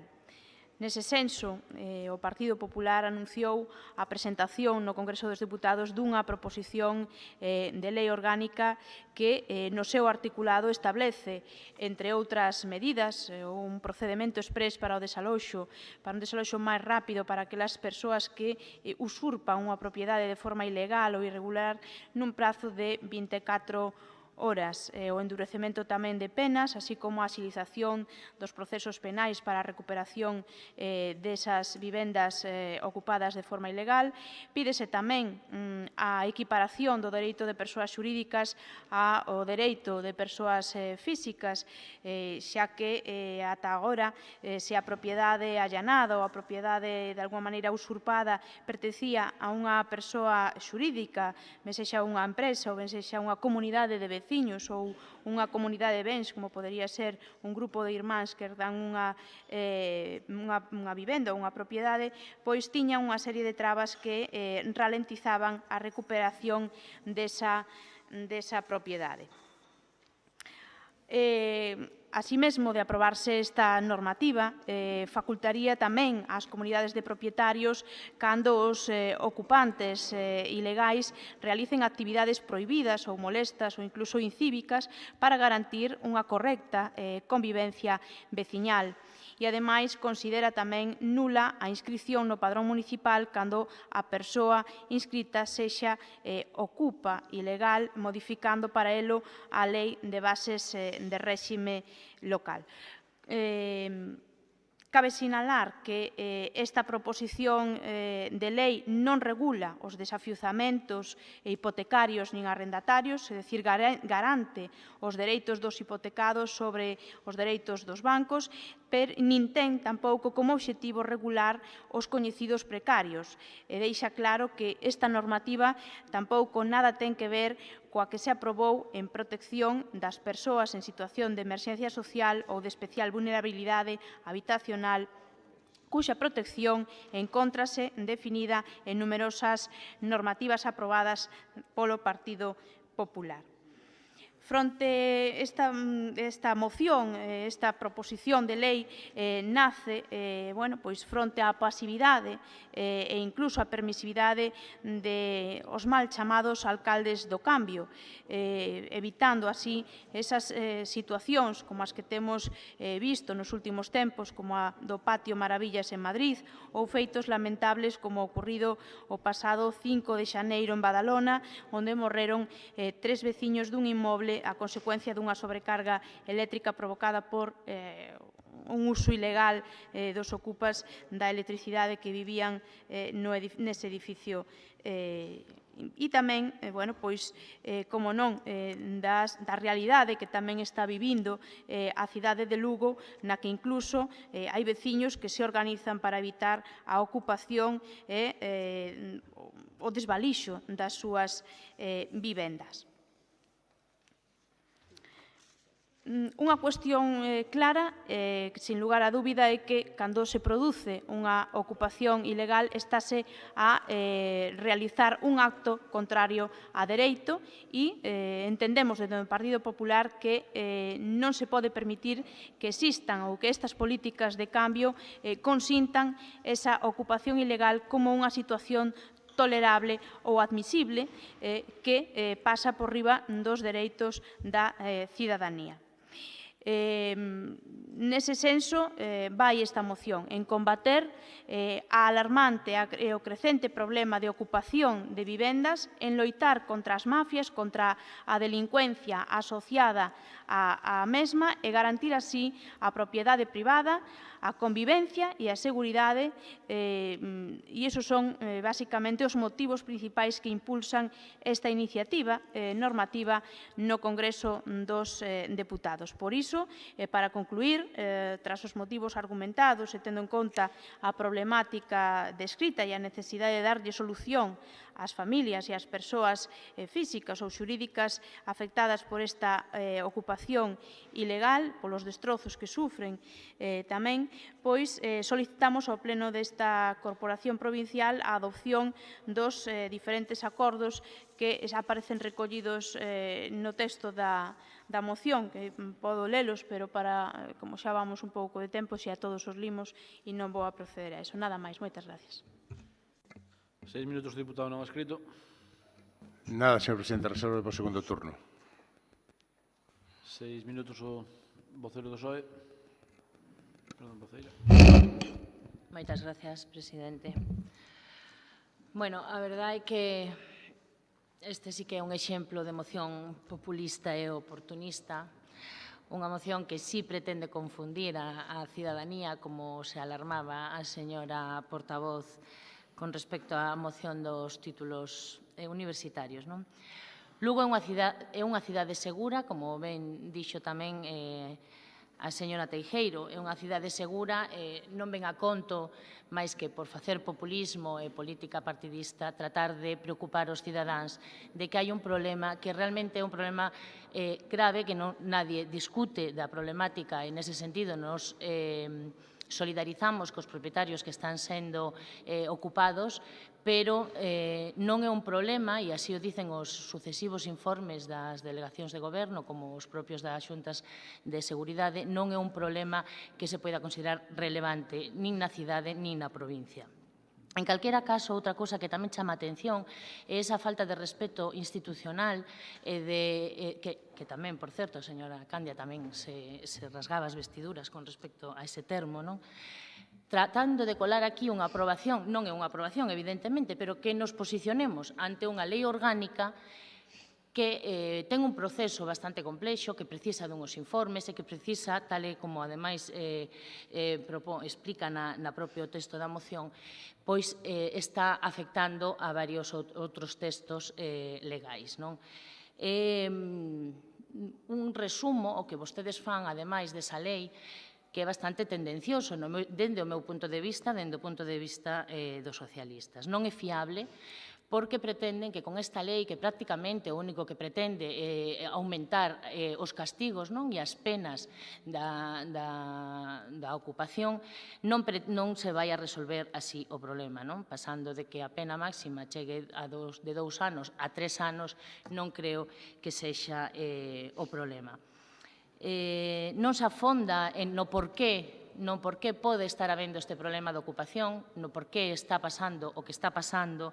É unha lei orgánica que pretende, dende o punto de vista, como lle digo, moi precavido, porque está sin a posibilidade de análise dos efectos que tería sobre os outros procedementos legais, que afonda precisamente nesa división social, nese enfrentamento social, nese manter esa fenda social que precisamente o Partido Popular conseguiu impoñer neste país. Entonces, temos moitas dúbidas de que efectivamente esta lei orgánica vaya a resolver precisamente o que vostedes xeneraron.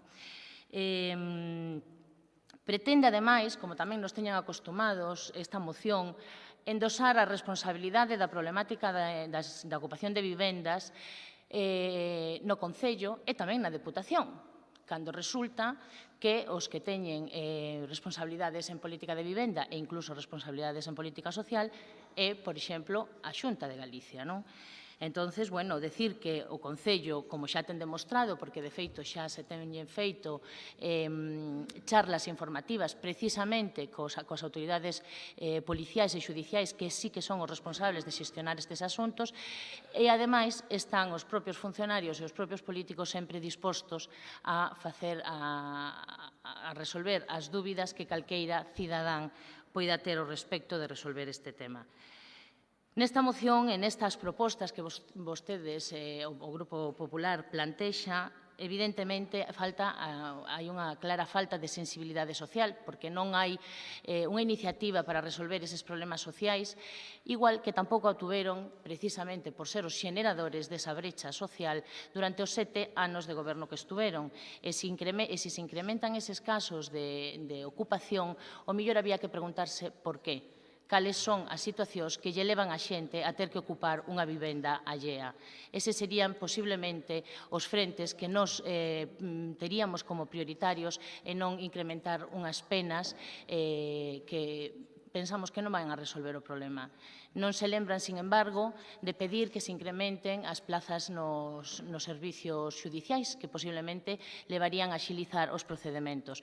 Menos mal que, polo menos, sí que estaban de acordo en que se incrementasen as plantillas policiais para poder dar unha resposta áxil e rápida aos cidadáns que requiran a súa intervención. En calqueira caso, é unha moción que, como digo, nos parece moi oportunista, como sempre, moi do perfil do Partido Popular de exclusión, de incrementar a exclusión e punitiva, e nada interesante a hora de reconstruir a paz social e a xustiza social que perseguimos. Por ahora, nada máis. Gracias. 6 minutos o BNG. Sí, para pronunciarme, pois, nun sentido parecido ao que fixo agora en un momento Sonsoles, porque eu creo tamén que esta moción o máis que lle preocupa ao Partido Popular é ir recabando apoios ali onde a vai presentando apoios para esta lei, aínda que son conscientes que esta lei non vai solucionar o problema que hai en Lugo. Efectivamente, falouse da fenda social, non inciden para nada neso na fenda social que ustedes tamén contribuíron a xerar coas súas políticas desde hai varios anos tamén. Se lemos a moción detenidamente, vemos que mencionan un dereito constitucional do título 1 da Constitución, o artículo 33, o dereito a propiedade privada, mencionan 5 veces, e non mencionan ni unha sola vez o dereito á vivenda, ni unha sola vez. Entonces, desde logo que ben se ve por onde vai esta proposta. É unha proposta, obviamente, para defender, ou seña, levar o apoio da mesma ao propio Congreso dos Deputados, para dicir que foi refrendada en moitísimos concellos ou en diputacións ou noutras institucións. Dá tamén medida de que o Partido Popular descoñece completamente os problemas do noso país. De feito, menciona Lugo nunha liña e despois ponse a falar de Barcelona e de outros sitios do Estado. Por lo tanto, utilizan unha vez máis unha problemática puntual que houbo agora mesmo en Lugo, que nós sí que entendemos que é un problema grave, pero nós entendemos que con isto non se lle vai a dar solución. Meten todo no mesmo saco, falan das mafias, que habría que demostralo, ou alguén o tería que dicir, a nivel xudicial, a nivel policial, e tería que ter unha solución desde ese eido, pero mezclano tamén coas necesidades de determinada xente, que é un tema social. Por lo tanto, nese sentido, non van a contar co noso apoio nesta moción.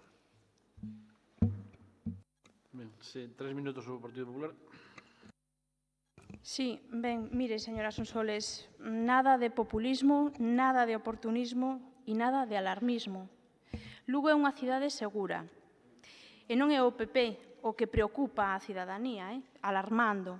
Non, os que están preocupados son os cidadáns, que ven que as casas, as súas casas, de alguma maneira, son ocupadas e ven como hai políticos están vendo ese problema e miran para outro lado. A mí me gustaría que non desviara a atención e bueno, pois si pode decir, incrementa a exclusión, esta iniciativa incrementa a exclusión? Para nada. A exclusión incrementase permitindo que haxa persoas que usurpen unha vivenda, que a destrocen e que despois vivan en condicións de infravivenda, que vivan incluso allanen vivendas que están en condicións que non reúnen as condicións de habitabilidade. Entón, permitir eso, pois, oiga, eso sí que incrementa a exclusión.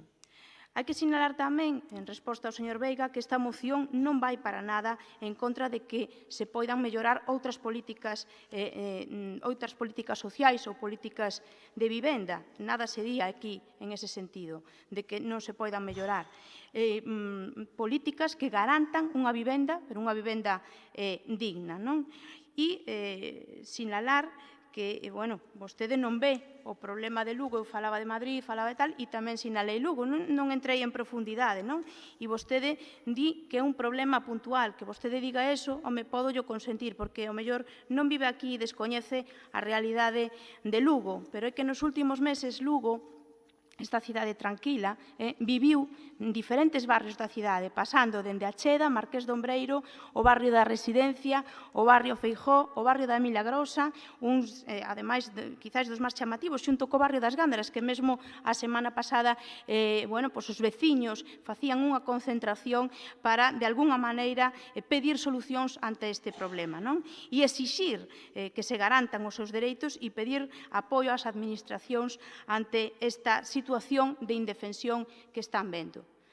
O dereito á vivenda é un dereito recoñecido na Constitución e tamén o dereito á propiedade privada. E un non pode ser, o alcanzar un non quere dicir o detrimento do outro. Que fai o Concello de Lugo para poder solventar este problema? Porque son moitos os barrios que enumerei, seguramente me quedou algún, e, polo tanto, son moitos os veciños afectados por este problema. Pois, home, empezando por unha ausencia de compromiso tamén en políticas de vivenda, que, é certo, non é competencia súa, pero, home, tivo a oportunidade de sumarse á iniciativa do Partido Popular do programa da Xunta de Galicia de Vivendas Baleiras para darlle uso a esas vivendas que están baleiras e que son ou propiedade pública ou propiedade privada para un alugueiro social e o Concello de Lugo se negou. Será porque o propoñía o Partido Popular e cando hai políticas para promoción da vivenda do Partido Popular a vostedes non lles interesa. Tivo tamén a alcaldesa a oportunidade de mostrar sensibilidade, esa sensibilidade que reclama vostede, señora Sonsoles, cando a oposición, non só o Partido Popular que levaba anos reclamando, pero toda a oposición lle di que incremente a partida para as axudas ao alugueiro, porque vemos como ano tras ano hai persoas e hai familias que quedan sen acceso ao alugueiro, ás axudas, a estas axudas, cumprindo os requisitos para elas simplemente porque non hai crédito e toda a oposición lle di que incremente o crédito, pero se nega, porque non é competencia súa. Home, eso é sensibilidade, dígollo porque falaba vostede de sensibilidade. E xa non só falando de materia de vivenda, sino de seguridade, porque lle compete a alcaldesa, además, como a máxima responsable de seguridade, pois, home, tuvo a oportunidade, con esa ordenanza de civismo que ela mesma propuxo e que ela mesma retirou, na cal se podería ter regulada algunha medida para estas situacións. Por lo tanto, bueno, pois, posiciónense vostedes no lado, eu vexo que se van a posicionar no lado das persoas que delinquen e das persoas que, bueno, pois están a facer un uso ilegal de unha propiedade privada. Entón, se posicionarían vostedes no dereito desas persoas sobre o dereito daquelas outras persoas que ven como as súas vivendas son allanadas e son destrozadas. Nada máis. Moitas gracias. 3 minutos o diputado non escrito. Gracias, señor presidente. Partindo da base de que non deixa de ser unha moción que, como coincidindo co portavoz do Partido Socialista, pois estamos a unha moción dirixida ao Goberno Central que ten unha legislatura agotada. A parte daba igual porque nos 8 meses que estuvo, hoxe dicían unha cousa e mañá facían outra. E non creo que lle fixera moito caso a isto. Eu, partindo deso, de que é un brindis ao sol, tamén é importante, xa que se traen aquí temas non relacionados ca Diputación, as mocións uns e outros, pois deixar constancia do que pensa cada un. A min extrañame tamén a afirmación do portavoz do Bloque de dicir que non hai este problema en Lugo. Eu, a verdad, a primeira vez que oín deste problema en Lugo, de forma oficial, foi por unha denuncia dunha representante sindical do sindicato afín a ustedes, que se queixou, parece ser falaba desas mafias, falaba das cantidades que tuvo que pagar, etc. Pero é que os últimos tempos este peligro, al igual que pasou en Madrid, Barcelona, nas grandes ciudades, donde incluso, pues, obviamente, a señora Colau era das que jaleaban as ocupacións hasta que chegou a alcaldesa. A partir de aí xa vemos o que lles fai os ocupas. Nesa situación podíamos estar bastantes, pero en Lugo xe é unha preocupación. O sea, a xente non sale á calle se non existe un problema, salvo que haxa unha festa. E aquí precisamente non estamos falando de festa, nin tampouco estamos en Rusia. Mentras haxa propiedade privada, eu creo que calquer partido político constitucionalista debe defender a propiedade privada. Inda que tampouco me extraña que a señora Sonsoles defenda os ocupas. Ao fin e ao cabo, a forma de actuar do Grupo Social da Revista que as diputacións ten a mesma práctica. Collen, van ás residencias, cambian as pechaduras e ocúpanas, saltándose o dereito administrativo e o sentido común, e despois dicindo, tomando decisións nun ente que é a Xunta de Goberno, que non ten competencia sobre o tema. Por iso tamén o señor don Eduardo Vidal decía, yo pleno que? Pleno nada. Aquí quen manda é a Xunta de Goberno. Tamén o dixo o portavoz do PSOE, don Álvaro Santos, moitas veces, que aquí que se goberna pois a golpe de decreto de Xunta de Goberno. Entonces, é normal que defendan os ocupas, porque eles mesmos son ocupas. Son cambia pechaduras todos os días.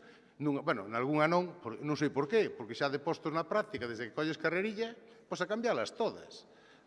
Non unhas residencias e outras non. En fin, que é normal que non apoyen esta moción, inda que, repito, tamén eu entendo, e aí comparto con ela, de que o recorrido é pequeno, salvo un toque de atención, e que no próximo mandato pois tamén se volva a traer aquí para recordarlle ao goberno que sea que este problema existe. Nada máis e moitas gracias.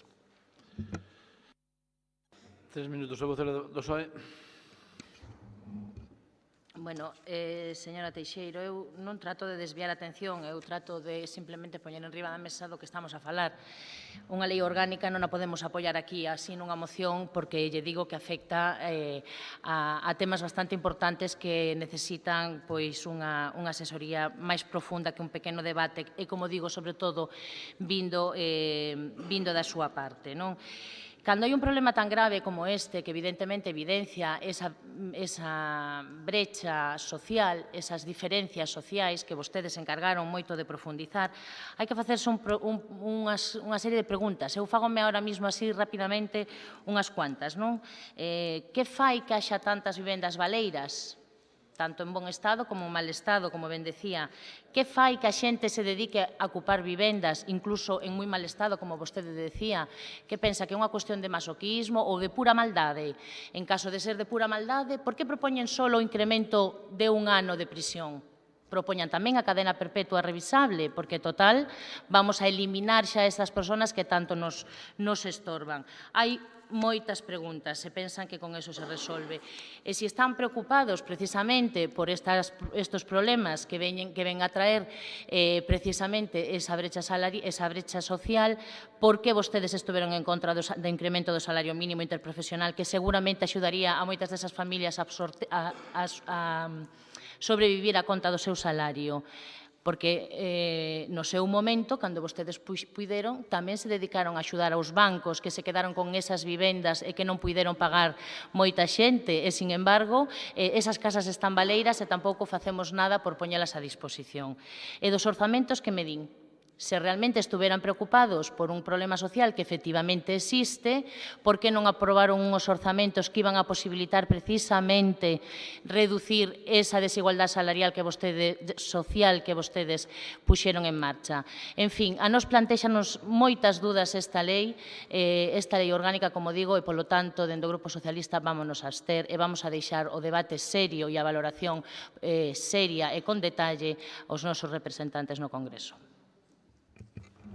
3 minutos o vocero de Benega.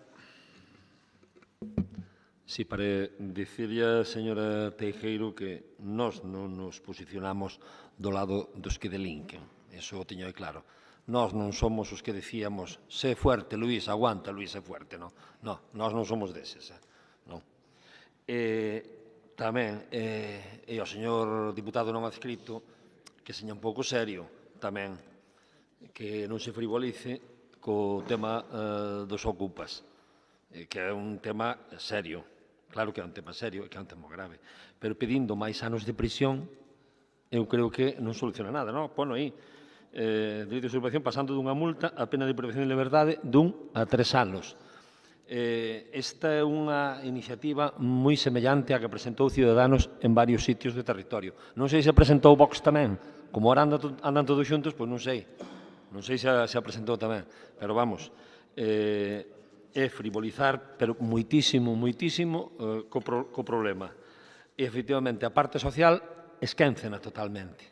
De onde ven este problema, de onde ven a fenda social, independientemente das persoas que faigan eso con ánimo de delinquir, que lóxicamente pode haber, efectivamente, se xenta na túa propiedade, na propiedade privada, pois o Estado de Dereito terá que poñerse ao lado dos cidadáns para defendela. Do mesmo xeito que o Estado de Dereito ten que garantizar, por eso mencionaba a Constitución, esa que vostedes tanto defenden, no seu artículo 47, cando reconoce o dereito á vivenda. E, polo tanto, desde as administracións públicas hai que actuar con políticas que solucionen este grave problema de vivenda.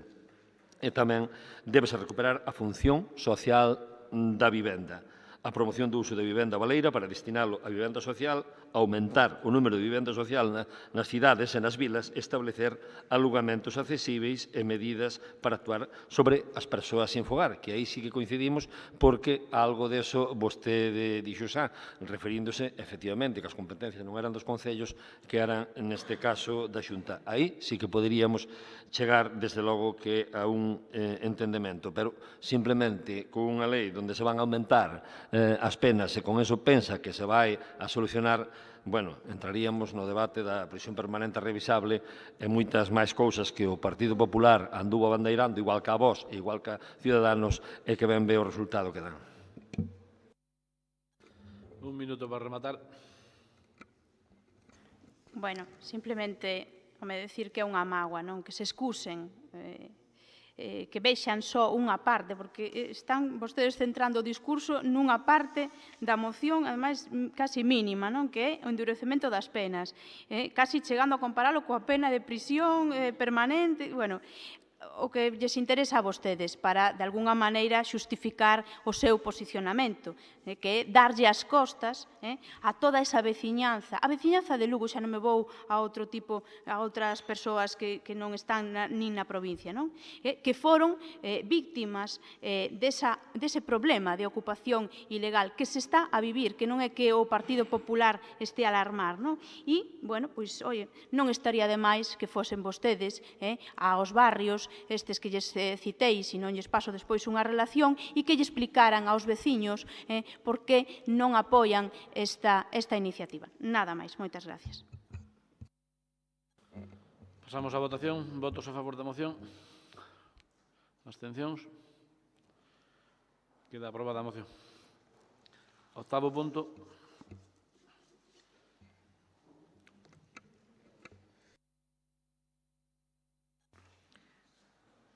Moción do Grupo Provincial Popular para que a Excelentísima Diputación Provincial de Lugo encomende á Sociedade Urbanística Provincial de Lugo S.A. a rehabilitación estrutural da Casona do Incio.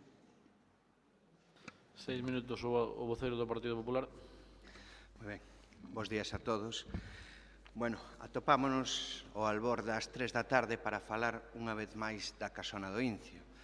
Unha moción, unha vez máis, sobre unha obra que xa se falou no ano pasado en dous plenos desta mesma casa, con 2 votacións aprobadas e ningún voto en contra, e que é o paradigma máis absoluto da falta da desidia, da falta de competencia e do absoluto tomadura de pelo que se fai por este grupo de goberno aos veciños do Incio, a esta Deputación Provincial, aos seus acordos e a todo.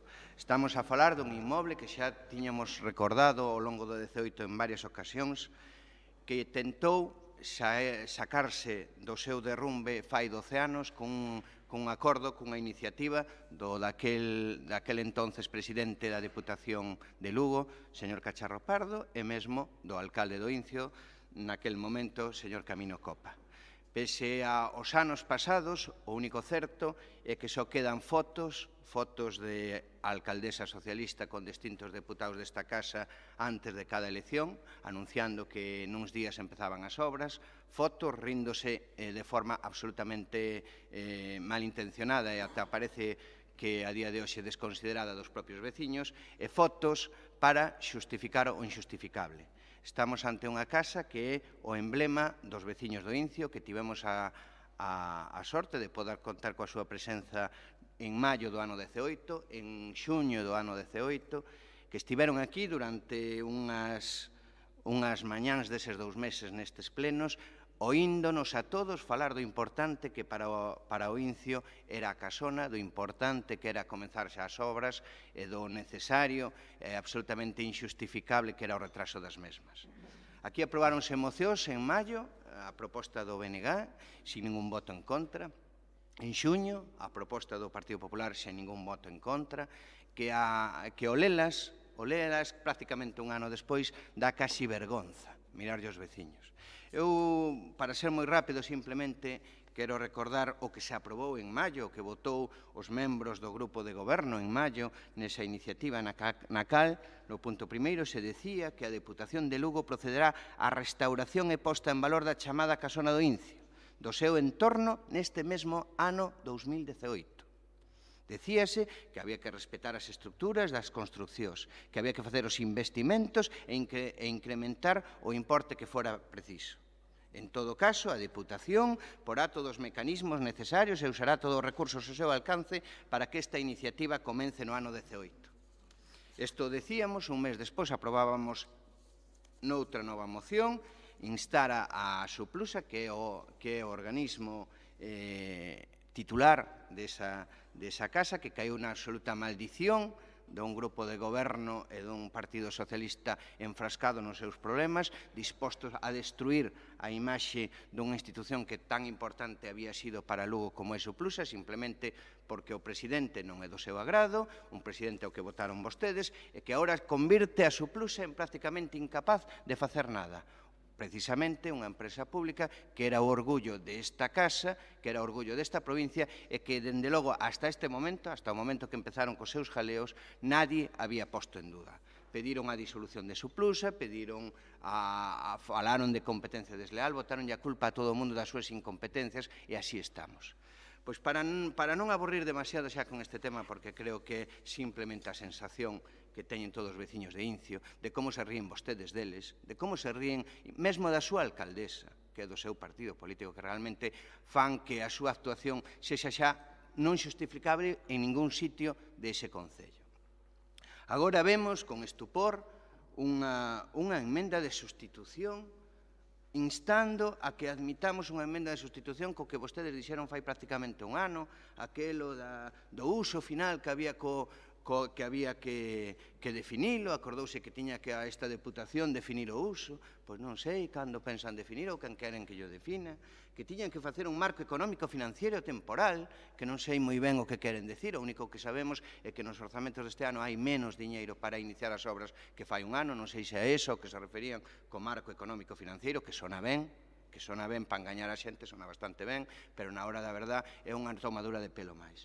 E mesmo falan dos trámites para facer a cesión de que? Dunha ruína. Esa é a cesión que vostedes queren. Vostedes saben que o 6 de xaneiro deste mesmo ano, é dicir, 7 meses despois de aprobar a sanción, houve un novo derrube nesa casa. Saben que os veciños puxeron 12 velas por 12 anos que leva esta Diputación tomándolle o pelo aos veciños do Incio. Saben algo deso? Saben algo deso? E véñennos con esta emenda de sustitución que oiga, que hai cousas que se poden defender mellor e peor, pero isto é rirse literalmente de todos. Porque veñen a emendar o que xa vostedes acordaron en maio. O famoso uso, o famoso marco financiero, a famosa cesión. E veñen a poñer en dúbida unha vez máis as funcións de Suplusa co seu jaleo interno e co seu rollo, que está acabando con calquera iniciativa que esta empresa pública durante moitos anos levou exemplarmente e que, por certo, nunca estuvo demasiado en dúbida nin no mentideiro político que vostedes co seu lío así o convertiron.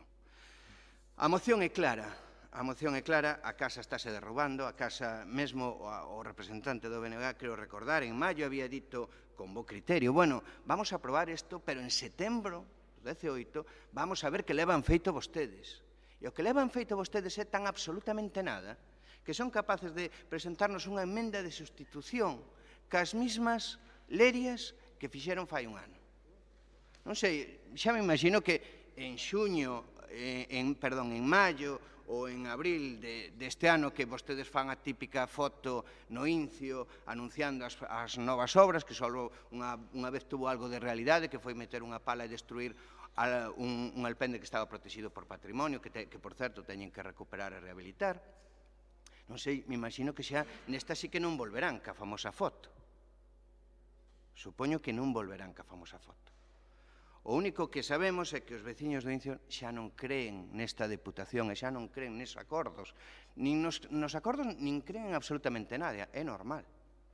Aquí houve mocións de todos os colores e por todos os partidos. Nos levamos 12 anos reclamando esta iniciativa do Partido Popular que había sido acollida con certa favorabilidade por parte desta Deputación cando houve o cambio de goberno. Cando o señor Besteiro empezou, se están as fotos dele ali, xa anunciando o inicio de obras. Total, e para rematar, insistimos na absoluta necesidade de facer un proxecto de rehabilitación e non como se pretendía de reconstrucción retirada e facer unha casa nova. Eso non é o que queren os veciños. Ese non é ningún do espírito que habíamos acollido nas dúas mocións, tanto na de maio como na de xuño. Ese non é o espírito que queren os veciños de Incio. Por lo tanto, non tomen máis o pelo. Fagamos esa encomenda a Suplusa para que faga ese proxecto de rehabilitación, que non de destrucción e reconstrucción, que non o queren os veciños, se o sabemos todos e xa o temos recollido aquí. E, por suposto, deixemos de darlle voltas e dotemos a Suplusa dos medios suficientes económicos para levar estas obras adiante e non sigan, por favor, tomando o pelo aos veciños do Incio. 6 minutos o vocero do PSOE. Bos días, señor García. Alégrome de que rematar o espectáculo non me extraña que o CIS diga que o segundo problema para os españoles sexamos os políticos. Sobre todo cando estas enmendas que se presentan está lle dar a solución. Vostede que é membro moitos dos seus compañeros que son membros do Consello de Suplusa teñen diante de sí a mellor das solucións. Calquera outra cousa que diste do que se propón nesta emenda de sustitución, que, como moi ben dixo, prácticamente permanece inalterable dende o ano 18 que se levou en 2 ocasións, é decirlle aos veciños do Incio que non se vai a poder materializar nada do que se propón. Desde logo, vostedes mesmos recoñecen nesa proposta que a titularidade do ben, do inmoble chamado a Casona do Incio, pertenece á Sociedade Urbanística Provincial de Lugo S.A. Suplusa.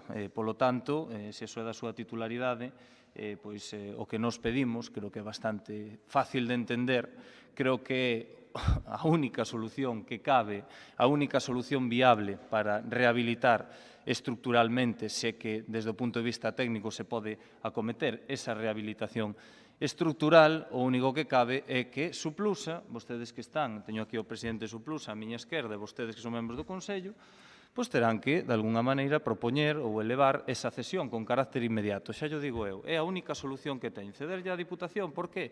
Porque nos comprometemos como Goberno, no prazo dun mes desde que vostedes cedan o inmoble, a poder acometer un novo convenio ou promover un novo convenio de colaboración co Concello do Incio para, entre outros aspectos, pois, definir o uso final o que se vai a destinar ese inmoble, o marco económico financiero no que nos movemos, marco económico financiero do que tampouco está dicindo toda a verdade, porque ese marco económico financiero xa a día de hoxe nos propios orzamentos da institución da Deputación Provincial de Lugo está claramente definido con 200.000 euros e, lóxicamente, pois, de acordo e respectando sempre a autonomía local co Concello do Incio, supoño que lle terán que dar algún tema de campaña ao seu candidato, pois, desde logo, pois, tratar de cederlle ao Concello do Incio para que utilice esa casona segundo se estableceu nos seus fins. Creo que o respeto á autonomía local é o único camiño.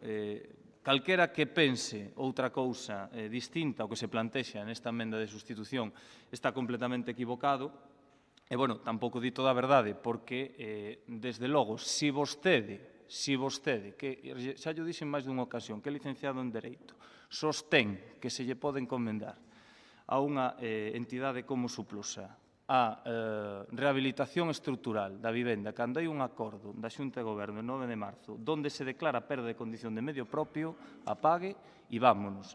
Se iso non é engañar os veciños do Incio, apague e vámonos. Cedan a casa, propóñano, cheguemos a un acordo conxunto, insisto, conselleiros delegados, presidente de Suplusa, membros da corporación, que iso o vamos a apoiar e nos comprometemos que no prazo dun mes teremos ese novo convenio firmado, hai unha dotación económica para tal fin, definiremos o uso, redactaremos o proxecto e, por fin, se levará a cabo. Esa é a solución que se lle dá, creo que é unha solución que xa se defendeu en máis dunha ocasión, que sempre sostivemos e que sempre vamos a manter. Decir o contrario ou plantexar o que vostedes plantexan é inviable neste momento.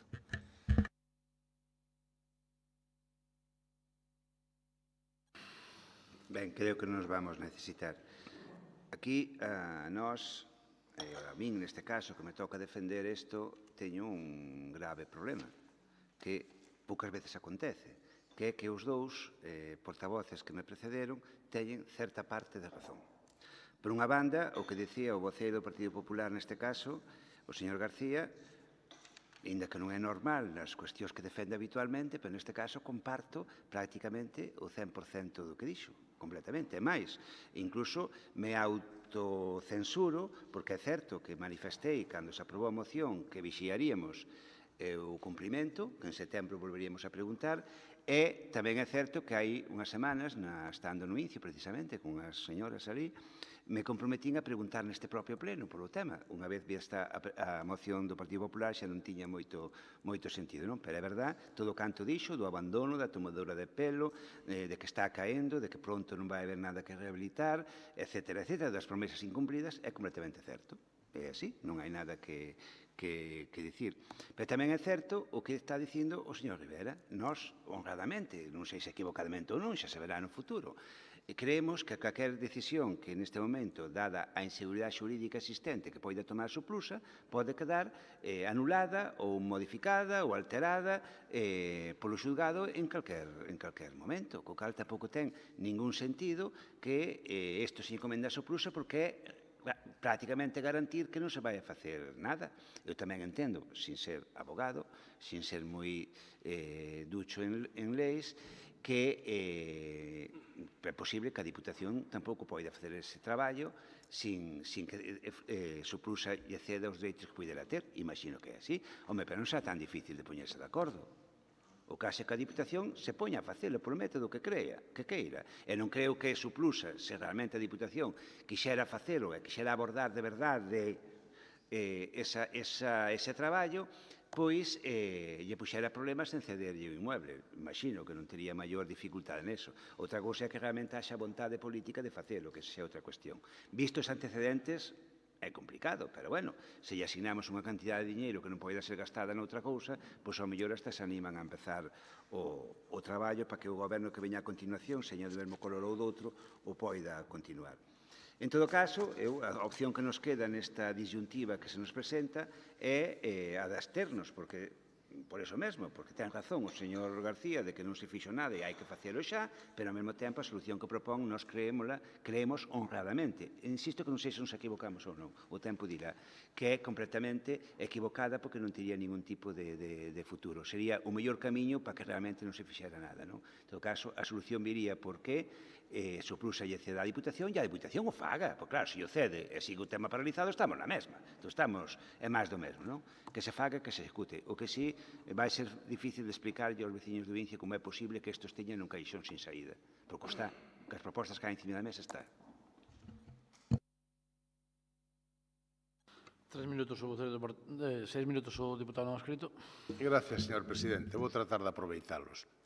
Porque a verdad vou terminar como empecéi no pleno do 26 de xuño de 2018. Unha vez máis estamos discutindo se son galgos ou podencos e rematando, entre todos la mataron e ella sola se murió.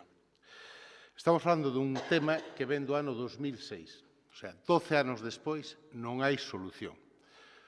Eu asumo que non me queda outro remedio, a parte que me corresponde dos anos de goberno pasados, dos 8 anos, donde non vou explicar por que non se fixo, porque non está aquí a persoa a que lle podría decir, e sería incluso desleal por a miña parte, facer desvelar conversacións privadas, pero a realidade está aí.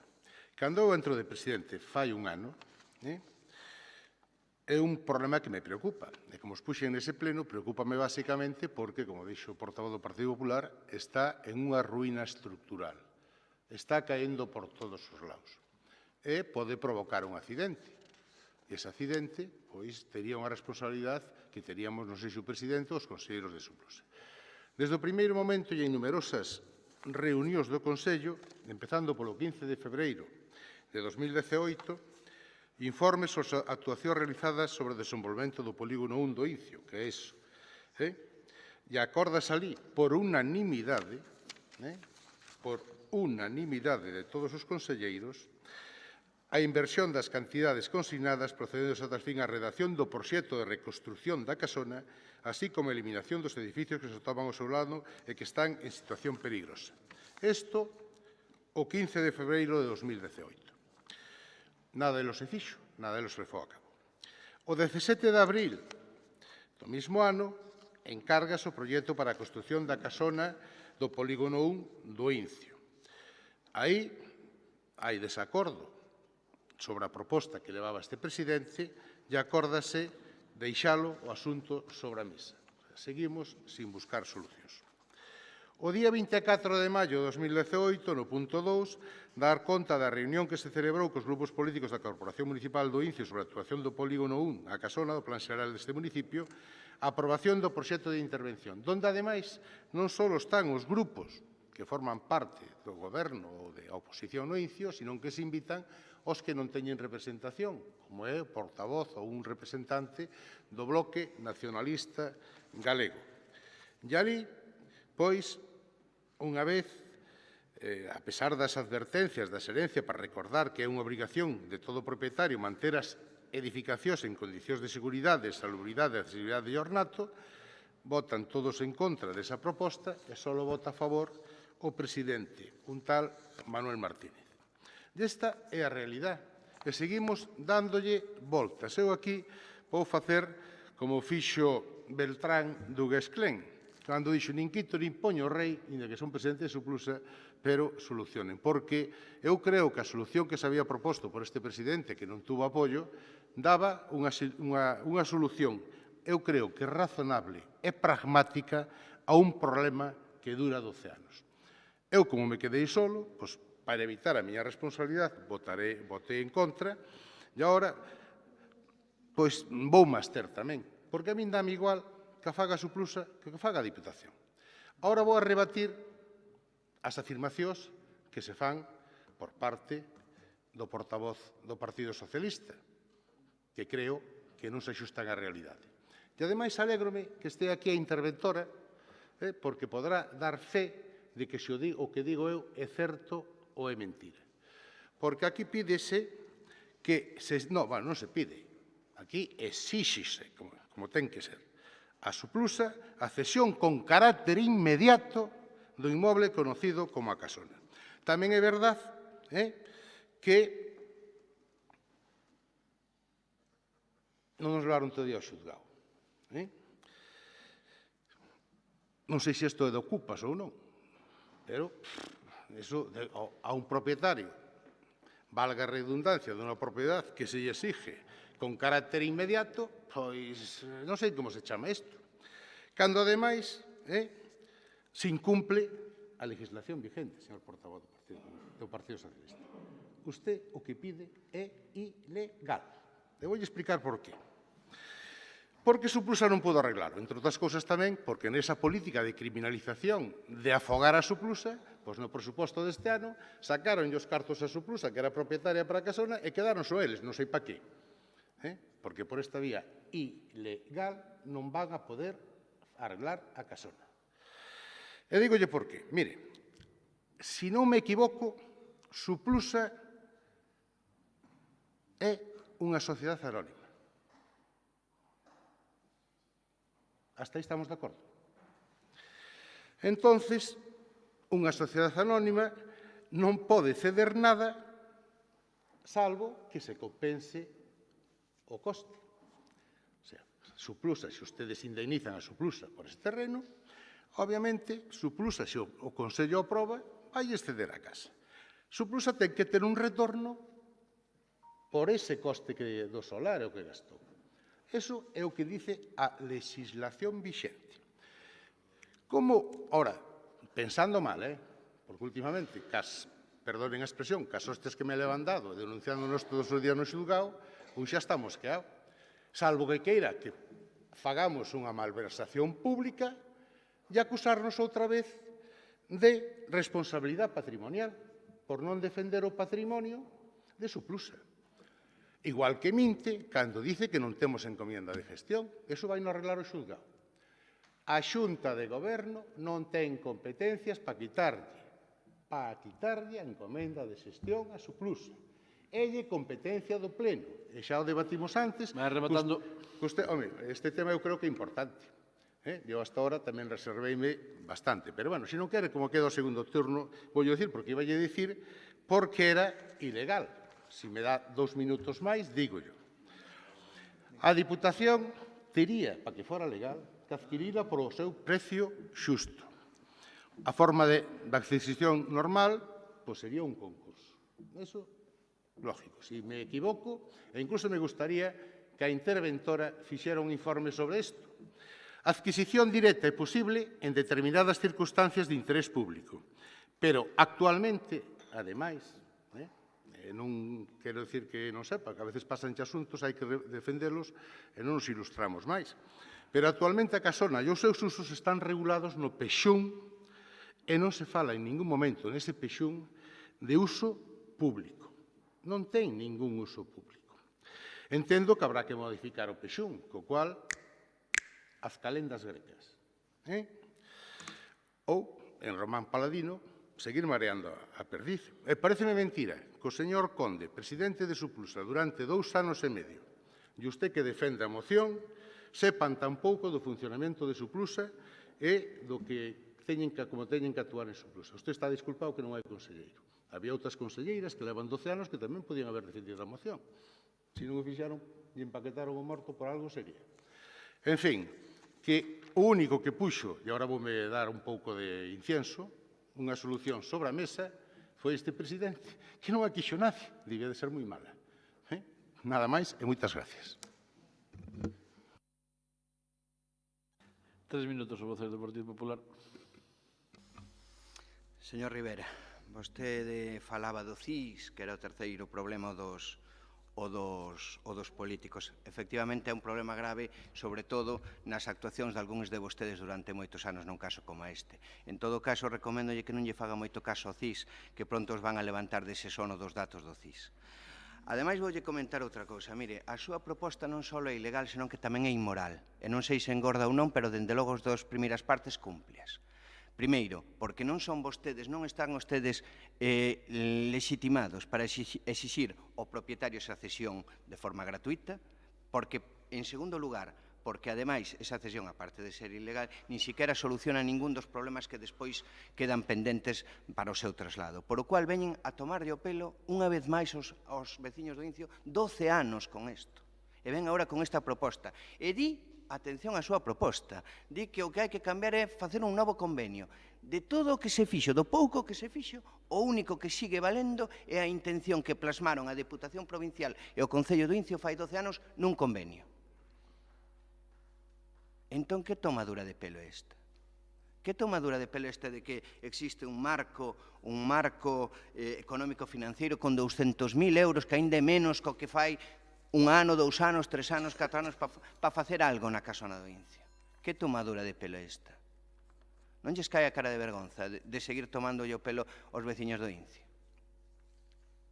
E a súa alcaldesa, que presuntamente é do seu partido, que eu hasta penso que actúa de mellor fe que vostedes. Non é que teña moita confianza nela, pero é que certo é que tanta pose durante 12 anos desta Diputación co Partido Socialista no goberno non é posible. E a súa proposta, 12 anos despois, é apelar á inseguridade xurídica. Pero quen creou a inseguridade xurídica sobre Suplusa? Vostedes e os seus follós. Vostedes foron os que, cas súas denuncias, cos seus acordos en xunta de goberno, que nada falaban deste caso, senón das residencias. Xa ve vostede onde están agora as residencias desta provincia, despois dos seus dúbidas sobre Suplusa. Pensan que alguén nesta provincia, dende a costa ata a Ribeira Sacra, non sabe os follóns que teñen vostedes con Suplusa? Por que? Ainda pensan que é a inseguridade xurídica. A inseguridade xurídica que crean vostedes con denuncias, con amenazas, con demandas, que van perdendo sistemáticamente todas. A iso se refire? Bueno, sí, efectivamente. Pois esa é a situación na que estamos. Vostedes son os únicos que crean inseguridade xurídica e política nesta provincia. Esta obra vai a pasar todavía anos ata que vostedes a tomen en serio. Van seguindo os veciños poñendo velas. Po 2013, po 21-14. Esa é a súa solución. Unha cesión gratuita ilegal. Ilegal que propoñen. Cando vostedes durante 12 anos tuveron a presidencia de Suplusa e a desta Deputación concertadas na mesma persoa, sen ningún problema, sen ningún dúbida sobre Suplusa, sen ningún dúbida sobre as súas competencias. E tampouco foron capaces naquela de facelo. Porque agora veñen a apelar á inseguridade xurídica que crearon vostedes. Cando había esa presunta seguridade xurídica, nada fixeron tampouco. Absolutamente nada. Ni moito nin pouco. Nada. Donde está ese modelo económico-financiero para levar a cabo estas obras durante 12 anos? Ou apareceron este problema en maio do 2018? Onde está? Onde está definido polo uso? O uso que se vai a levar a cabo na Casa do Incio, onde está definido durante 12 anos por a alcaldesa do Incio e por o goberno da Deputación, que necesitan outros 12 anos para definir o uso. Onde estaban vostedes estes 12 anos? Porque agora todo pasa por os problemas da inseguridade xurídica desde que vostedes empezaron a denunciar a Suplusa. Onde estaban antes? Cal era o problema antes? Non había ningún. Non había ningún problema como non hai agora. O único que hai é que ter mínima voluntade de cumplir cos veciños e non irse a rir. E vostede, que representa aquela comarca, igual que eu, deberíalle caer a vergonza, de vergonza a cara, de vir con este papel. Porque vostede ten encima unha alcaldesa socialista no Incio. E coñece ou debería coñecer o que pensan os veciños do Incio, de como está este inmoble. O que pensan das velas que puxeron e o que viron en xaneiro deste ano cando se desprendeu un novo trozo desa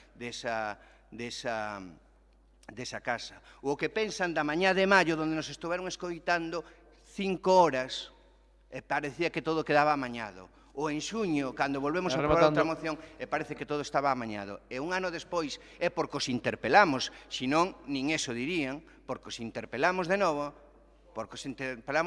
volven a falar da necesidade de definir o uso. Un cachondeo, 10 minutos son 3, pa ti e pa todos, non son 6. Home, este é un cachondeo, carallo, non fai caso tampouco. É un cachondeo. Son 3 minutos, son 3 minutos, e punto. Que nos pasamos todos, hombre. Xa tiña cortado, porque esta é unha vergonza. Esta é unha vergonza. Isto é un sentido. Son 3 minutos, son 6 e punto. E xa está. O que non sepa falar en 6 minutos non por favor, yo pido, Por favor, yo pido. Vale? Que voto fora tamén. Dele el alto 3 veces, como a mí. Remate. Remato xa coa venia do señor presidente Doc. Simplemente, tómense en serio esta casa antes de que acabe de caer, tómense en serio os veciños do Incio, que son poucos, pero é un concello moi respetable, dunha comarca moi respetable. 3 minutos o voceiro do PSOE.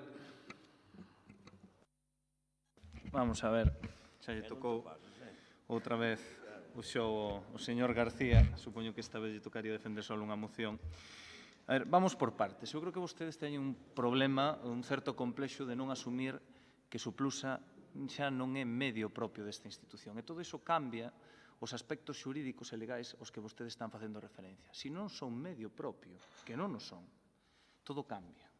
E deberían de saberlo. E non fai falta tampouco ser moi listo para saber que todo iso que din vostedes que é ilegal, o mellor non o é tanto cando se deixa de perder esa condición de medio propio. Cuestión na que non vou afondar. Insisto, a solución está encima da mesa. E, como adoita decir aquí o meu compañeiro da esquerda, ni chicha ni limolá, ou o compañeiro García, está mareando a perdiz, a solución, insisto, teñen encima da mesa, non son medio propio.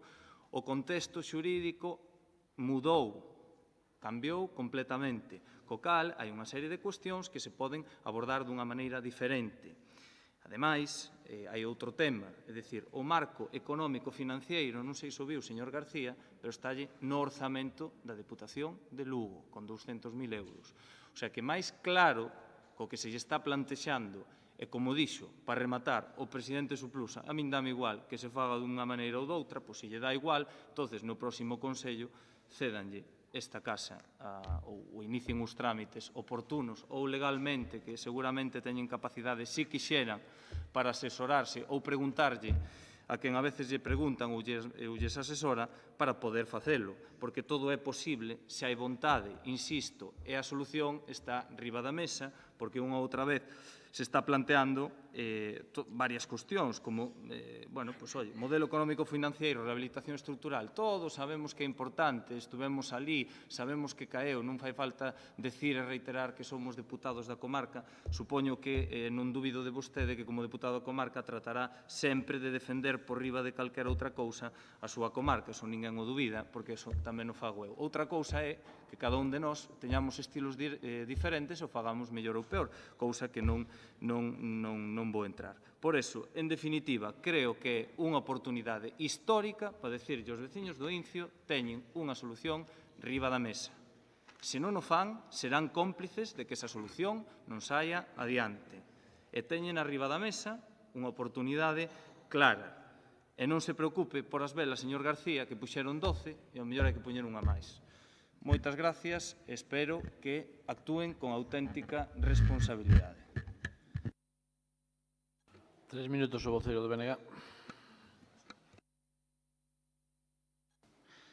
O señor García xa el mismo o decía que botaba a culpa, neste caso, ao Partido Socialista, non digo con a teña, da inseguridade xurídica que hai en Suplusa, pero está recoñecendo que, evidentemente, si existe unha inseguridade xurídica, porque iso é innegable e non ten ninguna dúbida. Co cal, nós insistimos no que dicíamos antes, que facerlle a encomenda a Suplusa sería un calexón sin salida que non levaría a ningún lado e así nos condenaría a unha vía morta, por así decirlo, neste momento. Non digo que dentro dun ano, dentro de 2, que os veciños do Incio sigan esperando, seña a solución, pero neste momento, de logo, non é a solución.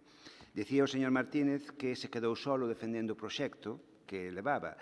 Home, non só era porque levaba o proxecto porque fixera a Suplusa naquele momento, era tamén porque aí sí participei eu ao principio, no proxecto que presentaban, que era un proxecto que ninguén quería no Incio, que era tirar a casona e facer unha reproducción, entre comiñas, incluso un pouco máis atrás de onde está agora mesmo, non? Aquí no Pleno aprobamos que eso non era a solución, non era o que había que facer, senón que o que había que facer era restaurar o que había, inda que eso levara consigo un coste engadido.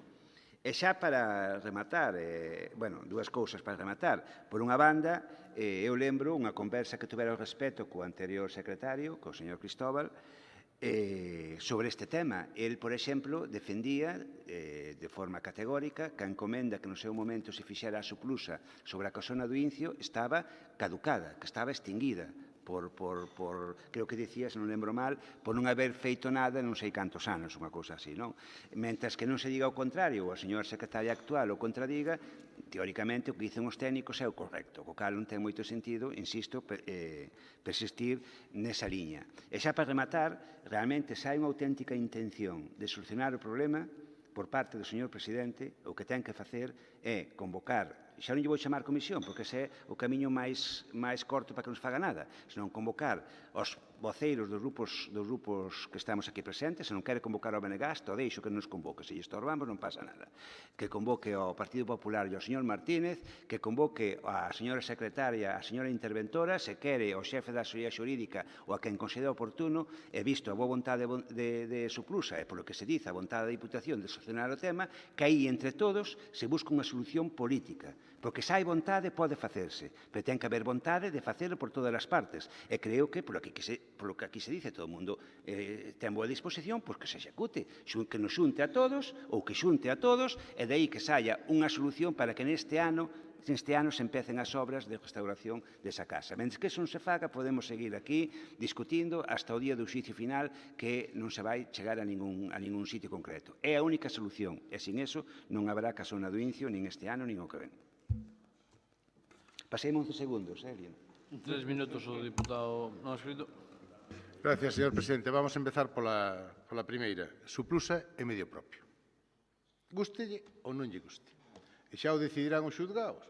Entonces, voulle explicar por qué. Xa lle mandamos un escrito bastante detenido do tema. El Pleno de la Diputación le corresponde el control y fiscalización de la actuación de los órganos de gobierno provinciales. Con más motivo le compete dicho control y fiscalización sobre la actuación del Consejo de Administración de Suplusa cuando goza de la plena atribución de nombrar, sin conocimiento alguno, los miembros del citado órgano. A tales efectos, el artículo 28.1, pero pida que intervenir e despois xa falo, hombre. Usted está feito un maleducado. Solo fai que interrompa o resto. Descónteme estos segundos.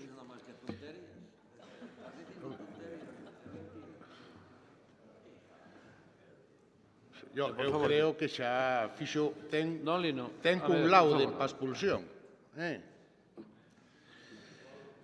Home, eu non sei se ler isto, que a tales efectos o artículo 28.1e del Real Decreto 781/86 dispone que, además de las señaladas en el artículo 33.2 de la Ley de Bases del Régimen Local, non sei se é unha tontería, corresponde al Pleno de la Corporación Provincial la provincialización de los servicios. Al artículo 57, 21 y 30 del Reglamento Orgánico de la Diputación de Lugo dispone que compete al Pleno de la Diputación la aprobación de las formas de gestión de servicios. Al Pleno de la Diputación.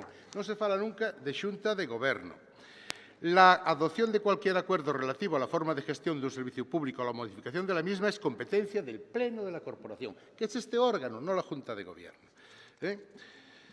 Mais, estou saltando porque se lle leo todo, obviamente non me chego a tempo.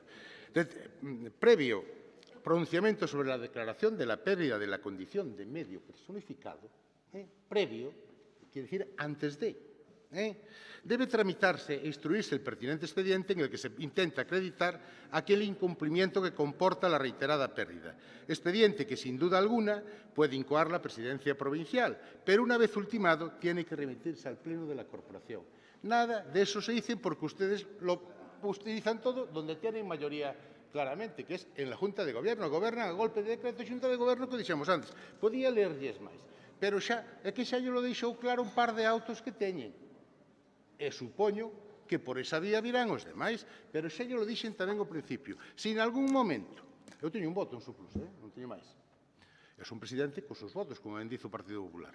Se en algún momento lles dá razón o xulgado, aos 2 minutos van ter todo aquí, pero témome moito que non vai a ser así, que alguén se vai ter que envainar.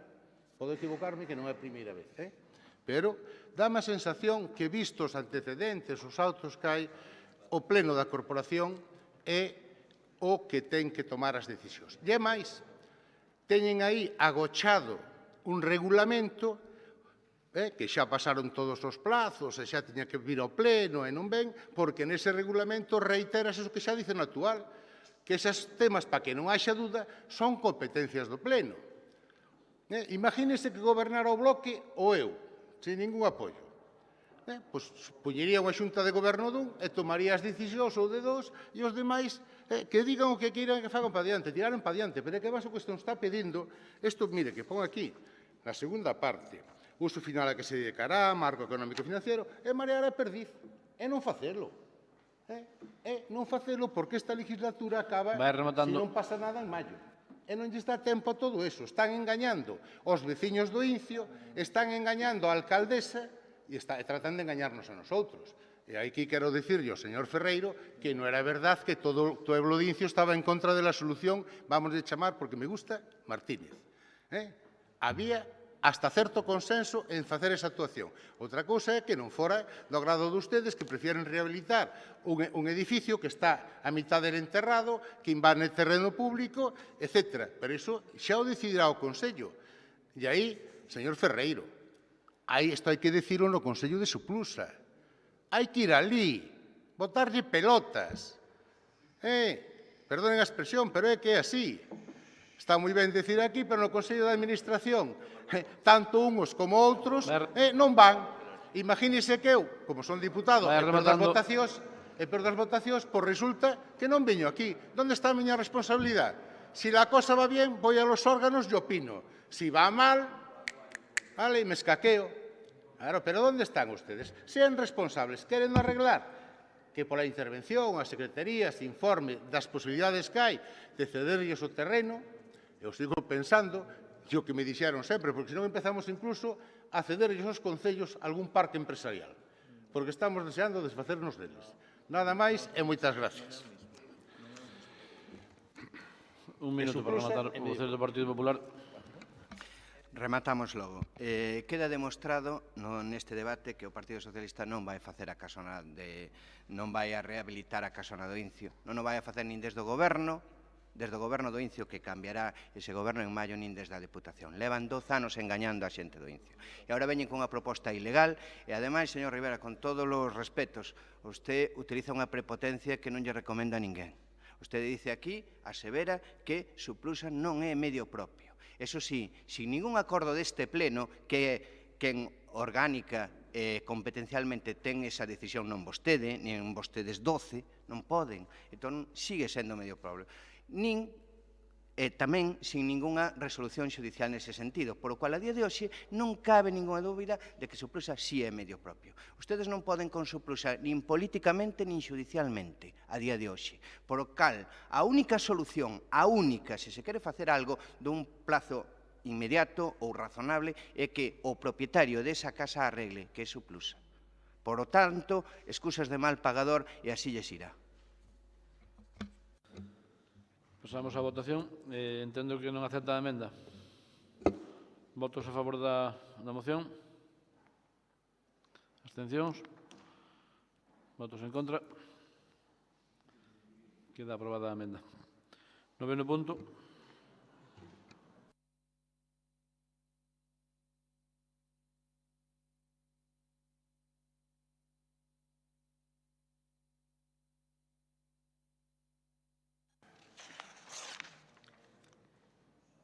Moción del señor deputado non adscrito para o requerimento ao Concello de Lugo para remitir á Xunta de Galicia o plan parcial do sector de solo urbanizable delimitado S13R.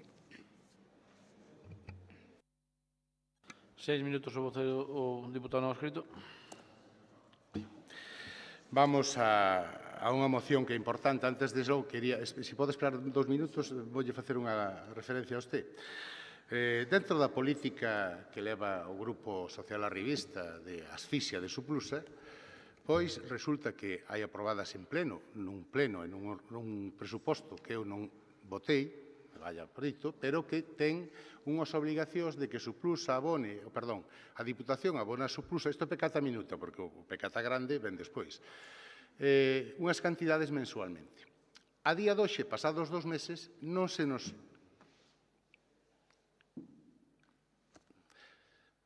enténdeme, non se nos pagou nada disso. Mentras a outras entidades, entre comillas, parece ser que sí. Eu quero dicir aquí que cando hai unha práctica habitual, e digo ao señor presidente, digo a diputada de Facenda e incluso a interventora, se hai unha práctica habitual debe de respetarse. Está ben que nos queiran asfixiar, pero cumplan a lei. Cumplan a lei e paguen o que aprobaron ustedes en presupostos, que non é. E agora pasamos a pecata grande.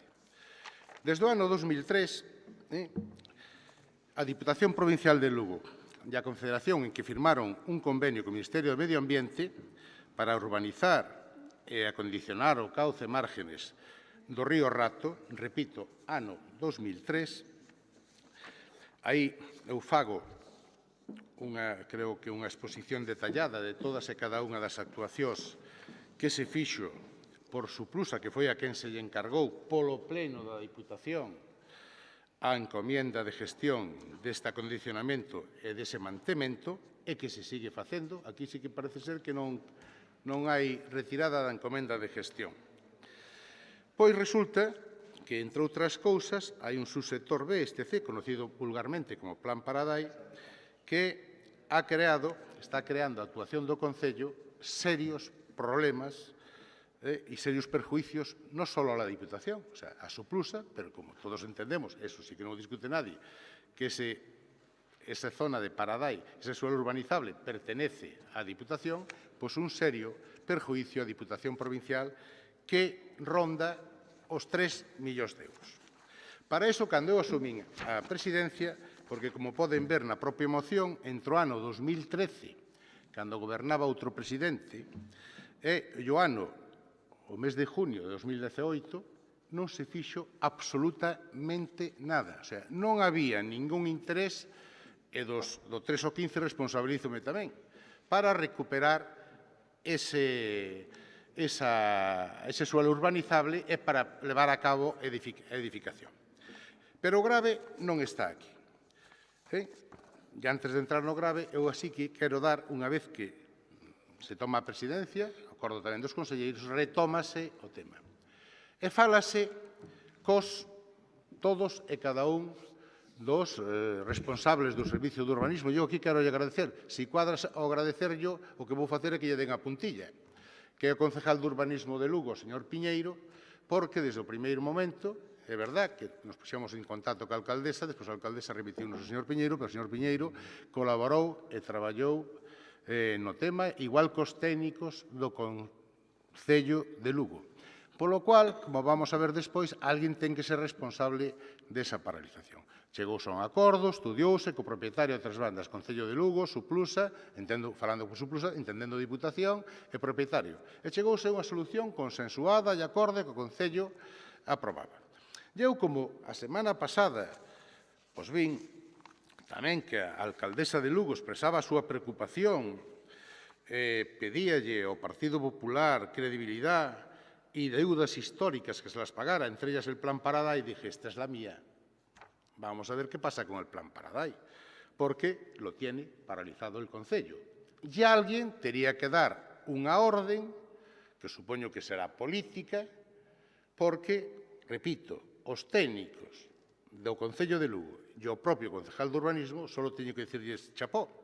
Ora, eu tamén xa olí algo mal cando eu, despois de chegar a ese consenso, vou a entregar esa documentación ao Ayuntamiento, prohíbeselle taxativamente ao concejal de urbanismo que invitei para entregalo porque era parte do seu traballo que fora sacar a foto comigo.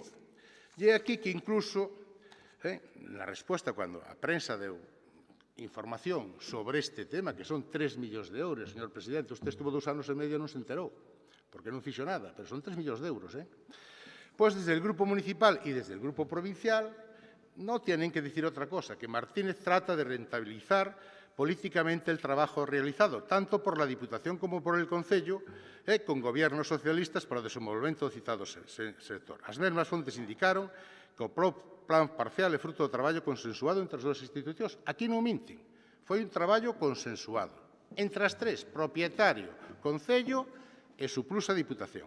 Agora, que eu tratei de rentabilizar o traballo, eu tratei de facer o que ustedes non fixeron desde o ano 2013 ao ano 2018. 13, 14, podo contar, 15, 16, 17, 5 anos, non fixeron nada. Entonces, ademais, pícanse.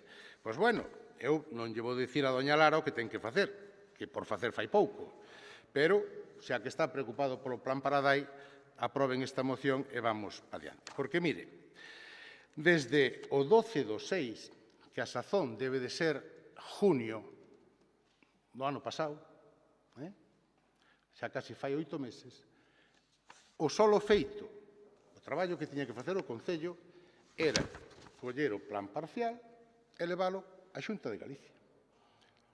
Probablemente, ca desfeita que hai de funcionarios, e o malestar que hai, pois non hai ningún funcionario o que se lle poda dicir, oye, leva isto á Xunta de Galicia, mete no registro. Porque é un traballo arduo.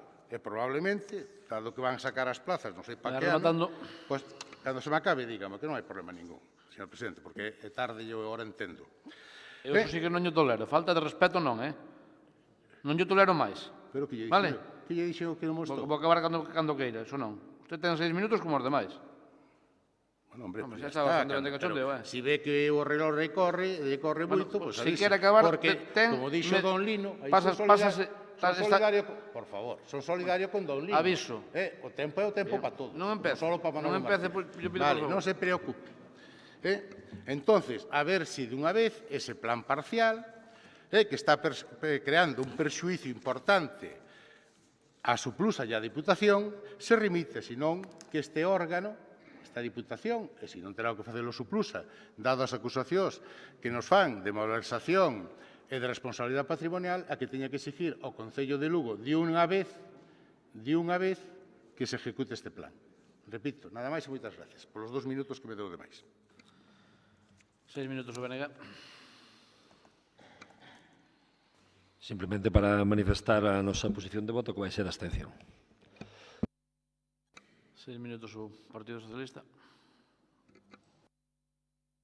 Gracias, señor presidente. Boas tardes xa a todos os compañeros e compañeiras do Pleno. Ben, a verdade é que, tal e como acaba de expoñer o deputado non adscrito, fai unha relación dos feitos que na súa moción. Eu entendo que a finalidade desto non é buscar unha solución, nin tan siquiera poñer en riba da mesa o que aconteceu, senón buscar un punto de ataque contra un concello, atacando de frente a autonomía local, nin siquiera se molesta en poñerlle un título á proposta, isto é así, pero bueno, Dito isto, e facendo unha recopilación deses feitos moito máis breve daquel recolle na proposta, dicir que no seu momento Suplus efectivamente fixo o plan parcial, a redacción pertinente, isto foi aprobado no pleno, subastouse a edificabilidade e unha vez feita a adxudicación cobrouse unha parte dela, a outra parte non, porque quedaba pendiente de cobro ata o inicio da promoción da edificación. Isto non chegou a pasar, non chegou a producirse porque o propietario acudiu ao xulgado e o xulgado deulle a razón na súa denuncia por unha cuestión de aproveitamento tipo. Isto que trouxo consigo a anulación dese plan parcial por sentencia no ano 2009 e que se empezara de novo con toda a tramitación. Fíxose unha nova redacción, remitiuse a documentación, o Concello iniciou de novo a tramitación e así chegamos ata o ano 2012. No ano 2016, como todos saben, modificouse a Lei do Solo e a de Impacto Ambiental. Evidentemente, isto afecta a toda a tramitación e tal e como di o delegado deputado non adscrito, retómanse as conversas no ano 2018. Non foi a única vez que houbo conversas co Concello de Lugo, tamén quero aclaralo. A esas conversas e acordos na moción faise referencia escasa, pásase de puntillas, pero ao noso entender son fundamentais esas reunións de carácter técnico, porque máis alá de outras cuestións, segundo se recolle e redactan os técnicos do Concello, tamén hai algo máis que dicir. Despois, eles o din así, despois das diversas reunións celebradas entre a técnica redactora e o Servicio Municipal de Arquitectura, Suplusa rexistrou de entrada no Concello día 12/6/2018 para a súa tramitación o plan parcial. Despois de diversas reunións celebradas, din puntualmente, a ordenación urbanística que contén ese plan parcial en estudio neste momento polos servicios municipais afástase en elementos esenciais da contida na proposta polo Concello e que se comprometeran a aceptar. En ese sentido, fan unha descripción desas cuestións que non se respectan.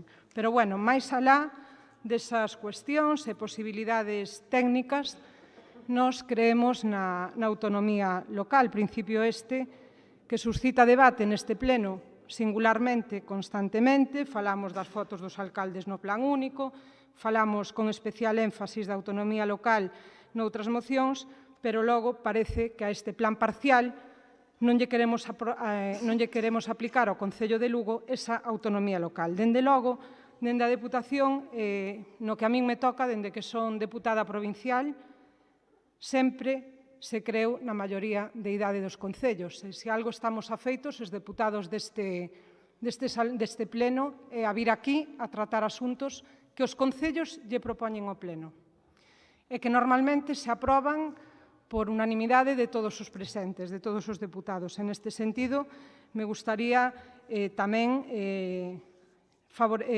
felicitar aos servicios técnicos da Deputación, porque sempre están pensando en que os concellos cumpran esa maioría de idade, a apliquen e sexa respetada a súa vontade. Nese sentido, aquí no Pleno vimos moitas veces modificacións do POS, aquel plan de obras e servicios, de xa fai tempo, do actual plan único, prórrogas, modificacións parciais, modificacións de todo tipo, nos plazos, etc. Ata nas residencias, que se diferenciaban do criterio que tiña a Deputación para a tramitación da rede de residencias públicas da Deputación, e singularmente dúas delas, unha a de Becerreá, que se diferencia das outras pola magnitude do proxecto, polo importe, pola finalidade que se vai a dar no uso aos seus usuarios, porque vai a ser para Paradai. A de Portomarín, que vai a ter, neste caso, apartamentos tutelados. Nós, o que queremos deixarlle claro, usted está claro, señor deputado, non adscrito, que lle interesa vir aquí a falar de outro libro, pero nós vimos a falar do que compete e o que habitualmente se ven a falar nestes plenos, que é dos intereses dos concellos, aínda que vostede e o Partido Popular están metidos noutras guerras que parece ser lles interesan máis. A nós, desde logo, non. En ese sentido, e coa defensa da autonomía local, afastámonos co noso voto en contra desta proposta do interés partidista que tanto o Partido Popular como vostede teñen en gobernar ou intentar máis ben gobernar a Deputación dende Suplusa. Dende logo, en Suplusa conseguiron, o Partido Popular goberna gracias a vostede, e nós na Deputación de Lugo, ata onde poidamos, pois non lle lo imos a permitir. En ese sentido, e defendendo a autonomía dos concellos, o que vamos a facer é votar en contra desta proposta. Actuamos e actuaremos a proposta dos concellos, non, desde logo, a proposta dos grupos que están na oposición nesta Deputación. Gracias. 6 minutos o vocero do Partido Popular. Sí, bueno, vimos de falar dunha actuación desta Deputación con Concello de 12 anos, acaso na audiencia, ahora vamos a falar dun proxecto importante para esta cidade que leva en tramitación nada máis e nada menos que 17 anos. 17 anos, 14 desde que se iniciou formalmente o primeiro proceso deste plan parcial.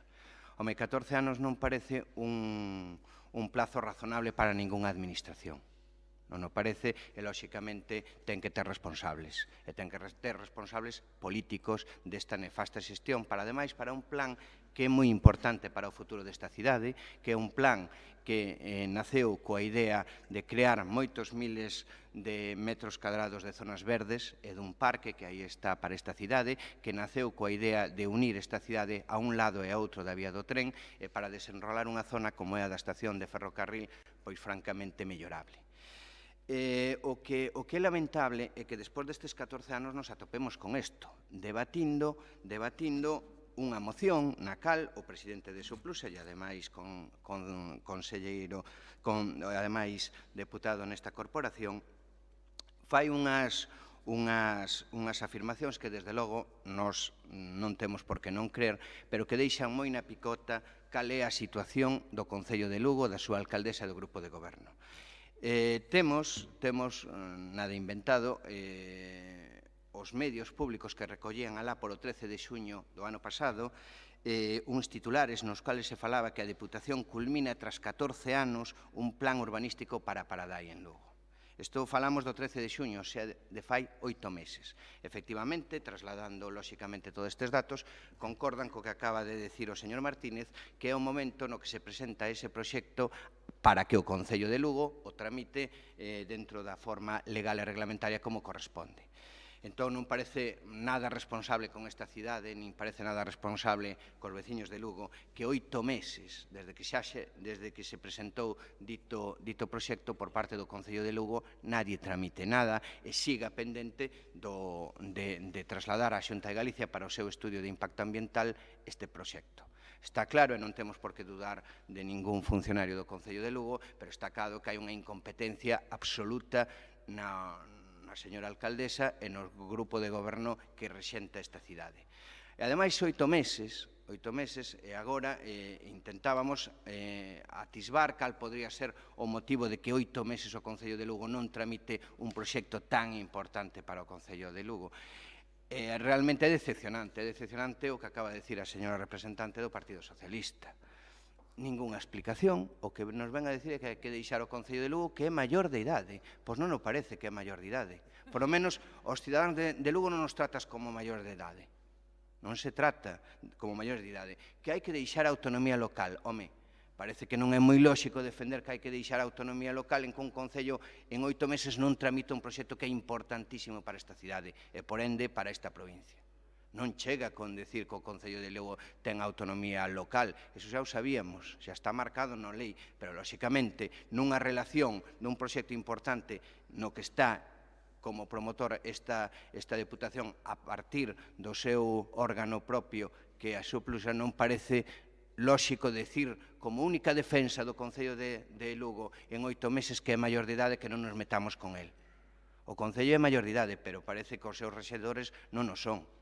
E non parece, do que acaba de vostede decir, que haya ningún motivo fora do que todos atisbamos para que non se tramite este expediente. E máis, mire, en xuño, cando se presenta este proxecto, a prensa e os medios locais fanse eco e din, literalmente, que a Diputación de Lugo culmina tras 14 anos un plan urbanístico para Paradai, presentado polo señor presidente de Suplusa, e dixe literalmente en todos os medios que eso causa certo recelo no goberno local de Lugo, o cual parece estar bastante en coordinación co que vostede acaba de decir. E máis, que queda de resume? Que queda de resume? Pois queda de resume, igual que falábamos na anterior moción, o tremendo dano que vostedes, o Partido Socialista en Lugo, está facendo a esta provincia e a esta cidade. Simple e llanamente por os seus problemas internos e simple e llanamente porque os incomoda que o actual presidente de Suplusa poda ter un éxito político que vostedes non foron capaces de poñer en valor durante 14 anos. Por lo tanto, vamos a apoiar esta moción porque nos queda aínda máis claro, despois das intervencións aquí vertidas, que o Concello de Lugo de maior de idade non ten nada en canto aos seus rexedores. Absolutamente nada. Non é xustificable 8 meses despois de 14 anos paralizado o desenrolo dunha cidade sin ningunha explicación mínimamente coherente por parte do goberno da cidade de Lugo. O cal, por certo, o único que se lle pide é que traslade ese proxecto que leva 8 meses nun caixón, que se traslade para o seu seguinte paso administrativo, que é o impacto ambiental por parte da Consellería de Medio Ambiente. Non é razonable e é moi pouco bagaxe para defender a actuación dunha alcaldesa neste como en outros moitos asuntos desta cidade. 3 minutos o diputado non escrito. A verdad que tal derroche de elocuencia deixoume obnubilado, para non dicir nada de Paradai, para falar da residencia de Becerreá. Si xa sei onde está a residencia de Becerreá. E despois para dicir que veño a atacar ao Concello. Hombre, eu non veño a atacar ao Concello.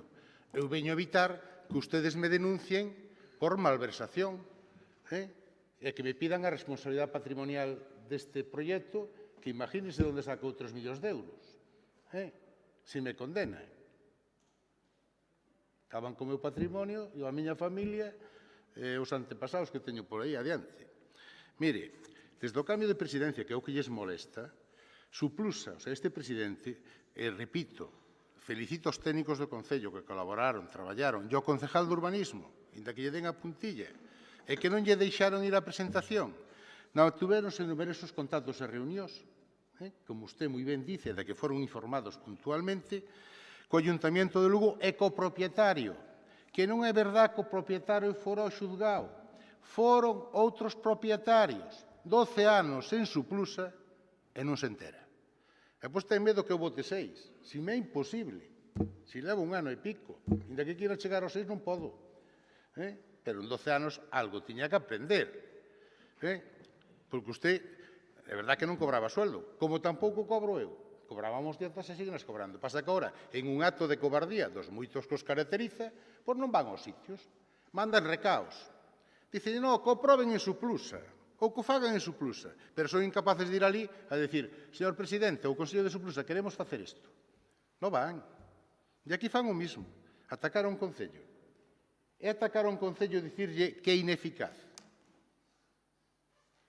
Porque isto está demostrando que un papel ou un documento 8 meses nun caixón, non sei de quen, é ineficacia pura dura. E benvenida sea a autonomía municipal que permite, parece ser, tramitar un documento cando queira a autonomía municipal, que será a alcaldesa, digo eu. Porque eu non sei quen é a autonomía municipal. Me parece que as leyes, e a Lei 9/2016 desa do suelo, que se reformou, e o Reglamento de Tramitación e Planeamento de Desarrollo, dice que no plazo de 2 meses o promotor remitirá ao órgano ambiental, o promotor era Suplusa, e remitiu ali, deulle ao Concello, e o Concello ten 2 meses para mandalo, van 8. Eso é autonomía municipal, eso é ineficacia, falta de gestión, pero así vai Lugo. Claro, que está clamando porque volvo o señor Orozco. Que lle vamos a facer? Ustedes o votaron tamén, ale, a imputación, que agora esas imputacións utilízanas según lles ven. Hai uns que están imputados entre as alcaldesas de Lugo e esa que repita, pero bueno, esa é, como dice un tal Pedro Sánchez, a realidade é cambiante, pois ustedes adaptanse á realidade según lles interese. Mire, veñan a Suplusa e expoñen ali o que teñan que dicir, teñan valor, e non mintan, non diga que o propietario foi ao xulgado porque non foi, foron os propietarios de outros terrenos. O propietario comprou esos terrenos. Despois desa sentencia. O que eu me fai dudar tamén é que está criticando os funcionarios, que, repito, traballaron, chapó. lle está dicindo que o traballo que fixeron consensuado e por unanimidade, o documento que se remite ao Concello de Lugo foi consensuado e por unanimidade do Concello, de Suplusa e do propietario. Repítollo, consensuado e por unanimidade. Salvo que ahora lle moleste que os funcionarios de Lugo cumpriran co seu traballo e chegaran a redactar un acordo consensuado e que daba solución ao problema. E que, repito, coller, non sei se habrá algún conserje, eu creo, presidente, que incluso podía deixar algún conserje de aquí que lle boten o amao á alcaldesa de Lugo que leva o documento desde o Ayuntamiento á Xunta de Galicia, ou levo eu, xa o levei ao Ayuntamiento, non teño inconveniente, se mo dan, en pasalo á Xunta de Galicia que emitan ese informe.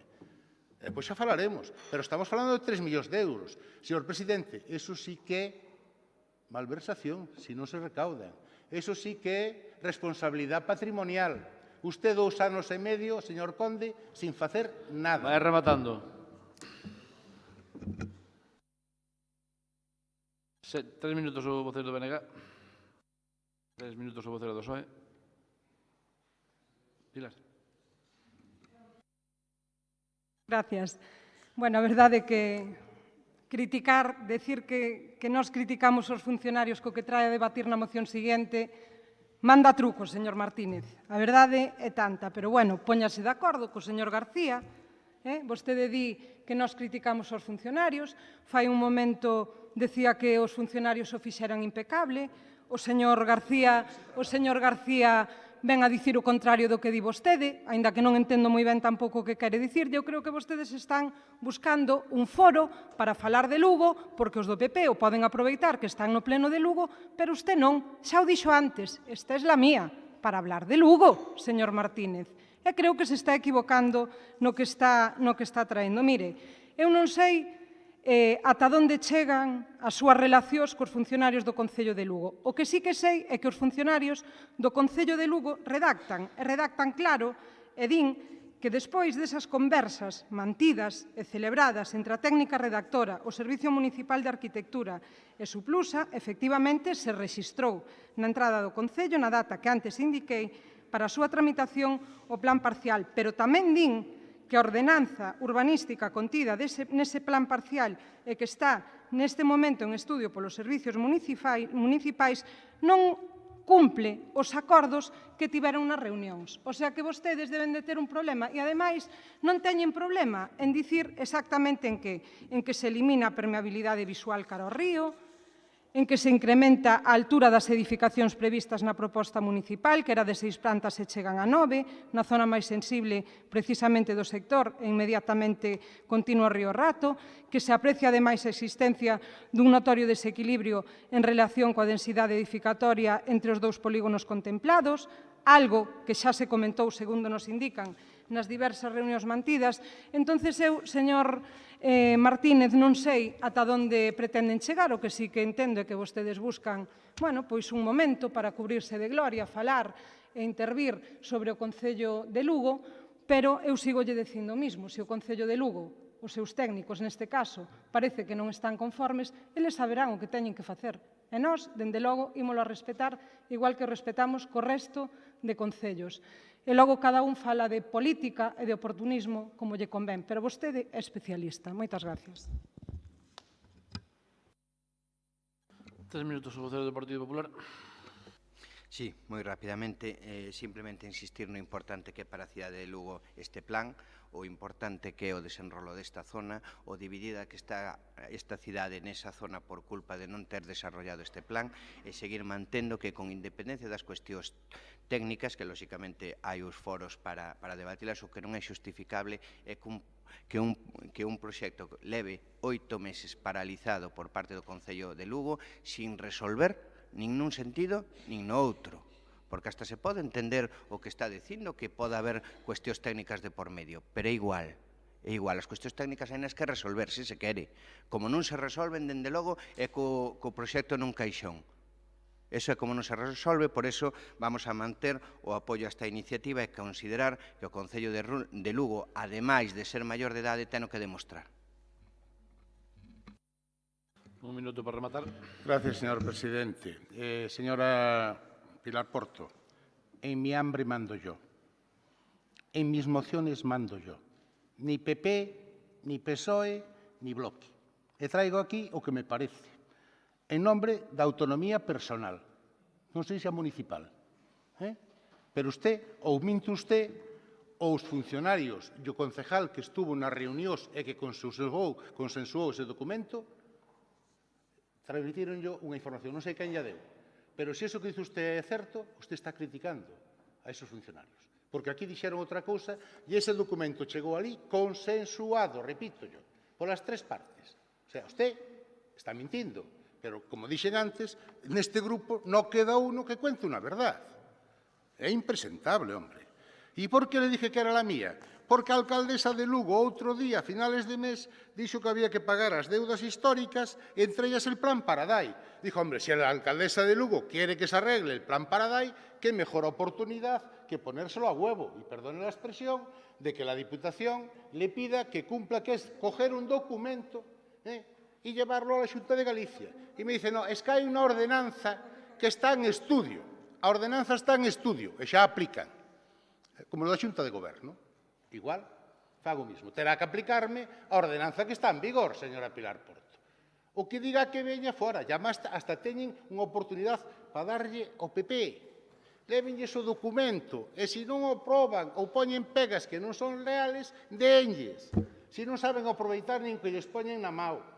Políticamente. Yo soy la alcaldesa de Lugo, que non la soy porque non soy mujer, pero mañana cogía el documento y lo llevaba a la Xunta, al registro, yo personalmente, sin problema ninguno. Y el presidente de Suplusa no le iba a decir que se aprovechaba del trabajo de él y de las reuniones de él y del concejal de urbanismo. Chapó, salgo a felicitarla, porque esta Diputación ganaría 3 millones de euros, que es una cantidad importante, señora Pilar Porto. Nada más y muchas gracias. Tranquilo, presidente.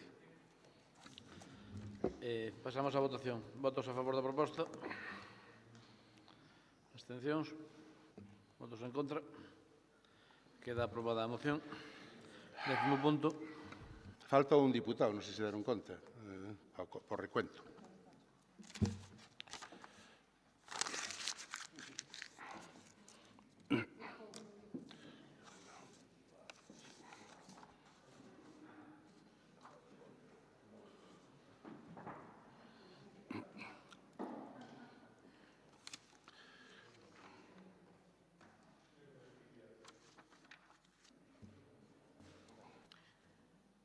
Moción del señor diputado non adscrito en relación cos procesos selectivos iniciados e a creación dunha comisión para o seguimento destes procedementos.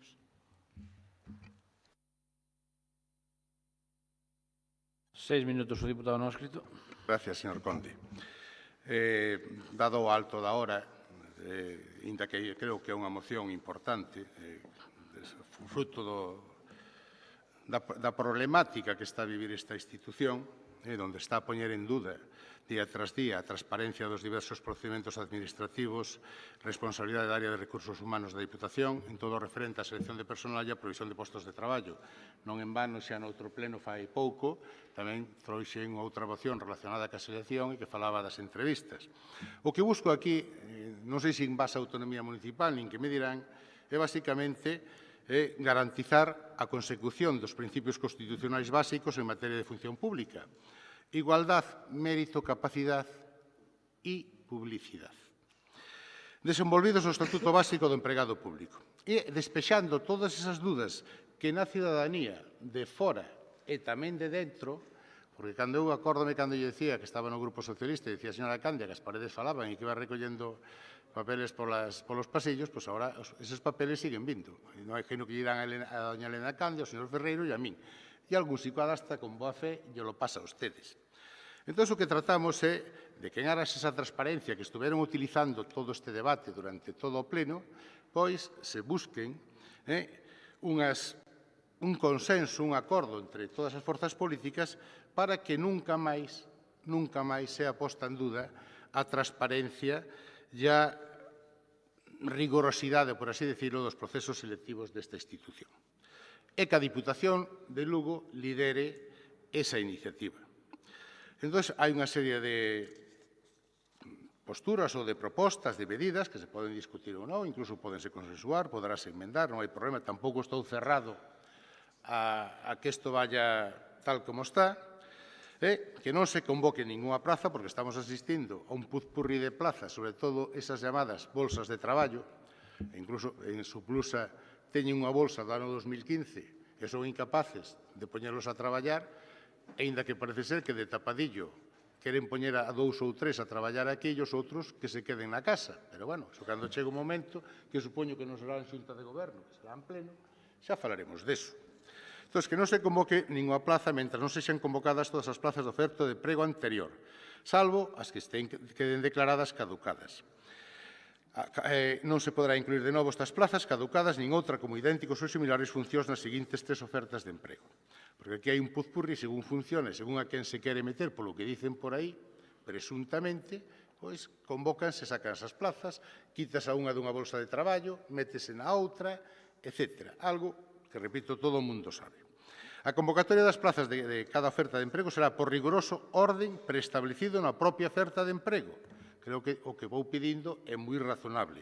Ou polo mecanismo que o Pleno da Diputación aprobe, non xunta de goberno. Isto non o emenden, que non yo acepto.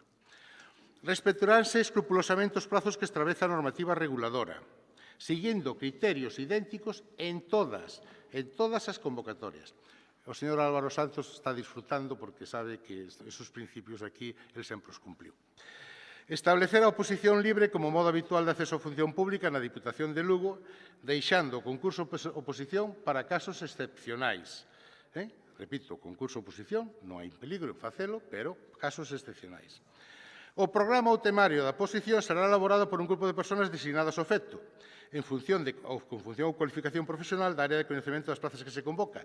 Home, non chegar a que o temario ou programa o faga o mismo que se vai examinar. O examinando parece ser que fai o temario das probas ás que el se vai a presentar. Eso é o que circula por aí.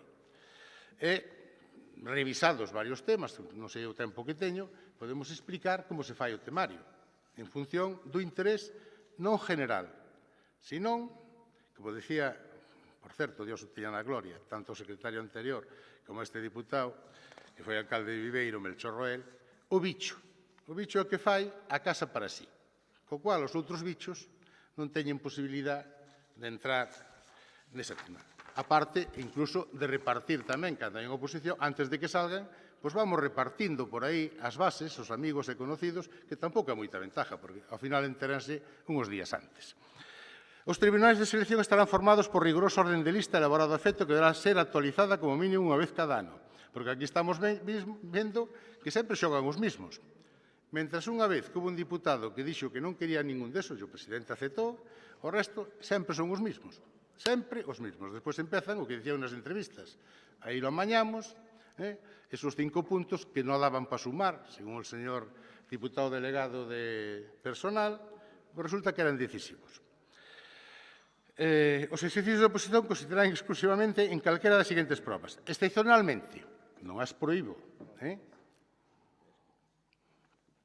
excepcionalmente, exámenes tipo test que deberán de ser elaborados polo tribunal o mismo día da celebración, para evitar eso, que hai algún que vai cas bases, vamos xugar ao pádel, levamos as bases, vamos xugar ao parchís, levamos as bases, e dámosllas a uns amigos.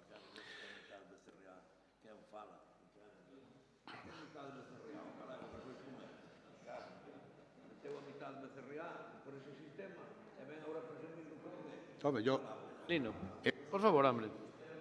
Manolino. Venga, xa está, acabouse. Acabouse. Venga. Atende, se é verdade, eu que pido, toma a palabra don Eduardo, que diga quen de Becerrea metín eu.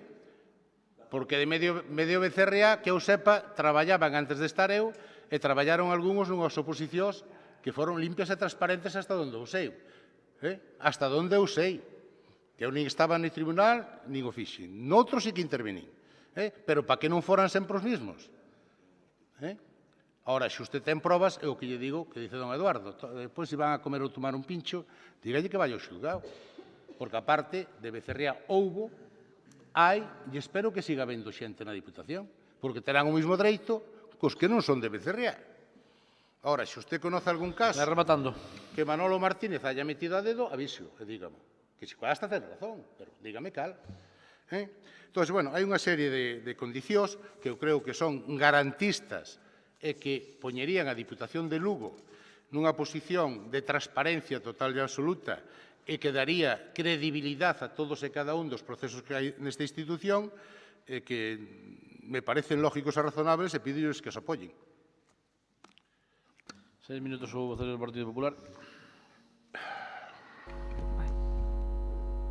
Acóplase o micrófono. Eu creo menos de 6 minutos. Este grupo nos pasados días denunciou públicamente facéndose con algúns... Está acoplado con algo, non sei se que está un micrófono encendido. O de Martínez. Bueno, é igual. En todo... Ahora. Doña Elena Candia, podo ter culpa de todo, podo parecer a plagas de Egipto, pero non teño 10 plagas. Non son culpable do que pasa aquí. Moi brevemente, bueno, igual, sigue facendo un ruido raro, pero igual. Non creo que se necesiten uns 6 minutos, vamos a ver, este grupo...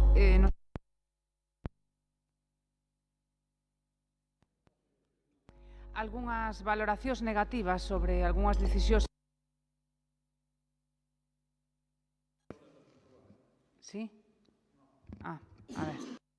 Sobre materia de persoal que se estaban a facer por parte da institución provincial, non? Iso non foi tampouco unha opinión individual do grupo que represento, sino realmente, especialmente no nomeamento que afectaba a área de vías e obras, pois foi un intercambio de información con traballadores desta casa que efectivamente persoal que funcionario que vía que non se lle daba opción a ese nomeamento en detrimento cunha discriminación que les entendían pois pouco xustificada con este traballador que estaba ademais públicamente moi vinculado ao Partido Socialista. Poucos días despois, enterábamos tamén do nomeamento de outra persoa que tamén estaba moi vinculada ao Partido Socialista. De feito, foi diputada representando ese partido nesta mesma institución, que, como a todo mundo, ten dereito a traballar, pero empezábamos vendo que, despois do seu nomeamento, que se produce un determinado día, uns días un pouquiño máis tarde, o propio presidente publicaba unha resolución onde modificaba os criterios de chamamento para prestar servicios como persoal temporal provincial na propia institución. Vemos que está habendo movementos que nos parecen pouco claros, e que nosotros o denunciamos públicamente. En todo caso, se as cousas se están facendo ben, pois non ten por que preocupar a ninguén, porque simplemente o que hai que buscar é unha maior transparencia, e se as cousas non se están facendo ben, pois habrá que entre todos intentar correxilo. Hai cousas que non só teñen que ser, sino tamén parecer. Estes dous últimos nomeamentos non sei se son, pero dende logo non o parece. Especialmente porque 4 días despois incluso cambia as reglas do xogo, non? Todo iso, pois, evidentemente, dá lugar a malas interpretacións. Eu non vou a decir que os que en algún momento militamos en algún partido ou asumimos responsabilidades políticas de algún partido non poidamos volver a traballar nunca na vida nunha administración. Pero tamén é certo que este tipo de chamamentos, este tipo de designacións, insisto, poden selo, pero non o parece. Entón, parte das peticións que fai o deputado non adscrito, pois pareceme que poden ser incluso pouco operativas, non? E poden trasladar pois certa desconfianza a traballadores desta casa que me gustaría aclarar que non é así. E, de feito, nesta mesma sesión plenaria, en un aspecto que para nós foi moi importante, pois dinlles o agradecemento e as felicitacións. Pero non por eso vou a centrarme na exposición de motivos, vou, digamos, apartala do que vou a dicir a continuación, voume centrar na proposta de acordo. A proposta de acordo é que se paralicen os procesos selectivos iniciados ata que se poida poñer en práctica as medidas propostas e sempre hasta despois das eleccións municipais. E segundo, que se cree unha comisión da que formen parte os grupos políticos que forman a corporación co obxectivo de facer un seguimento deste procedimento.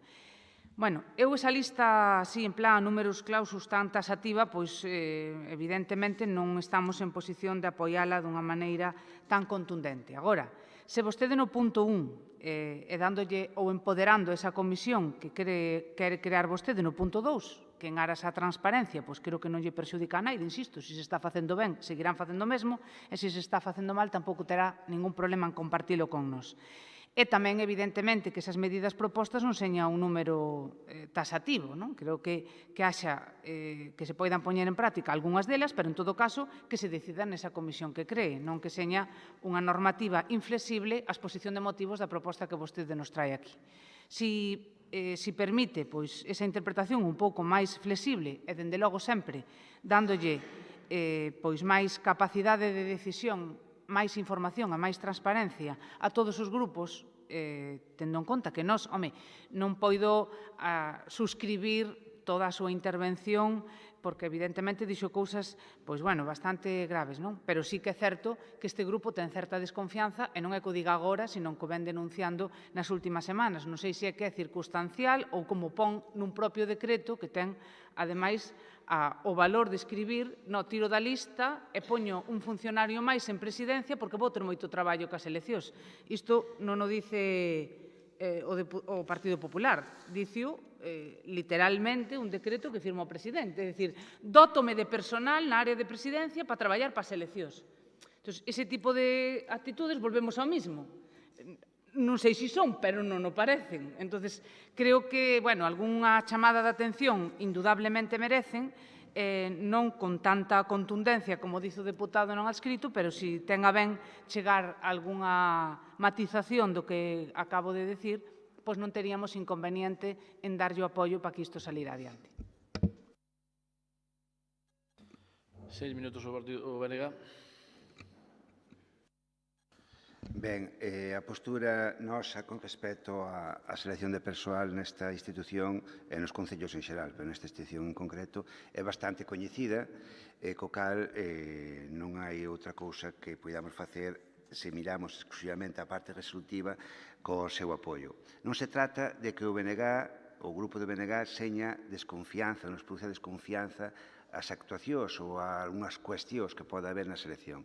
Trátase da percepción que pode ter a sociedade de como se selecciona persoal na Diputación de Lugo, que é, con calquera veciño ou veciña que se fale, non é precisamente moi boa. Nese sentido, todo o que se faga para intentar mellorar esa percepción ten que ser benvido. E, ademais disto, estaba o feito de que xa, cando no seu día asinamos un acordo de goberno para a moción de censura que se deu, xa nese propio acordo iba incluído todas estas ou parte destas medidas que aquí se propoñen. É dicir, o de crear a comisión con todos os grupos políticos que xestionara o que é o proceso selectivo era unha proposta que iba incluída, e logo que dada precisamente esa desconfianza que pode haber na sociedade cara aos procesos selectivos, que non se celebren eses procesos, pois unhas semanas antes dun proceso de eleccións que vai cambiar completamente, cando menos vai renovar este pleno, o goberno, se é o mesmo color ou non, vai non renovar, pois non parece tampouco o máis axeitado para insistir nesa transparencia ou nesa percepción que debemos transmitir á sociedade. E logo, para rematar, quero deixar claro que, inda que pareza hasta, non sei, se contradictorio, penso que non é, pero bueno, que en todo estas críticas que se poden facer a percepción que existe dos procesos selectivos, é un principio non é culpa dos funcionarios que levan a cabo, porque un funcionario, unha funcionaria, non fai nada que non se lle permita ou non se lle mande facer por parte da dirección política correspondente. A mí non me parece de recibo que cando se critica un proceso de selección automáticamente se diga estás atacando aos funcionarios. Eso nada, para nada. Os funcionarios fan o que se lles permite que faga, o que se lles permite facer ou o que se lles manda facer. Nada máis. A responsabilidade sempre dos políticos de turno. E decía a parte resolutiva. En canto a parte expositiva, a parte de algún matiz que poidera haber, está en xeral bastante correcta, pero hai un punto concretamente, eu xa lle comentei antes de empezar o pleno ao señor Martínez, que dende o BNG non podemos compartir, que é o de que todas as oposicións teñan que ser libres, eliminando, excepto para casos excepcionais, o concurso de oposición. E digo por unha razón moi sinxela. Aquí nesta institución, igual que en moitos concellos, durante anos non se podían convocar plazas debido ao que era a reposición de efectivos, que non permitía que se convocaran plazas de funcionarios a gas, creo lembrar, o 10% da xubilación, ou unha cousa así. Bueno, o caso é que non se podía convocar. Entón, o recurso que se fixo nesta institución tamén foi convocar plazas como interinos, que iso sí se podía facer. Plazas de interinos que foron convocadas por oposición libre. Home, o máis lóxico é que esas plazas que ocupan persoas que accederon a esa interinidade por unha oposición libre, se agora esa plaza se convirte nun posto de funcionario, pois vayan a través dun concurso de oposición, non dunha oposición libre outra vez. Parece que é o máis lóxico porque xa accederon a ese posto por concurso de oposición, non? Salvo eso, que sería unha cousa que imagino que se podría matizar, incluso lle diría ao señor diputado que engadira simplemente no punto 4 ao final ou nos casos nos que este pleno así o determine, e xa quedamos cubertos se hai calquer tipo de caso que se vexa que é máis procedente un concurso de oposición que unha oposición libre, pois que o pleno decida que casos serían, non? Ou que propoña, máis ben que decidir, que propoña que casos se podían incluir nesta casuística. Por o resto, nada, es que anunciar que vamos a votar a favor e nada máis. De momento. 6 minutos o voto do PSOE. Goberno. Buenos días. Xa máis ben tardes. Bueno, non sei se serei capaz de explicarme outra vez. Xa o fixen noutra ocasión para decir, vou ter que dicir o mismo, é dicir, que os procesos selectivos na Diputación de Lugo son transparentes, son legales e son perfectos, impolutos. Esta moción o que pretende, según o señor Núñez, é garantir os principios institucionales do emprego público e que a Diputación lidera o proceso de selección de personal. Non pretende eso. Esta moción pretende outras cousas. Pretende cuestionar e desprestixiar os procesos de selección desta Diputación. Pretende cuestionar e desprestixiar os tribunales desta Diputación. Pretende incluso desprestixiar os traballadores desta casa, sean do partido que sean, que aprobaron as súas oposicións e que están traballando nesta casa. En fin, iso é o que pretende, emponzoñar a vida desta Diputación, dos seus traballadores e a dos políticos que aquí estamos. Iso é o que pretende usted con esta moción. Hai unha cousa máis que pretende. Dice que se paralicen os procesos selectivos. Iso dicio casi na última parte. Non, que se paralicen os procesos selectivos. Claro.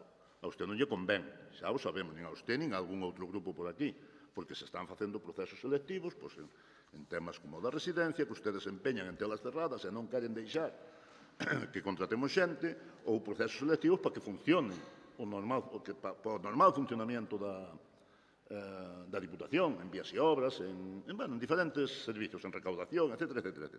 Iso é o que pretenden ustedes con esta moción.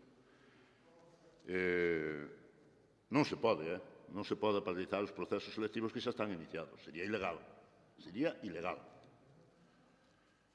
E, lógicamente, outra cousa que pretende usted, que é onde se move ben, é politizar os tribunales. E aí move usted moi ben.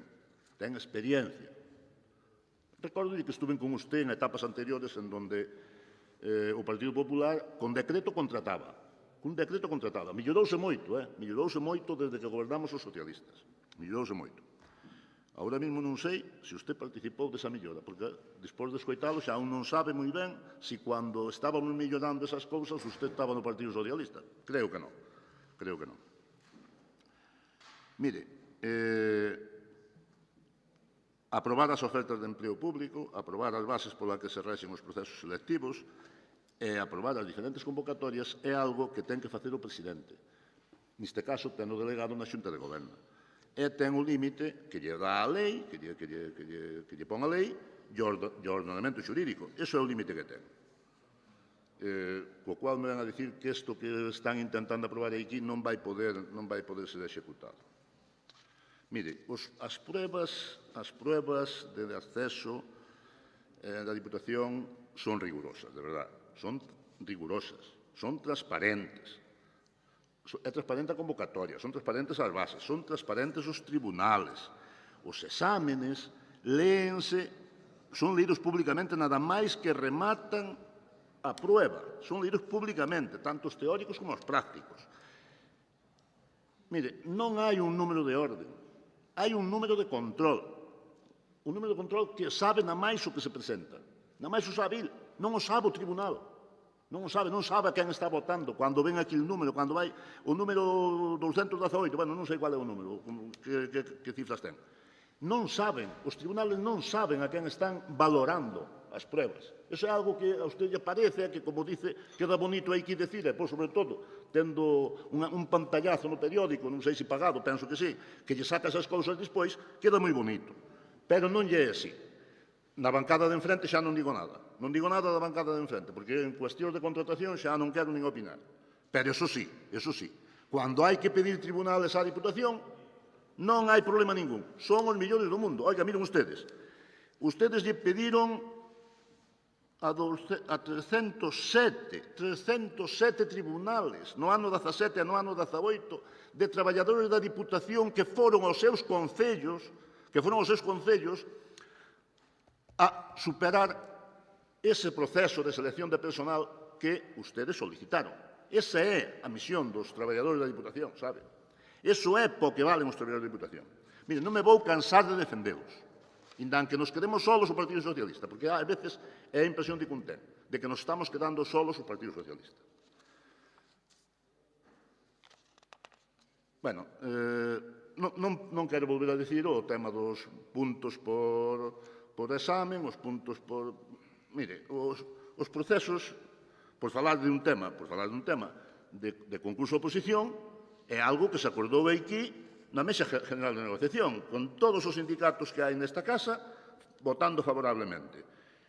É algo que fan no ensino, que fan na sanidade, sin tanta garantía como a nós, pero fan no ensino. E acabano teño aquí a nota, porque trouxe nas proceso, no DOGA de cando foi eso, perdone que vos lo diga, onde se aprobou ca unanimidade tamén dos sindicatos o 15 de xaneiro de 2018. Acordo da Xunta de Galicia para desenvolvemento dun plan de estabilidade no emprego dos servicios públicos. E falan do concurso de oposición.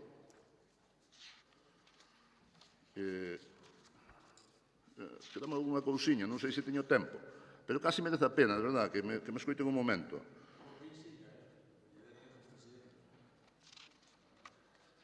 Non podemos dicir que vamos a ir a un riguroso orden para establecer... Bueno, eso xa a mesma portavoz do PP o dice. Non pode ser, hombre.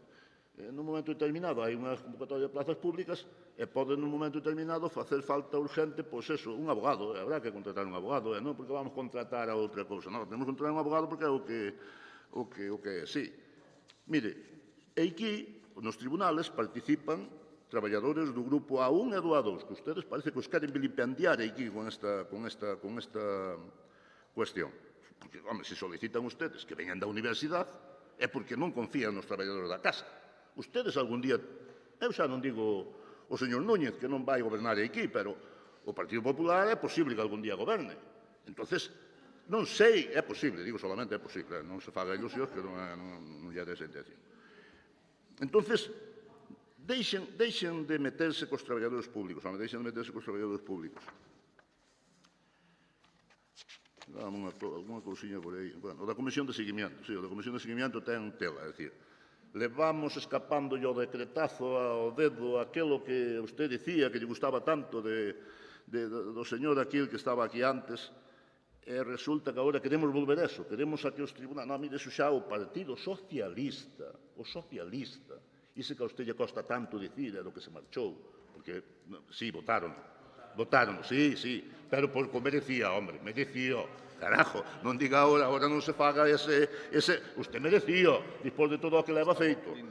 Estaba pedindo aí, e aí lle dice, Eduardo, e además, tú ya o sabémoslo ben, porque non cumple, é un home que non cumple, entonces había que votalo. Quero dicir que esa comisión de seguimento, ustedes que pretenden? Pois, sustituir os tribunales de funcionarios públicos e poñer, como se dice, políticos. Eso pasou á historia. Están ustedes moi mal. Mire, isto vou non ler, porque o escribín, non é por outra cousa. Están amplificando e facendo de altavoz de aqueles que pretenden fomentar unha mala imaxe dos empleados públicos. Sen proba alguna, para danar a Diputación, enlamando, ensuciando, enmerdando, falando claro, pensando que si van ter máis votos. Pero iso non lle é así, non lle é así. Os que levamos moitos anos na Diputación sabemos como evolucionou a contratación na Diputación. Como estaba hai uns anos e como está hoxe. Sabemos do que levamos aquí algún tempo.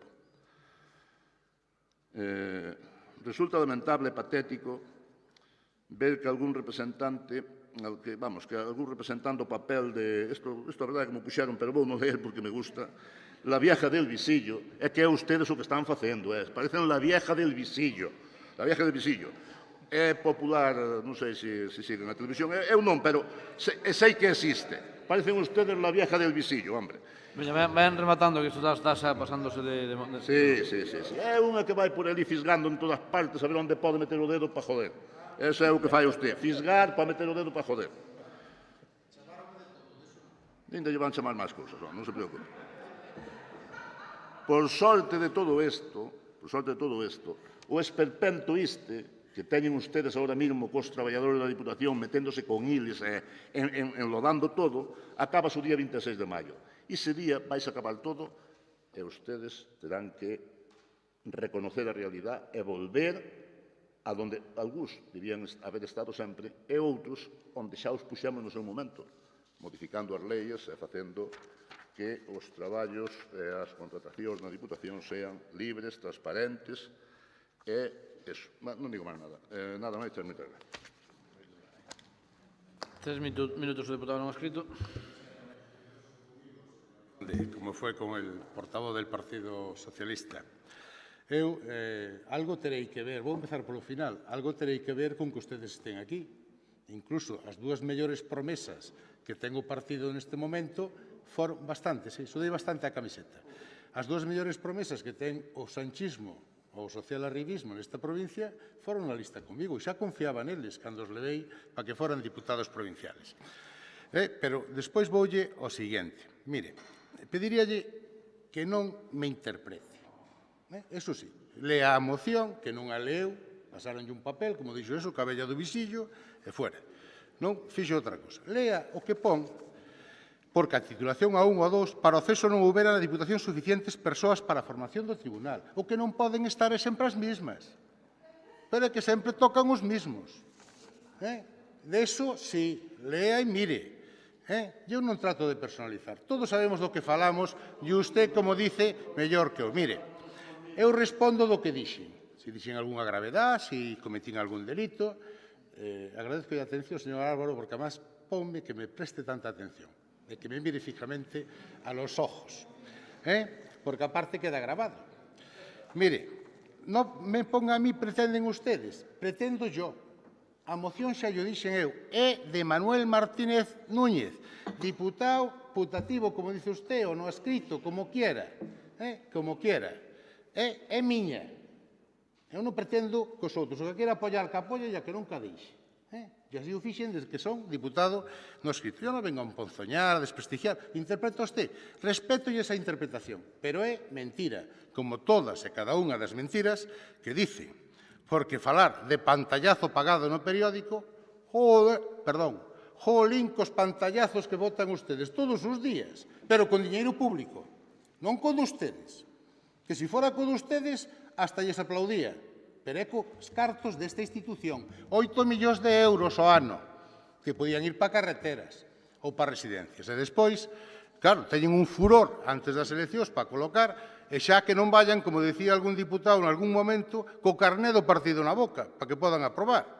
Que de todo hai. Pero, bueno, mire, sacar o proceso selectivo das residencias que están facendo, que é indecente. Teñen unha bolsa ali que aprobamos nós, eu tamén, no 2015, e non tiran dela. Pero se é unha bolsa feita polo Partido Socialista cando gobernaba. E non tiran. Tratan de meter de tapadillos algúns aquí, ou algunhas. Os seus intereses terán. E pois quere transparencia e claridade. Porque se todo isto fan, que problema teñen a aprobarlo? Se están facendo isto e máis, por que non o aproban? Hombre, é que pedimos tribunales fora. Pois sí, eu pido sempre. Precisamente para evitar presións. Porque se son da Diputación non teñen presión ninguna dos veciños polo menos do Concello de Becerrea. E os outros me imagino que será co mismo. Se van funcionarios dali, obviamente poden ter máis presións cos que veñen de fora que en principio non os conoce nadie. Se eso lle molesta, non pido máis, xa os pedirei a Xunta. Eu non teño inconveniente en pedilos, porque eso sí que é confiar. O que quero eu é que non metan ao personal donde o están metendo. Mire, fala das oposicións convocadas. Voulle ler, se o presidente ten a ben, as bases que aprobaron na Xunta de Goberno o 1 de febreiro. É un concurso oposición no que o baremo de méritos é aproximadamente o 40% da puntuación da plaza. O traballo desempeñado na plaza que se convoca puntúa máis de 3 veces no mesmo traballo desempeñado aquí que no sector privado. E todo elo para unhas plazas cuya función son as propias da titulación que se exixe para o acceso. Repito, o 1 de Goberno. Ademais, máis do 55% do temario refírese a unha única lei, Lei de Contratos do Sector Público. Non se ha convocado ningunha plaza nos últimos 10 anos, en toda España, vou dicir, en toda España. Non se convocou unha plaza similar a esta, na que a maioría do temario se refira a unha única lei. Ni siquiera para puestos especialmente específicos e menos para un puesto cuyas funciones se refieren, como dije antes, a titulación exigida. Mire, vou poñer un exemplo. Administración de Vigo, voz da Pontevedra do 26 de marzo de 2018. Oposición, 60 temas. Temas contratos, 4. Xunta de Galicia, 7 de marzo de 2018. Oposición, 47 temas. Temas de contratos, 1. Diputación de Pontevedra, isto é de 2019. Concurso oposición, 45 temas. Tema contratos, 2. Vámonos ir a Andalucía, que agora perdémola. E digo perdemos porque sinto que se haya perdido. Non creen que sea real, pero é así. Ayuntamiento de Loja, Boletín de Huelva, noviembre de 2018, 60 temas. Tema contratos, 2. Isto creo que é ilustrativo e desmontou o que dice o señor portavoz do PSOE.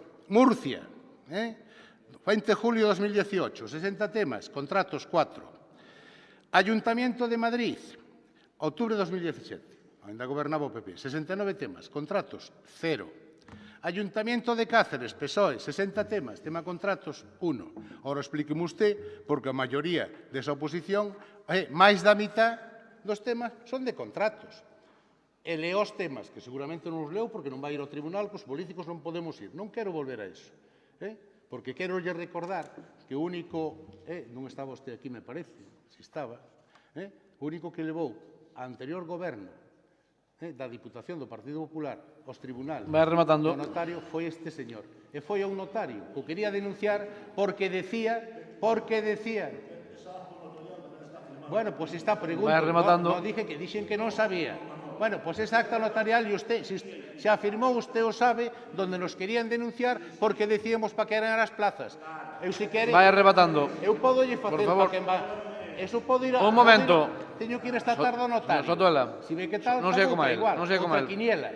Non teño inconveniente, Bueno, remate. Remate que xa pasas 3 minutos. Vamos a concretar o que decía o Partido Popular, que pedía exactamente... se me lo repite, porque con tanto barullo e tanta interpretación, pérdome. Que quería o Partido Popular? Na miña moción, O Partido Popular xa o dirá cando lle toque. Pero estamos de cachondeo, póñanse de acordo e xa está, joder, antes de vir aquí. Pero terá que... Están de cachondeo. Vamos a ver, señor presidente, é de sentido común... Vamos, hombre, tamén me parece un cachondeo. Vamos a ver que queremos un ou outro. Coño, no te saben o que están. Están aquí o que les interesa aos veciños, verdad? Sí, hombre, venga. Pero, señor presidente, a ver, tenéis que...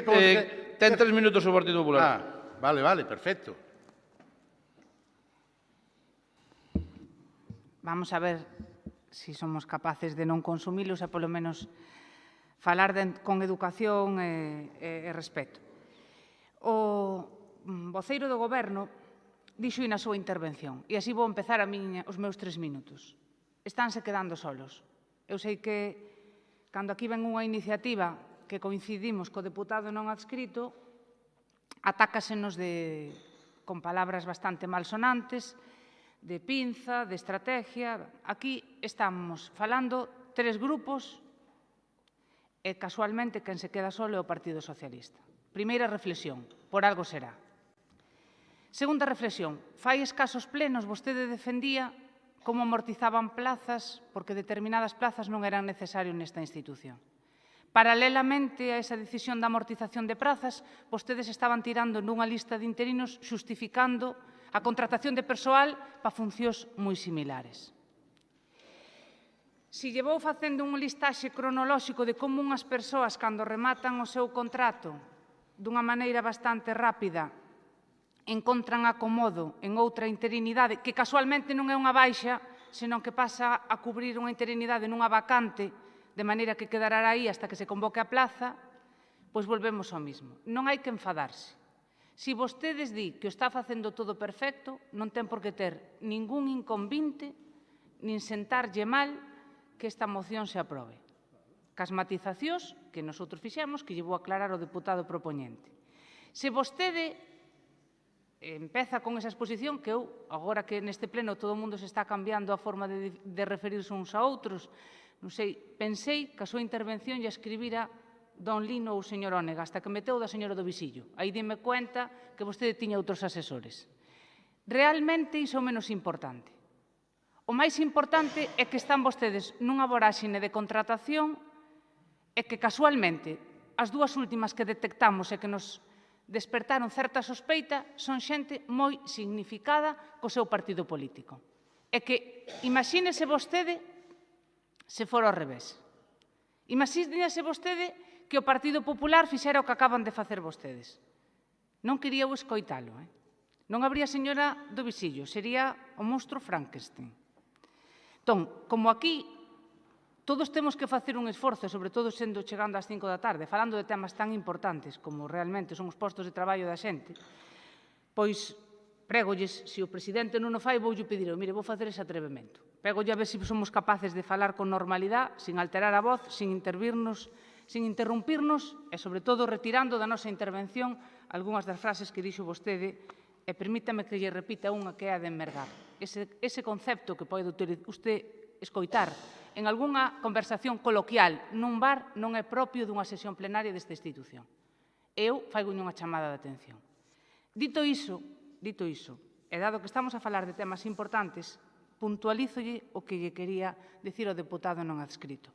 Vostede expón na proposta de acordo como que o que reflexa na exposición de motivos é un números clausus. É dicir, que todo o que ven ali se ten que producir. E nos aí en algunhas cousas non estamos de acordo. Como a exposición de motivos non vincula co que vincula a proposta de acordo, eu digo, se vostede redacta na proposta de acordo entre eles, pois a min me podría valer, ou a este grupo lle podría valer.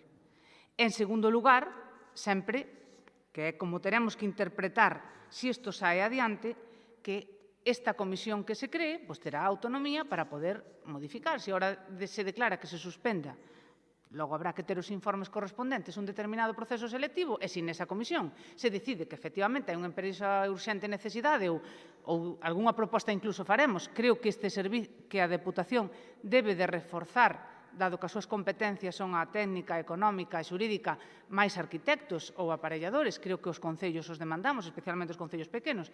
Por exemplo, por falar de cousas que realmente nos trasladan os concellos e que creo que son importantes. Pois ese tipo de propostas constructivas poden ser estudiadas e aceptadas nesa comisión. Se vostede non obliga a cumplir o que dunha maneira taxativa pon na exposición de motivos e reforza ou me permite que interprete así no punto 2 que esa comisión vai ter a perfecta autonomía para poder tomar decisións e poder respetar algunhas das súas cousas ou propoñer outras, nos apoiaríamos a iniciativa. 3 minutos, o deputado Domenega. Bueno, sin ánimo tampouco de usar palabras malsonantes, nin faltarlle ao respeto a ninguén, como creo que sempre intentamos, cando menos do Benegá, non botar gasolina ao lume, por así decirlo. Primeiro, recoñecer que temos claro que as competencias de persoal son competencias do presidente. Por iso eu matizaba na miña intervención anterior cando decía o que o pleno propuxese. Non o que o pleno dixen primeiro decidirse e pois cambien o que propuxese, porque son consciente que as competencias de persoal non son competencias do pleno, que son competencias do presidente, ou neste caso por delegación da Xunta de Goberno. Outra cousa é que un presidente que se presuma de ser un presidente demócrata e tolerante e transparente, pois deberá facerlle caso ás resolucións que no pleno se toman de forma mayoritaria. Bien, dito eso, tamén dicir que o que sempre levamos defendendo no BNG en estas cuestións, que propoñer sistemas que melloren o proceso de selección na Diputación non é faltarlle ao respeto a ninguén. Penso. Por moi bon que seña o sistema, que non é o caso, pero por moi bon que seña, sempre é mellorable. E propoñer sistemas para melloralo, e insisto moito neso, en que mellore a percepción que a sociedade ten dos procesos de selección debera tomarse sempre como algo positivo, e non tomalo a defensiva como se fora un ataque casi persoal, porque non o é. Non o é. Insisto que cousas que van aquí nesta moción asináronse nun acordo de goberno co BNG. Se se iban facer, se estaba no goberno BNG, por que non se poden facer se o pleno propón ainda que o BNG esteña fora do goberno? Penso que é bastante lóxico, non? Logo tamén dicir que este tipo de debates que tensionan o ambiente e que son tan polémicos, se se cumprira o compromiso que houve aquí, eu creo que xa hai 2 anos e medio, unha cousa así, fora lá por maio do 17, puido ser, ou 16, 17. Se se cumprira o compromiso que houve naquele momento, cando o BNG traía unha moción a este pleno nesta liña, sin concretar tanto, pero nesta liña, e se retirou, porque así o solicitou o presidente, co compromiso que en 3 meses se poñería en riba da mesa un proxecto de reforma dos procesos selectivos para que puidéramos todos aportar o que consideráramos oportunos, pois non estaríamos ahora nestes problemas. O problema é que non se cumpriu o compromiso que naquele momento se fixo para que o BNG retirara a moción correspondente. Non se fixo. E xa para rematar, porque non estamos aquí en horas de moitas filosofías, home, eu non sei o que faremos a partir do 26 de maio. Non sei cal vai ser a nosa condición, e aí permítame que fale en nome propio. Non sei se vou ser concelleiro, se vou ser diputado ou non vou ser nada. Tampouco me preocupa en exceso. O que sí sei, estou seguro, que estea, na función que estea, vou defender exactamente o mesmo con respecto á selección de persoal nesta casa, nesta institución, e prácticamente no 100% de concellos da provincia de Lugo. Que todos habría que darlles unha volta de riba para baixo, de baixo para arriba. Todo o que a administración local é nefasta en canto ao que son os procesos de selección. E deixo aí para non seguir enrollándome e non seguir, sobre todo, tensionando o ambiente, porque falar de por que algún dos procesos desta casa foi eliminado ou foi sancionado polas reclamacións que se puxeron sería para poñerse colorados en algúns casos, por moito que foran funcionarios que compoñían os tribunales nese caso. 3 minutos o voceiro do Goberno. Sí. Bueno, teño que decir que, sí, efectivamente, dixen algunha palabra que non... É dicir, eu non ofendín a nadie co que dixen, que quede claro. Creo que non ofendín a nadie. Logo non era a miña intención ofender a nadie. É verdad que utilicei algún verbo que non tiña que haber utilizado, e retiro. Si con eso estamos un pouco máis de acordo. Non quero incidir sobre o mismo, de que os procesos son limpios, que os procesos lévanos personas honestas e perfectamente, como se dice, con experiencia profesional en cada un dos exámenes, pero, home, que nos diga o Partido Popular que se fai aquí política de militantes do Partido Socialista na contratación, e iso que o diga Elena Candia, que ganou o Congreso.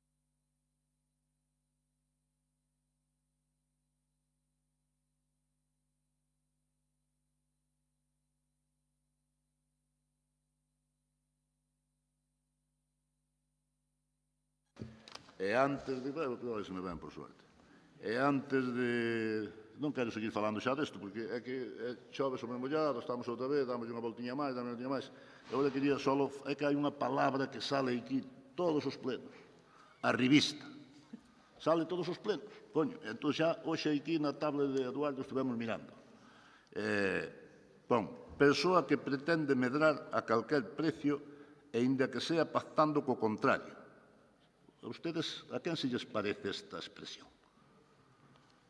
Fagan memoria, a ver se lle parece. Ten uns sinónimos, ten aproveitado. Algún por aquí leva toda a vida aproveitándose do Partido Socialista. Egoísta, bueno, isto non. Era máis ben egocentrista, e iso sí. E aí seguramente encaixaba tamén. Oportunista, non quero dicir isto, deixámolo que pense o personal o que queira. E trepador, todos son sinónimos da revista. O de trepador, isto máis ben é hacia baixo, porque empezou moi arriba e xa está terminando no chan, xa casi non queda para onde ir. Non sei se repetiremos en Becerreá, pero logo máis abaixo xa non pode ir. Entonces, aplíquese isto de arribismo e pare de dicir arribismo de un partido que o tuvo no seu seno durante tantos anos, que o protegeu, que o encumbrou, e que gracias aos votos dos seus compañeiros, usted, pois eso, fixo un traballo, supoño, que faría un traballo, que eso si nadie o nega, pero pare xa da palabra esa, me dedíquese usted a, pois eso, a traer aquí mocións para meterse cos funcionarios ou para meterse co diputado de Recursos Humanos ou para chamarlle, non sei, creo que conde ao señor presidente. Nada máis e moitas gracias. Un minuto para rematar. Gracias, señor presidente. Creo que vai ser suficiente. Pero, mire, non é arribismo, é social-arribismo. Porque ustedes non representan o socialismo. Ustedes, nadie fala de socialismo. Falan como moito de sanchismo. E se non leo os periódicos. Eu non me sinto ofendido. Ao contrario. O que me acaba de decir usted enorgulléceme. Enorgulléceme dos meus 40 anos nese partido.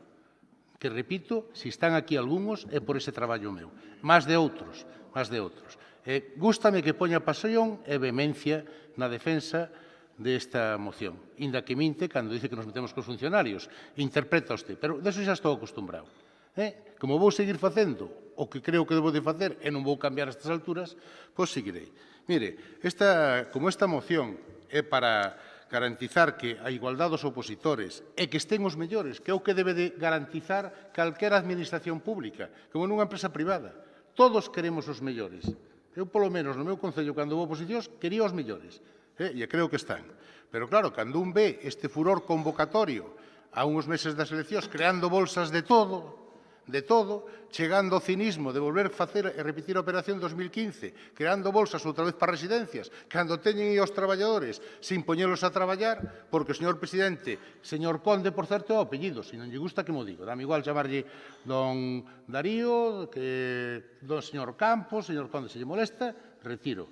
Non lle chamei Conde, chamei señor Conde, que é un apellido, imagino que de súa mai, que é moi decente, moi honrado. Ahora, se ten connotacións negativas, como dice usted, tamén o retiro. Que me diga como chame, e chamo. Entonces, non teño problema. Porque, mire, na señora portavoz do Partido Popular, na moción, ante da primeira medida, dice propónse. Son propostas que se poden aceptar ou non, e non teño ningún problema en aceptar esa redacción que pon usted, e despois o que propoñía o bloque, que era no punto 4, concurso oposición para casos excepcionais, el decía ao final, eu creo que debe de ir para casos excepcionais a continuación ou nos casos en que este pleno o acorde. Non teño, dame igual, poñelo ao final, pero creo que iría mellor a continuación de para casos excepcionais. Parecelles ben? Bueno, pois por miña parte máis nada, gracias pola súa atención, gracias polas descalificacións ao portavoz do Grupo Socialista e hasta o próximo pleno.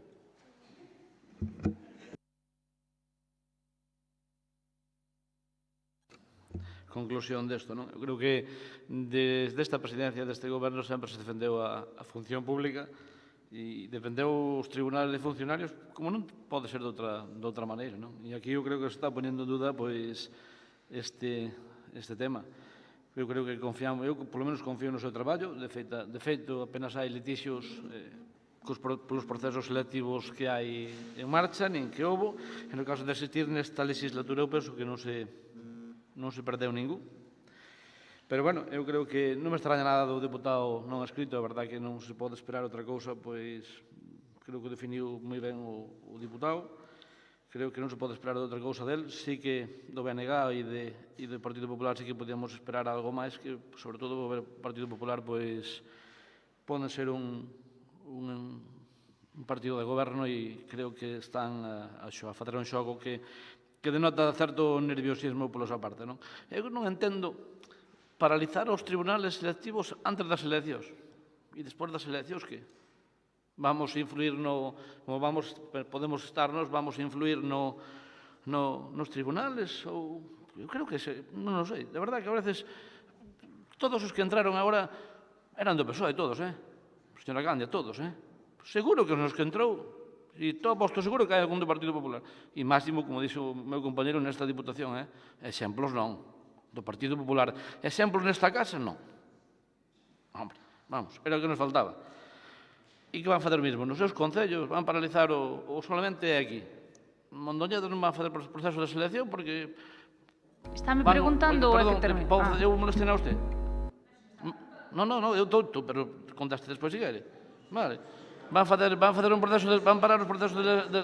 Sí, pero deixeme acabar. Si fago o favor, home. Van parar os procesos de selección de todos os concellos, en Mondoñedo, en Becerreá. Eu creo que os funcionarios foron facer tribunales a todos os concellos de diferente color político e non pasou nada. Non houve problema ningún. Agora aquí parece que os hai. Pois mire, este presidente vai defender todos os funcionarios nese sentido. Teño moi claro. Hombre, é que eu creo que me parece, non sei, terceirmundista que entren a este xogo, de verdade. Respecto á autonomía local. Home, o único que nos preocupa nese aspecto é paralizar o tema das residencias, da selección de personal. Por favor, facer o favor de deixarme acabar de falar, como lle deixei a usted. O único que queren paralizar é os procesos selectivos das residencias, porque non queren que se abran as residencias, e como vemos que estamos cerca de abrilas, e parece mentira que entren ao xogo do diputado non. Parece mentira de ustedes que entren a esa parte. Pero, bueno, aparte desto, eu creo que a competencia neste sentido é deste presidente ou dun alcalde. Non é unha competencia do Pleno, non, señora secretaria. De quen é a competencia neste caso no temas da moción debatida? Non, digo, o tema da competencia dos procesos de selección de quen son? Do presidente. Entón, eu entendo que neste caso, pois, todo este tema que estamos debatindo, ao final non deixa de ser unha mera declaración política, un rogo ou algo similar, non? É dicir, que é vinculante para min, teño que obedecer todo isto. Pregunto. Como? Houbera metido na orden do día, que vostede tamén ten a competencia para orden do día, non? Eu non lle quito nada de meter a moción. Despois de estar aprobado, quería convertirlo nun rogo. Perdone, eu non lle quito nada de meter unha moción. Eu estou preguntando se este acordo que se vai tomar aquí é vinculante ou non.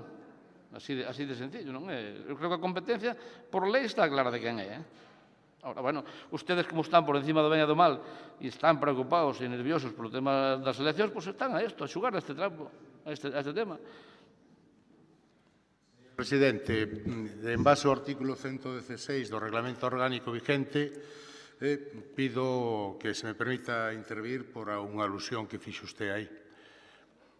Eu non lle fixen a usted ninguna ilusión. Explico, se me deixa explicar. Non lle deixo explicar nada, que non lle fixen a usted. Sí. E fixo unha acusación, ademais grave. Como fixo usted de min e dos outros. Fixo unha acusación grave aí. E non interrumpí para nada. Señor Presidente. E non interrumpí para nada. Cando un presidente da Diputación minte, debe deixar aclarado. No, eu non mentín nada. Repito, artículo... Oiga, mire, o que leva usted dice miles de mentir. Mira, artículo 116 do Regulamento.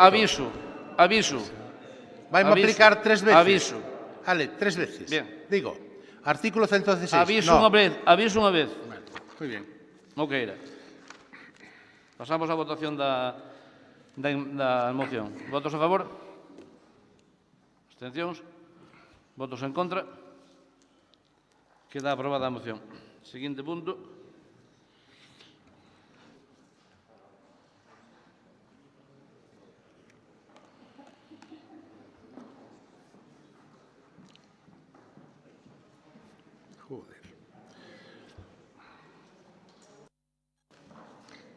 Parte de control y fiscalización. Cuenta de las resoluciones de la Presidencia adoptadas durante el mes de enero de 2019.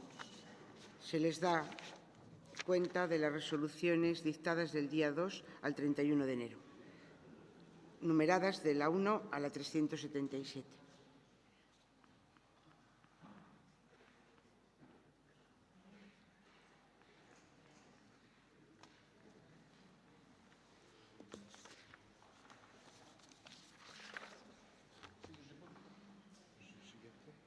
Hay un asunto de urgencia. Sí.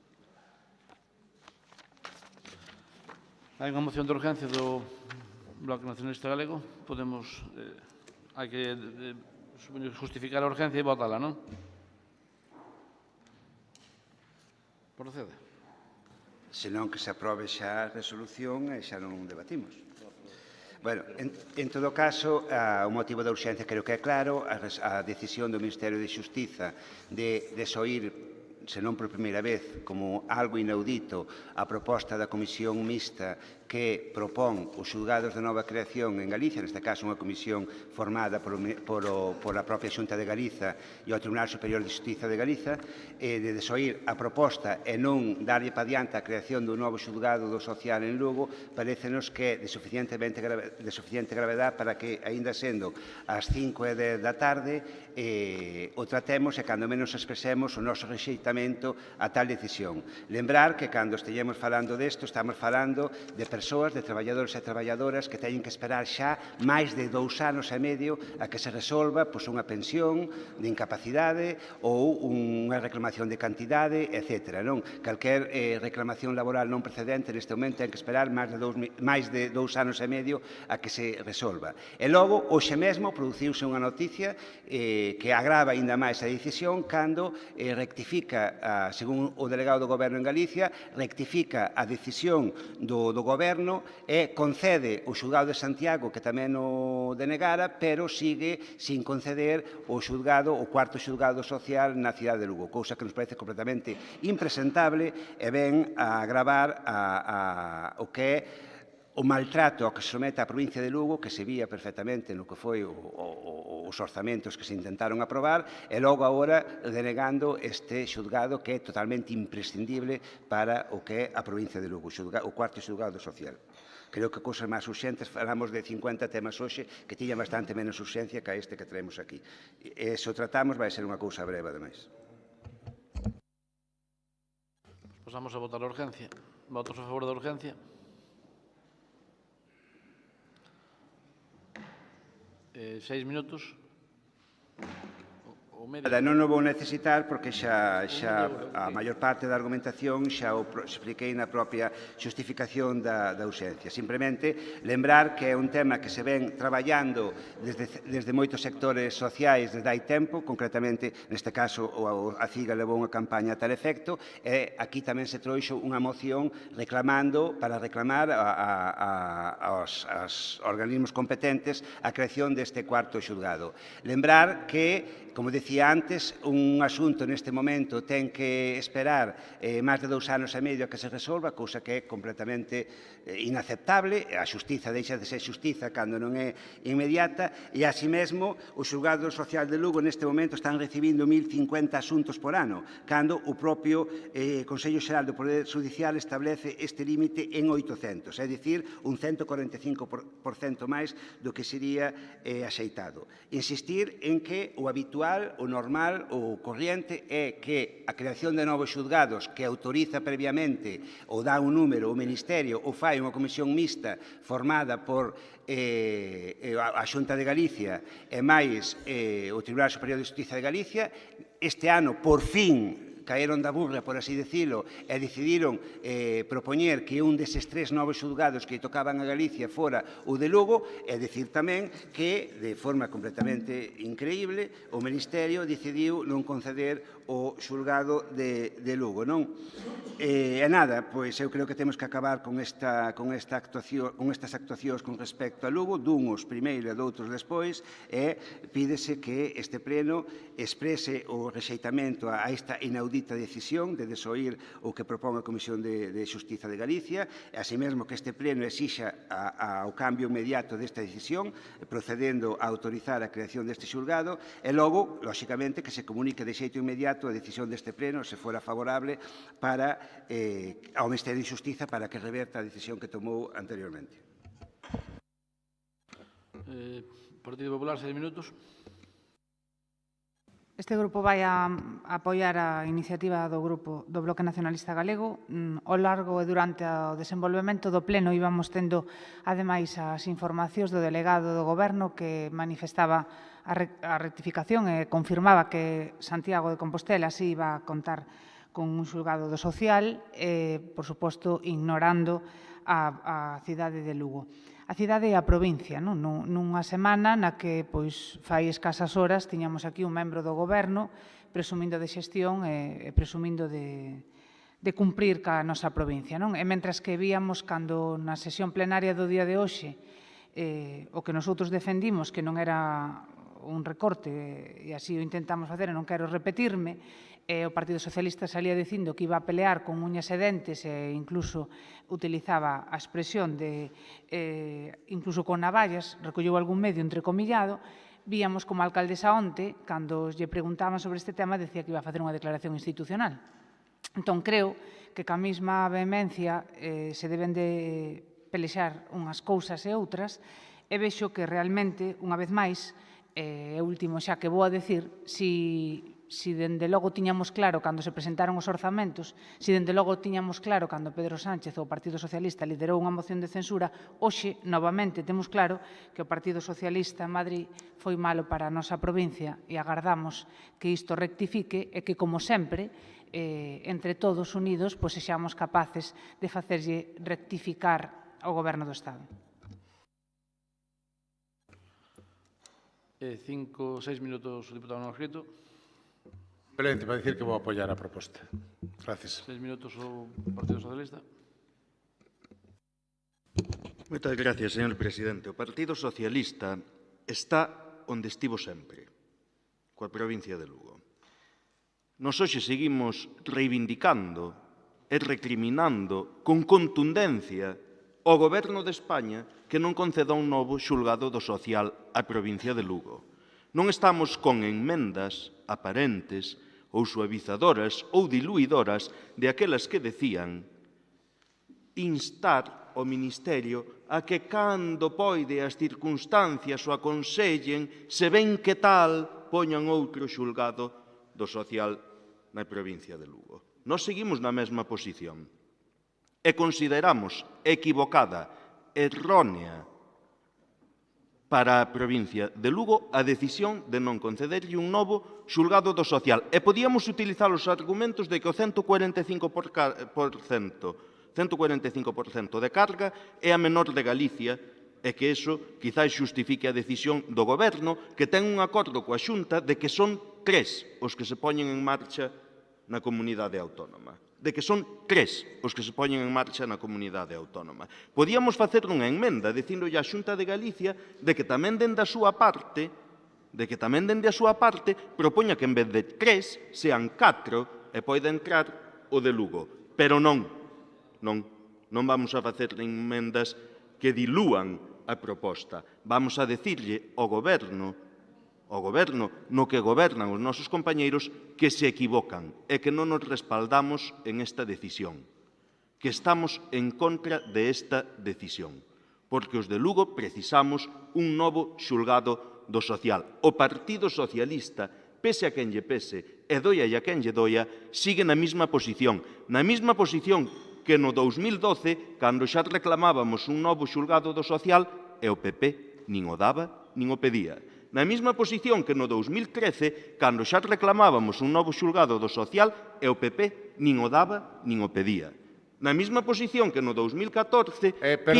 Perdón, señor portavoz do Partido Socialista. As órdenes que está dando o presidente de desalojarme a min ou os sindicalistas, a quen? No, é que está co dedo botando... Non está ben. Non hai nada. Eu digo que non poden ter imágenes aí, eles poden estar. Como que sempre se pasou, non se permiten pancartas. Usted non dixo nada de momento. Usted non lle dixo, dixoñelo eles. Vale. Quen se meteu con usted? Non dixo nada, estaba co dedo, e eu, como me apunta moitas veces...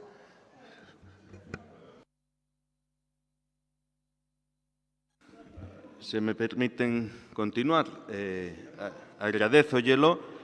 Polo tanto, reprochando contundentemente o que consideramos un erro do Goberno, permítame que traslade á cidadanía a confianza que, alo menos, nós temos en que non nos van facer falta 7 anos, que son os que tuvo de oportunidade o Partido Popular, para que Lugo teña un novo xulgado do social. Eso, permítame, esa confianza. E se non o temos, non se preocupe, que primeiro, en verdad, lo alto e claro, serei eu. Como fomos hoxe, co tema da policía. Non se equivoquen. E non estou satisfeito con que para Lugo só veñan 2 policías e 2 subinspectores, pero tampouco me podo avergonzar de que despois de anos de goberno do Partido Popular, cando chegou o Partido Socialista, volvesen policías a facer prácticas na comisaría de Lugo. Eso non me permitan. Eso non o vou a facer. Polo tanto, apoiamos esta proposta, coincidimos na urxencia e na necesidade, na reivindicación, pero non traten de cargar só o Partido Socialista coas consecuencias de 7 anos de goberno do Partido Popular. Non sei se quere intervir alguén máis.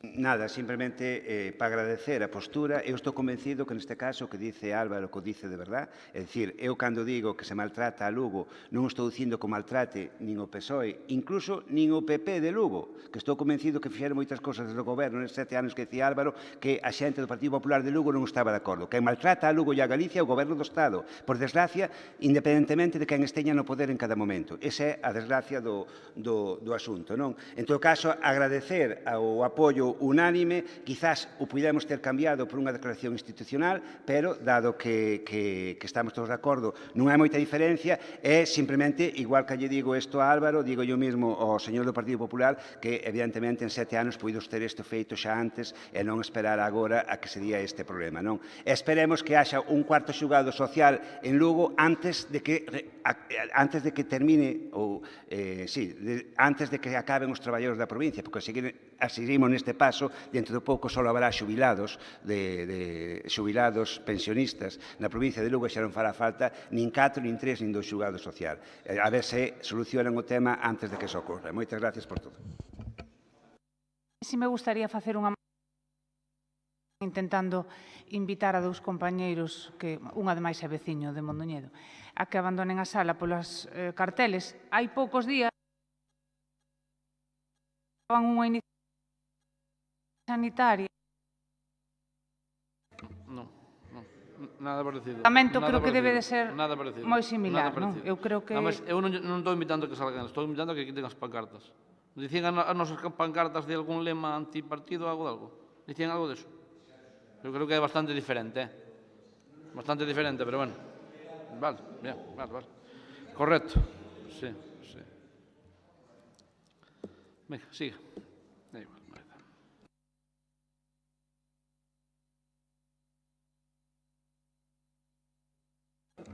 Pasamos a votación logo. Votos a favor? Hai unanimidade. Ben. Seguinte punto.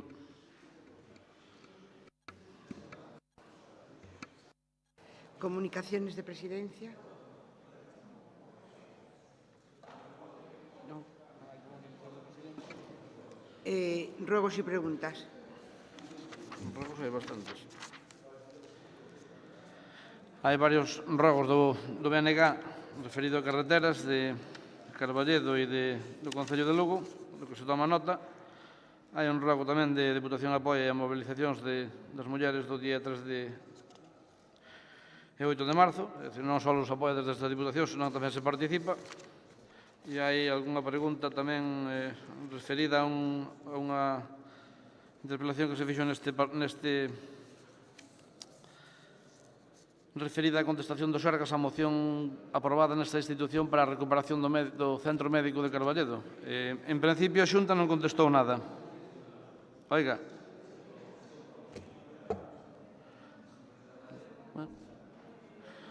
Están o que están, pois non contestou nada. Pois esta. Consta en acta. E hai en acta que non houve ninguna contestación. Hai outra pregunta sobre o Plan Único de Abadín, un proxecto que está a contestar.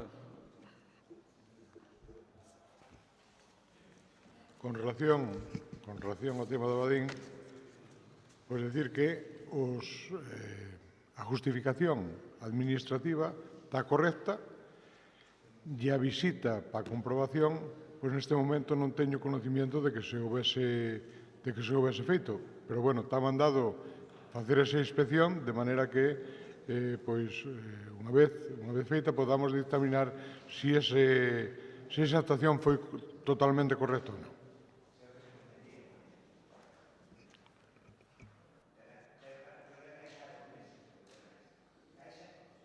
Que hai xa 2 meses que se pediu que se fixera e aínda non temos noticias de que se fixera esa comprobación, sendo conscientes de que a parte administrativa é correcta. Eu aquí non lle boto a culpa para nada á Diputación, simplemente que se comprobe se realmente se fixo a obra que foi pagada ou non, ou se fixo na súa totalidade. Neste momento, o mellor xa se fizo a comprobación, pero neste momento non sei se esa comprobación se fizo ou non. Hai unha pregunta tamén do diputado non escrito sobre referente a que vai contestar o diputado. Bueno, técnicamente hai 4, non? A primeira delas, vamos a intentar responder con criterio porque hai asesores moi cualificados, non sei para que se fan as preguntas, se saben as respostas. No primeiro caso, creo que se lle informou adecuadamente en relación de por que non se fai un acta de recepción, así se recollen nos distintos informes, os acordos da Xunta de Goberno que se lle teñen remitido a Suplusa. Fundamentalmente, hai cuestións que se recollen por a propia Intervención Xeral do Estado, onde non se produce un acto de recepción de obra, senón un acta de comprobación que é o que tratamos de facer. Na segunda delas, que fala algo... No, pregunta ou respondo? Eu creo que non sei... No, a ver, o artículo 129 dice, unha vez contestada a pregunta polo presidente ou quen corresponda, intervén de novo para replicar ou repreguntar. Por repregunte. Non sei se este artículo, porque xa vimos hoxe que antes... Usted conteste despois xa... Podo ou non podo? Non, vamos a contestar a pregunta, contéstase. Pero non podo repreguntar? Non. Pero logo, para que, señora secretaria, le pido amparo. Eu creo que está contestando a pregunta, deixe contestar, por lo menos. Pero vamos a ver, estou lendo o artículo 129. Unha vez contestada a pregunta polo presidente, ou quen corresponda, neste caso, don Pablo, o preguntante intervén de novo para replicar ou repreguntar. Coa nova intervención do interrogado finaliza o debate. Pois contestarame outra, terei outra intervención. Ahora, se se sigue pasando o regulamento por donde lle parece, digo, claro, este e o outro, porque o outro xa non o trae aquí. E polo menos, se queren que... É mellor que se faga usted a pregunta e se conteste a sí mismo. Eu creo que é o mellor, porque así vai a gusto. Así vai a gusto para casa. Tamén me vale. Pois conteste. Tamén me vale. Fágase e contéstese, por favor. Tamén me vale. Solo yo pido. É que me parece que... Claro. De verdad. Tamén me vale. Podo repreguntar? No, xa yo dixen. Acaba de contestar a pregunta. Non sei a quen lle teño que pedir que defenda os meus dereitos como diputado. O valedor do povo. No, xa yo digo eu. Xa preguntou a quen teño que decir. Hai que preguntarle ao xulgado. Venga, ao xulgado. Ahora usted, repito, e usted quere pasar, bueno, como presidente desta institución vai pasar, pero vai pasar por outras cousas. Ahora, claro, cando un por chegar hasta se compra, se para montar unha residencia, que vai de residencias, se compra os terrenos a súa propia familia, pois despois non é un corrupto, é un tío honrado. Claro, hombre, vamos allá, vamos falarlo todo. Mire ben o que dice que te pode salir caro. Mire ben o que dice. Lo digo, está grabado. Vale, mire ben o que dice que te pode salir caro, Pode salir caro. Según me dicen, Pódelle salir caro. Usted comprou os seus terrenos a sí mismo, ou a súa familia. Pode salir caro o que está dicindo, Bueno, se cuadra cambio de parecer, se cambiou de parecer, dicio, pero nos acordos da Xunta de Goberno Pódelle salir caro. Había compra de terrenos na Ponte Nova que ao parecer eran seus ou da súa familia. Sinto, repito, eu pídolle non sei, ao principio a secretaria, que poña orde e que diga ao presidente, según ele exige, claro, según ele exige que os demais cumplamos o regulamento, que lo cumplamos. Mira, a ver, escoite, para acabar así, para non discutir, mire, a mí é orgánicos e regulamentarios. Mire, deixe de acabar de contestar a Os Pablo meus tamén e que non me despois deixan pregunte. respostar. Entonces, bueno, isto vai un pouco de dous. Por favor, deixe de acabar de contestar a Pablo e despois pregunto o que queira. En relación á segunda pregunta, eu creo que hai que, se justifica actuacións violentas, eu creo que hai que ter certa cautela cos termos que se unha cousa é a violencia, eu non sei, creo que teño de todo menos violento porque eu estaba ali. E creo que unha cousa é actuar con violencia e outra executar forzosamente unha orde, que foi o que se fixo. E foi o que se fixo porque nunha ocasión chegamos ali e se atopaba pechado. Circunstancia que non se deu noutras residencias. De terse aberto aquelo, pois eu creo que toda a comitiva que estábamos ali, pois tiñamos de todos menos violento, nin a nosa vontade de ser violenta, senón cumplir que a nosa obriga, que é traballar por poñer e abrir residencias. En relación á terceira, bueno, si se vai a... É que eu xa creo que non teñen lugar, pero en relación á terceira pregunta de si se vai a seguir, pois, lóxicamente, mantendo o escrupuloso cumplimento da normativa vixente do que legalmente estemos amparados, si o vamos a seguir facendo. En relación ca última, tamén debería de sabelo, co 30 de novembro, hai 2 convenios asinados cos concellos aos que fai mención, donde se fai un recoñecemento da deuda e se establece o período de pagos, claramente, si quere, ata lle digo que é hasta 2030, nos casos dos 2 concellos, e casi lle podía decir, pero esa información tena é accesible, non hai nada do que aquí está que vostede non deberá de saber ou non saiba. O sea que eu moito máis xa non teño que decir. A la primeira, porque, aparte do que o señor presidente dixo que non estaban abertas por culpa de Suplusa, e tamén, obviamente, do Consello que forma parte do Partido Popular, cousa que é falsa, non están abertas porque o señor presidente da Diputación Provincial de Lugo, al señor, non sei como lle podo chamar, presidente, señor Don Darío, Don Campos, como queira, resulta que non... Despois de empeñar a súa palabra e figurar en acta que iba a aprobar a ordenanza do precio público fai un ano, pois non, cambiou de criterio e non cumpliu o acordo do Consello de Suplusa, como non cumpre tampouco os daqui. Entón, a único responsable é usted. Pero é que agora... Espera, ahora contesto eu. Repregunta, yo contesto, non? Digo eu. No, repregunta eu contesto. Digo eu, porque vamos. Home, terás que esperar ao final como eu. As reglas do xogo, pero como se juega aquí? Isto parece o partido do Madrid-Barcelona do outro día.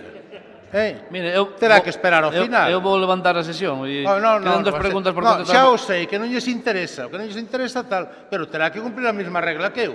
Se eu esperei a que me contestara, el terá que esperar a que repregunte. E pois que me conteste. Autocontéstese, que vai máis a gusto. Autocontéstese. No, vamos a ver, é que por que non a recibiron se ustedes aquí dicen nun decreto que teño eu, se cada está mal transcrito? Para tales efectos, temos en conta os acordos do Consello de Administración de Suplusa celebrados 8 de marzo, 8 de maio e 7 de agosto. E toman os acordos un ano despois. Home, puderon facer en marzo do ano pasado. Cual está justificada as actuaciones violentas forzando a tal alcalde de Pol? Mire, lamento que usted miente. Porque cuando fue el alcalde de Pol a cambiarlas, no estaba usted allí. Y las puertas estaban abiertas. Y había una funcionaria de Suplusa. E foi a Guardia Civil e usted non estaba ali. Claro, iría outro día sí que foi. Pero ese día que cambiou as pechaduras a la sazón don Lino, non estaba usted allí. E estuvo la Guardia Civil e non levantou acta de que estaba usted. Había unha funcionaria de Suplusa, que por cierto quedou acongojada de la entrada del alcalde, porque entró irrumpió más que entró. Piensa seguir estes alcaldes? Bueno, pois sigan cambiando pechaduras. Xa o vimos antes, se non votaron a favor de quitar os ocupas, pois sigan ocupando.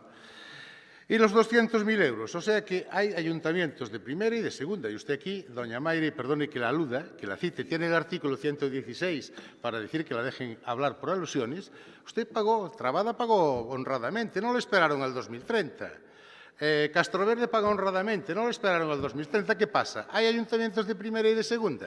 Yo espero que por lo menos ser de segunda, que tamén me esperen cando me toca a mí pagar al 2030, xa pagará o que veña detrás. Vale, ahora sí que le doy la palabra.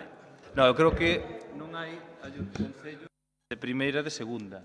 O que ten que facer é respetar a autonomía dos concellos que non queren facer o que vostede querría que fixeran esos concellos. Entón, se algún concello quere abrir residencias con ca Diputación, ten que respetalo e debe respetalo. E insistolle, non se recibiron as obras porque técnicamente, xurídicamente non se poden recibir. Hai que facer un acta de comprobación, que é o que estuvemos facendo.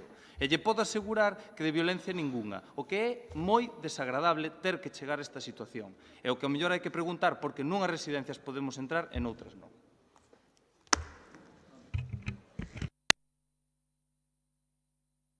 No Partido Popular, pero tampouco votaron pola mañá, nos deu tempo a miralas. Entón, estamos para o seguinte.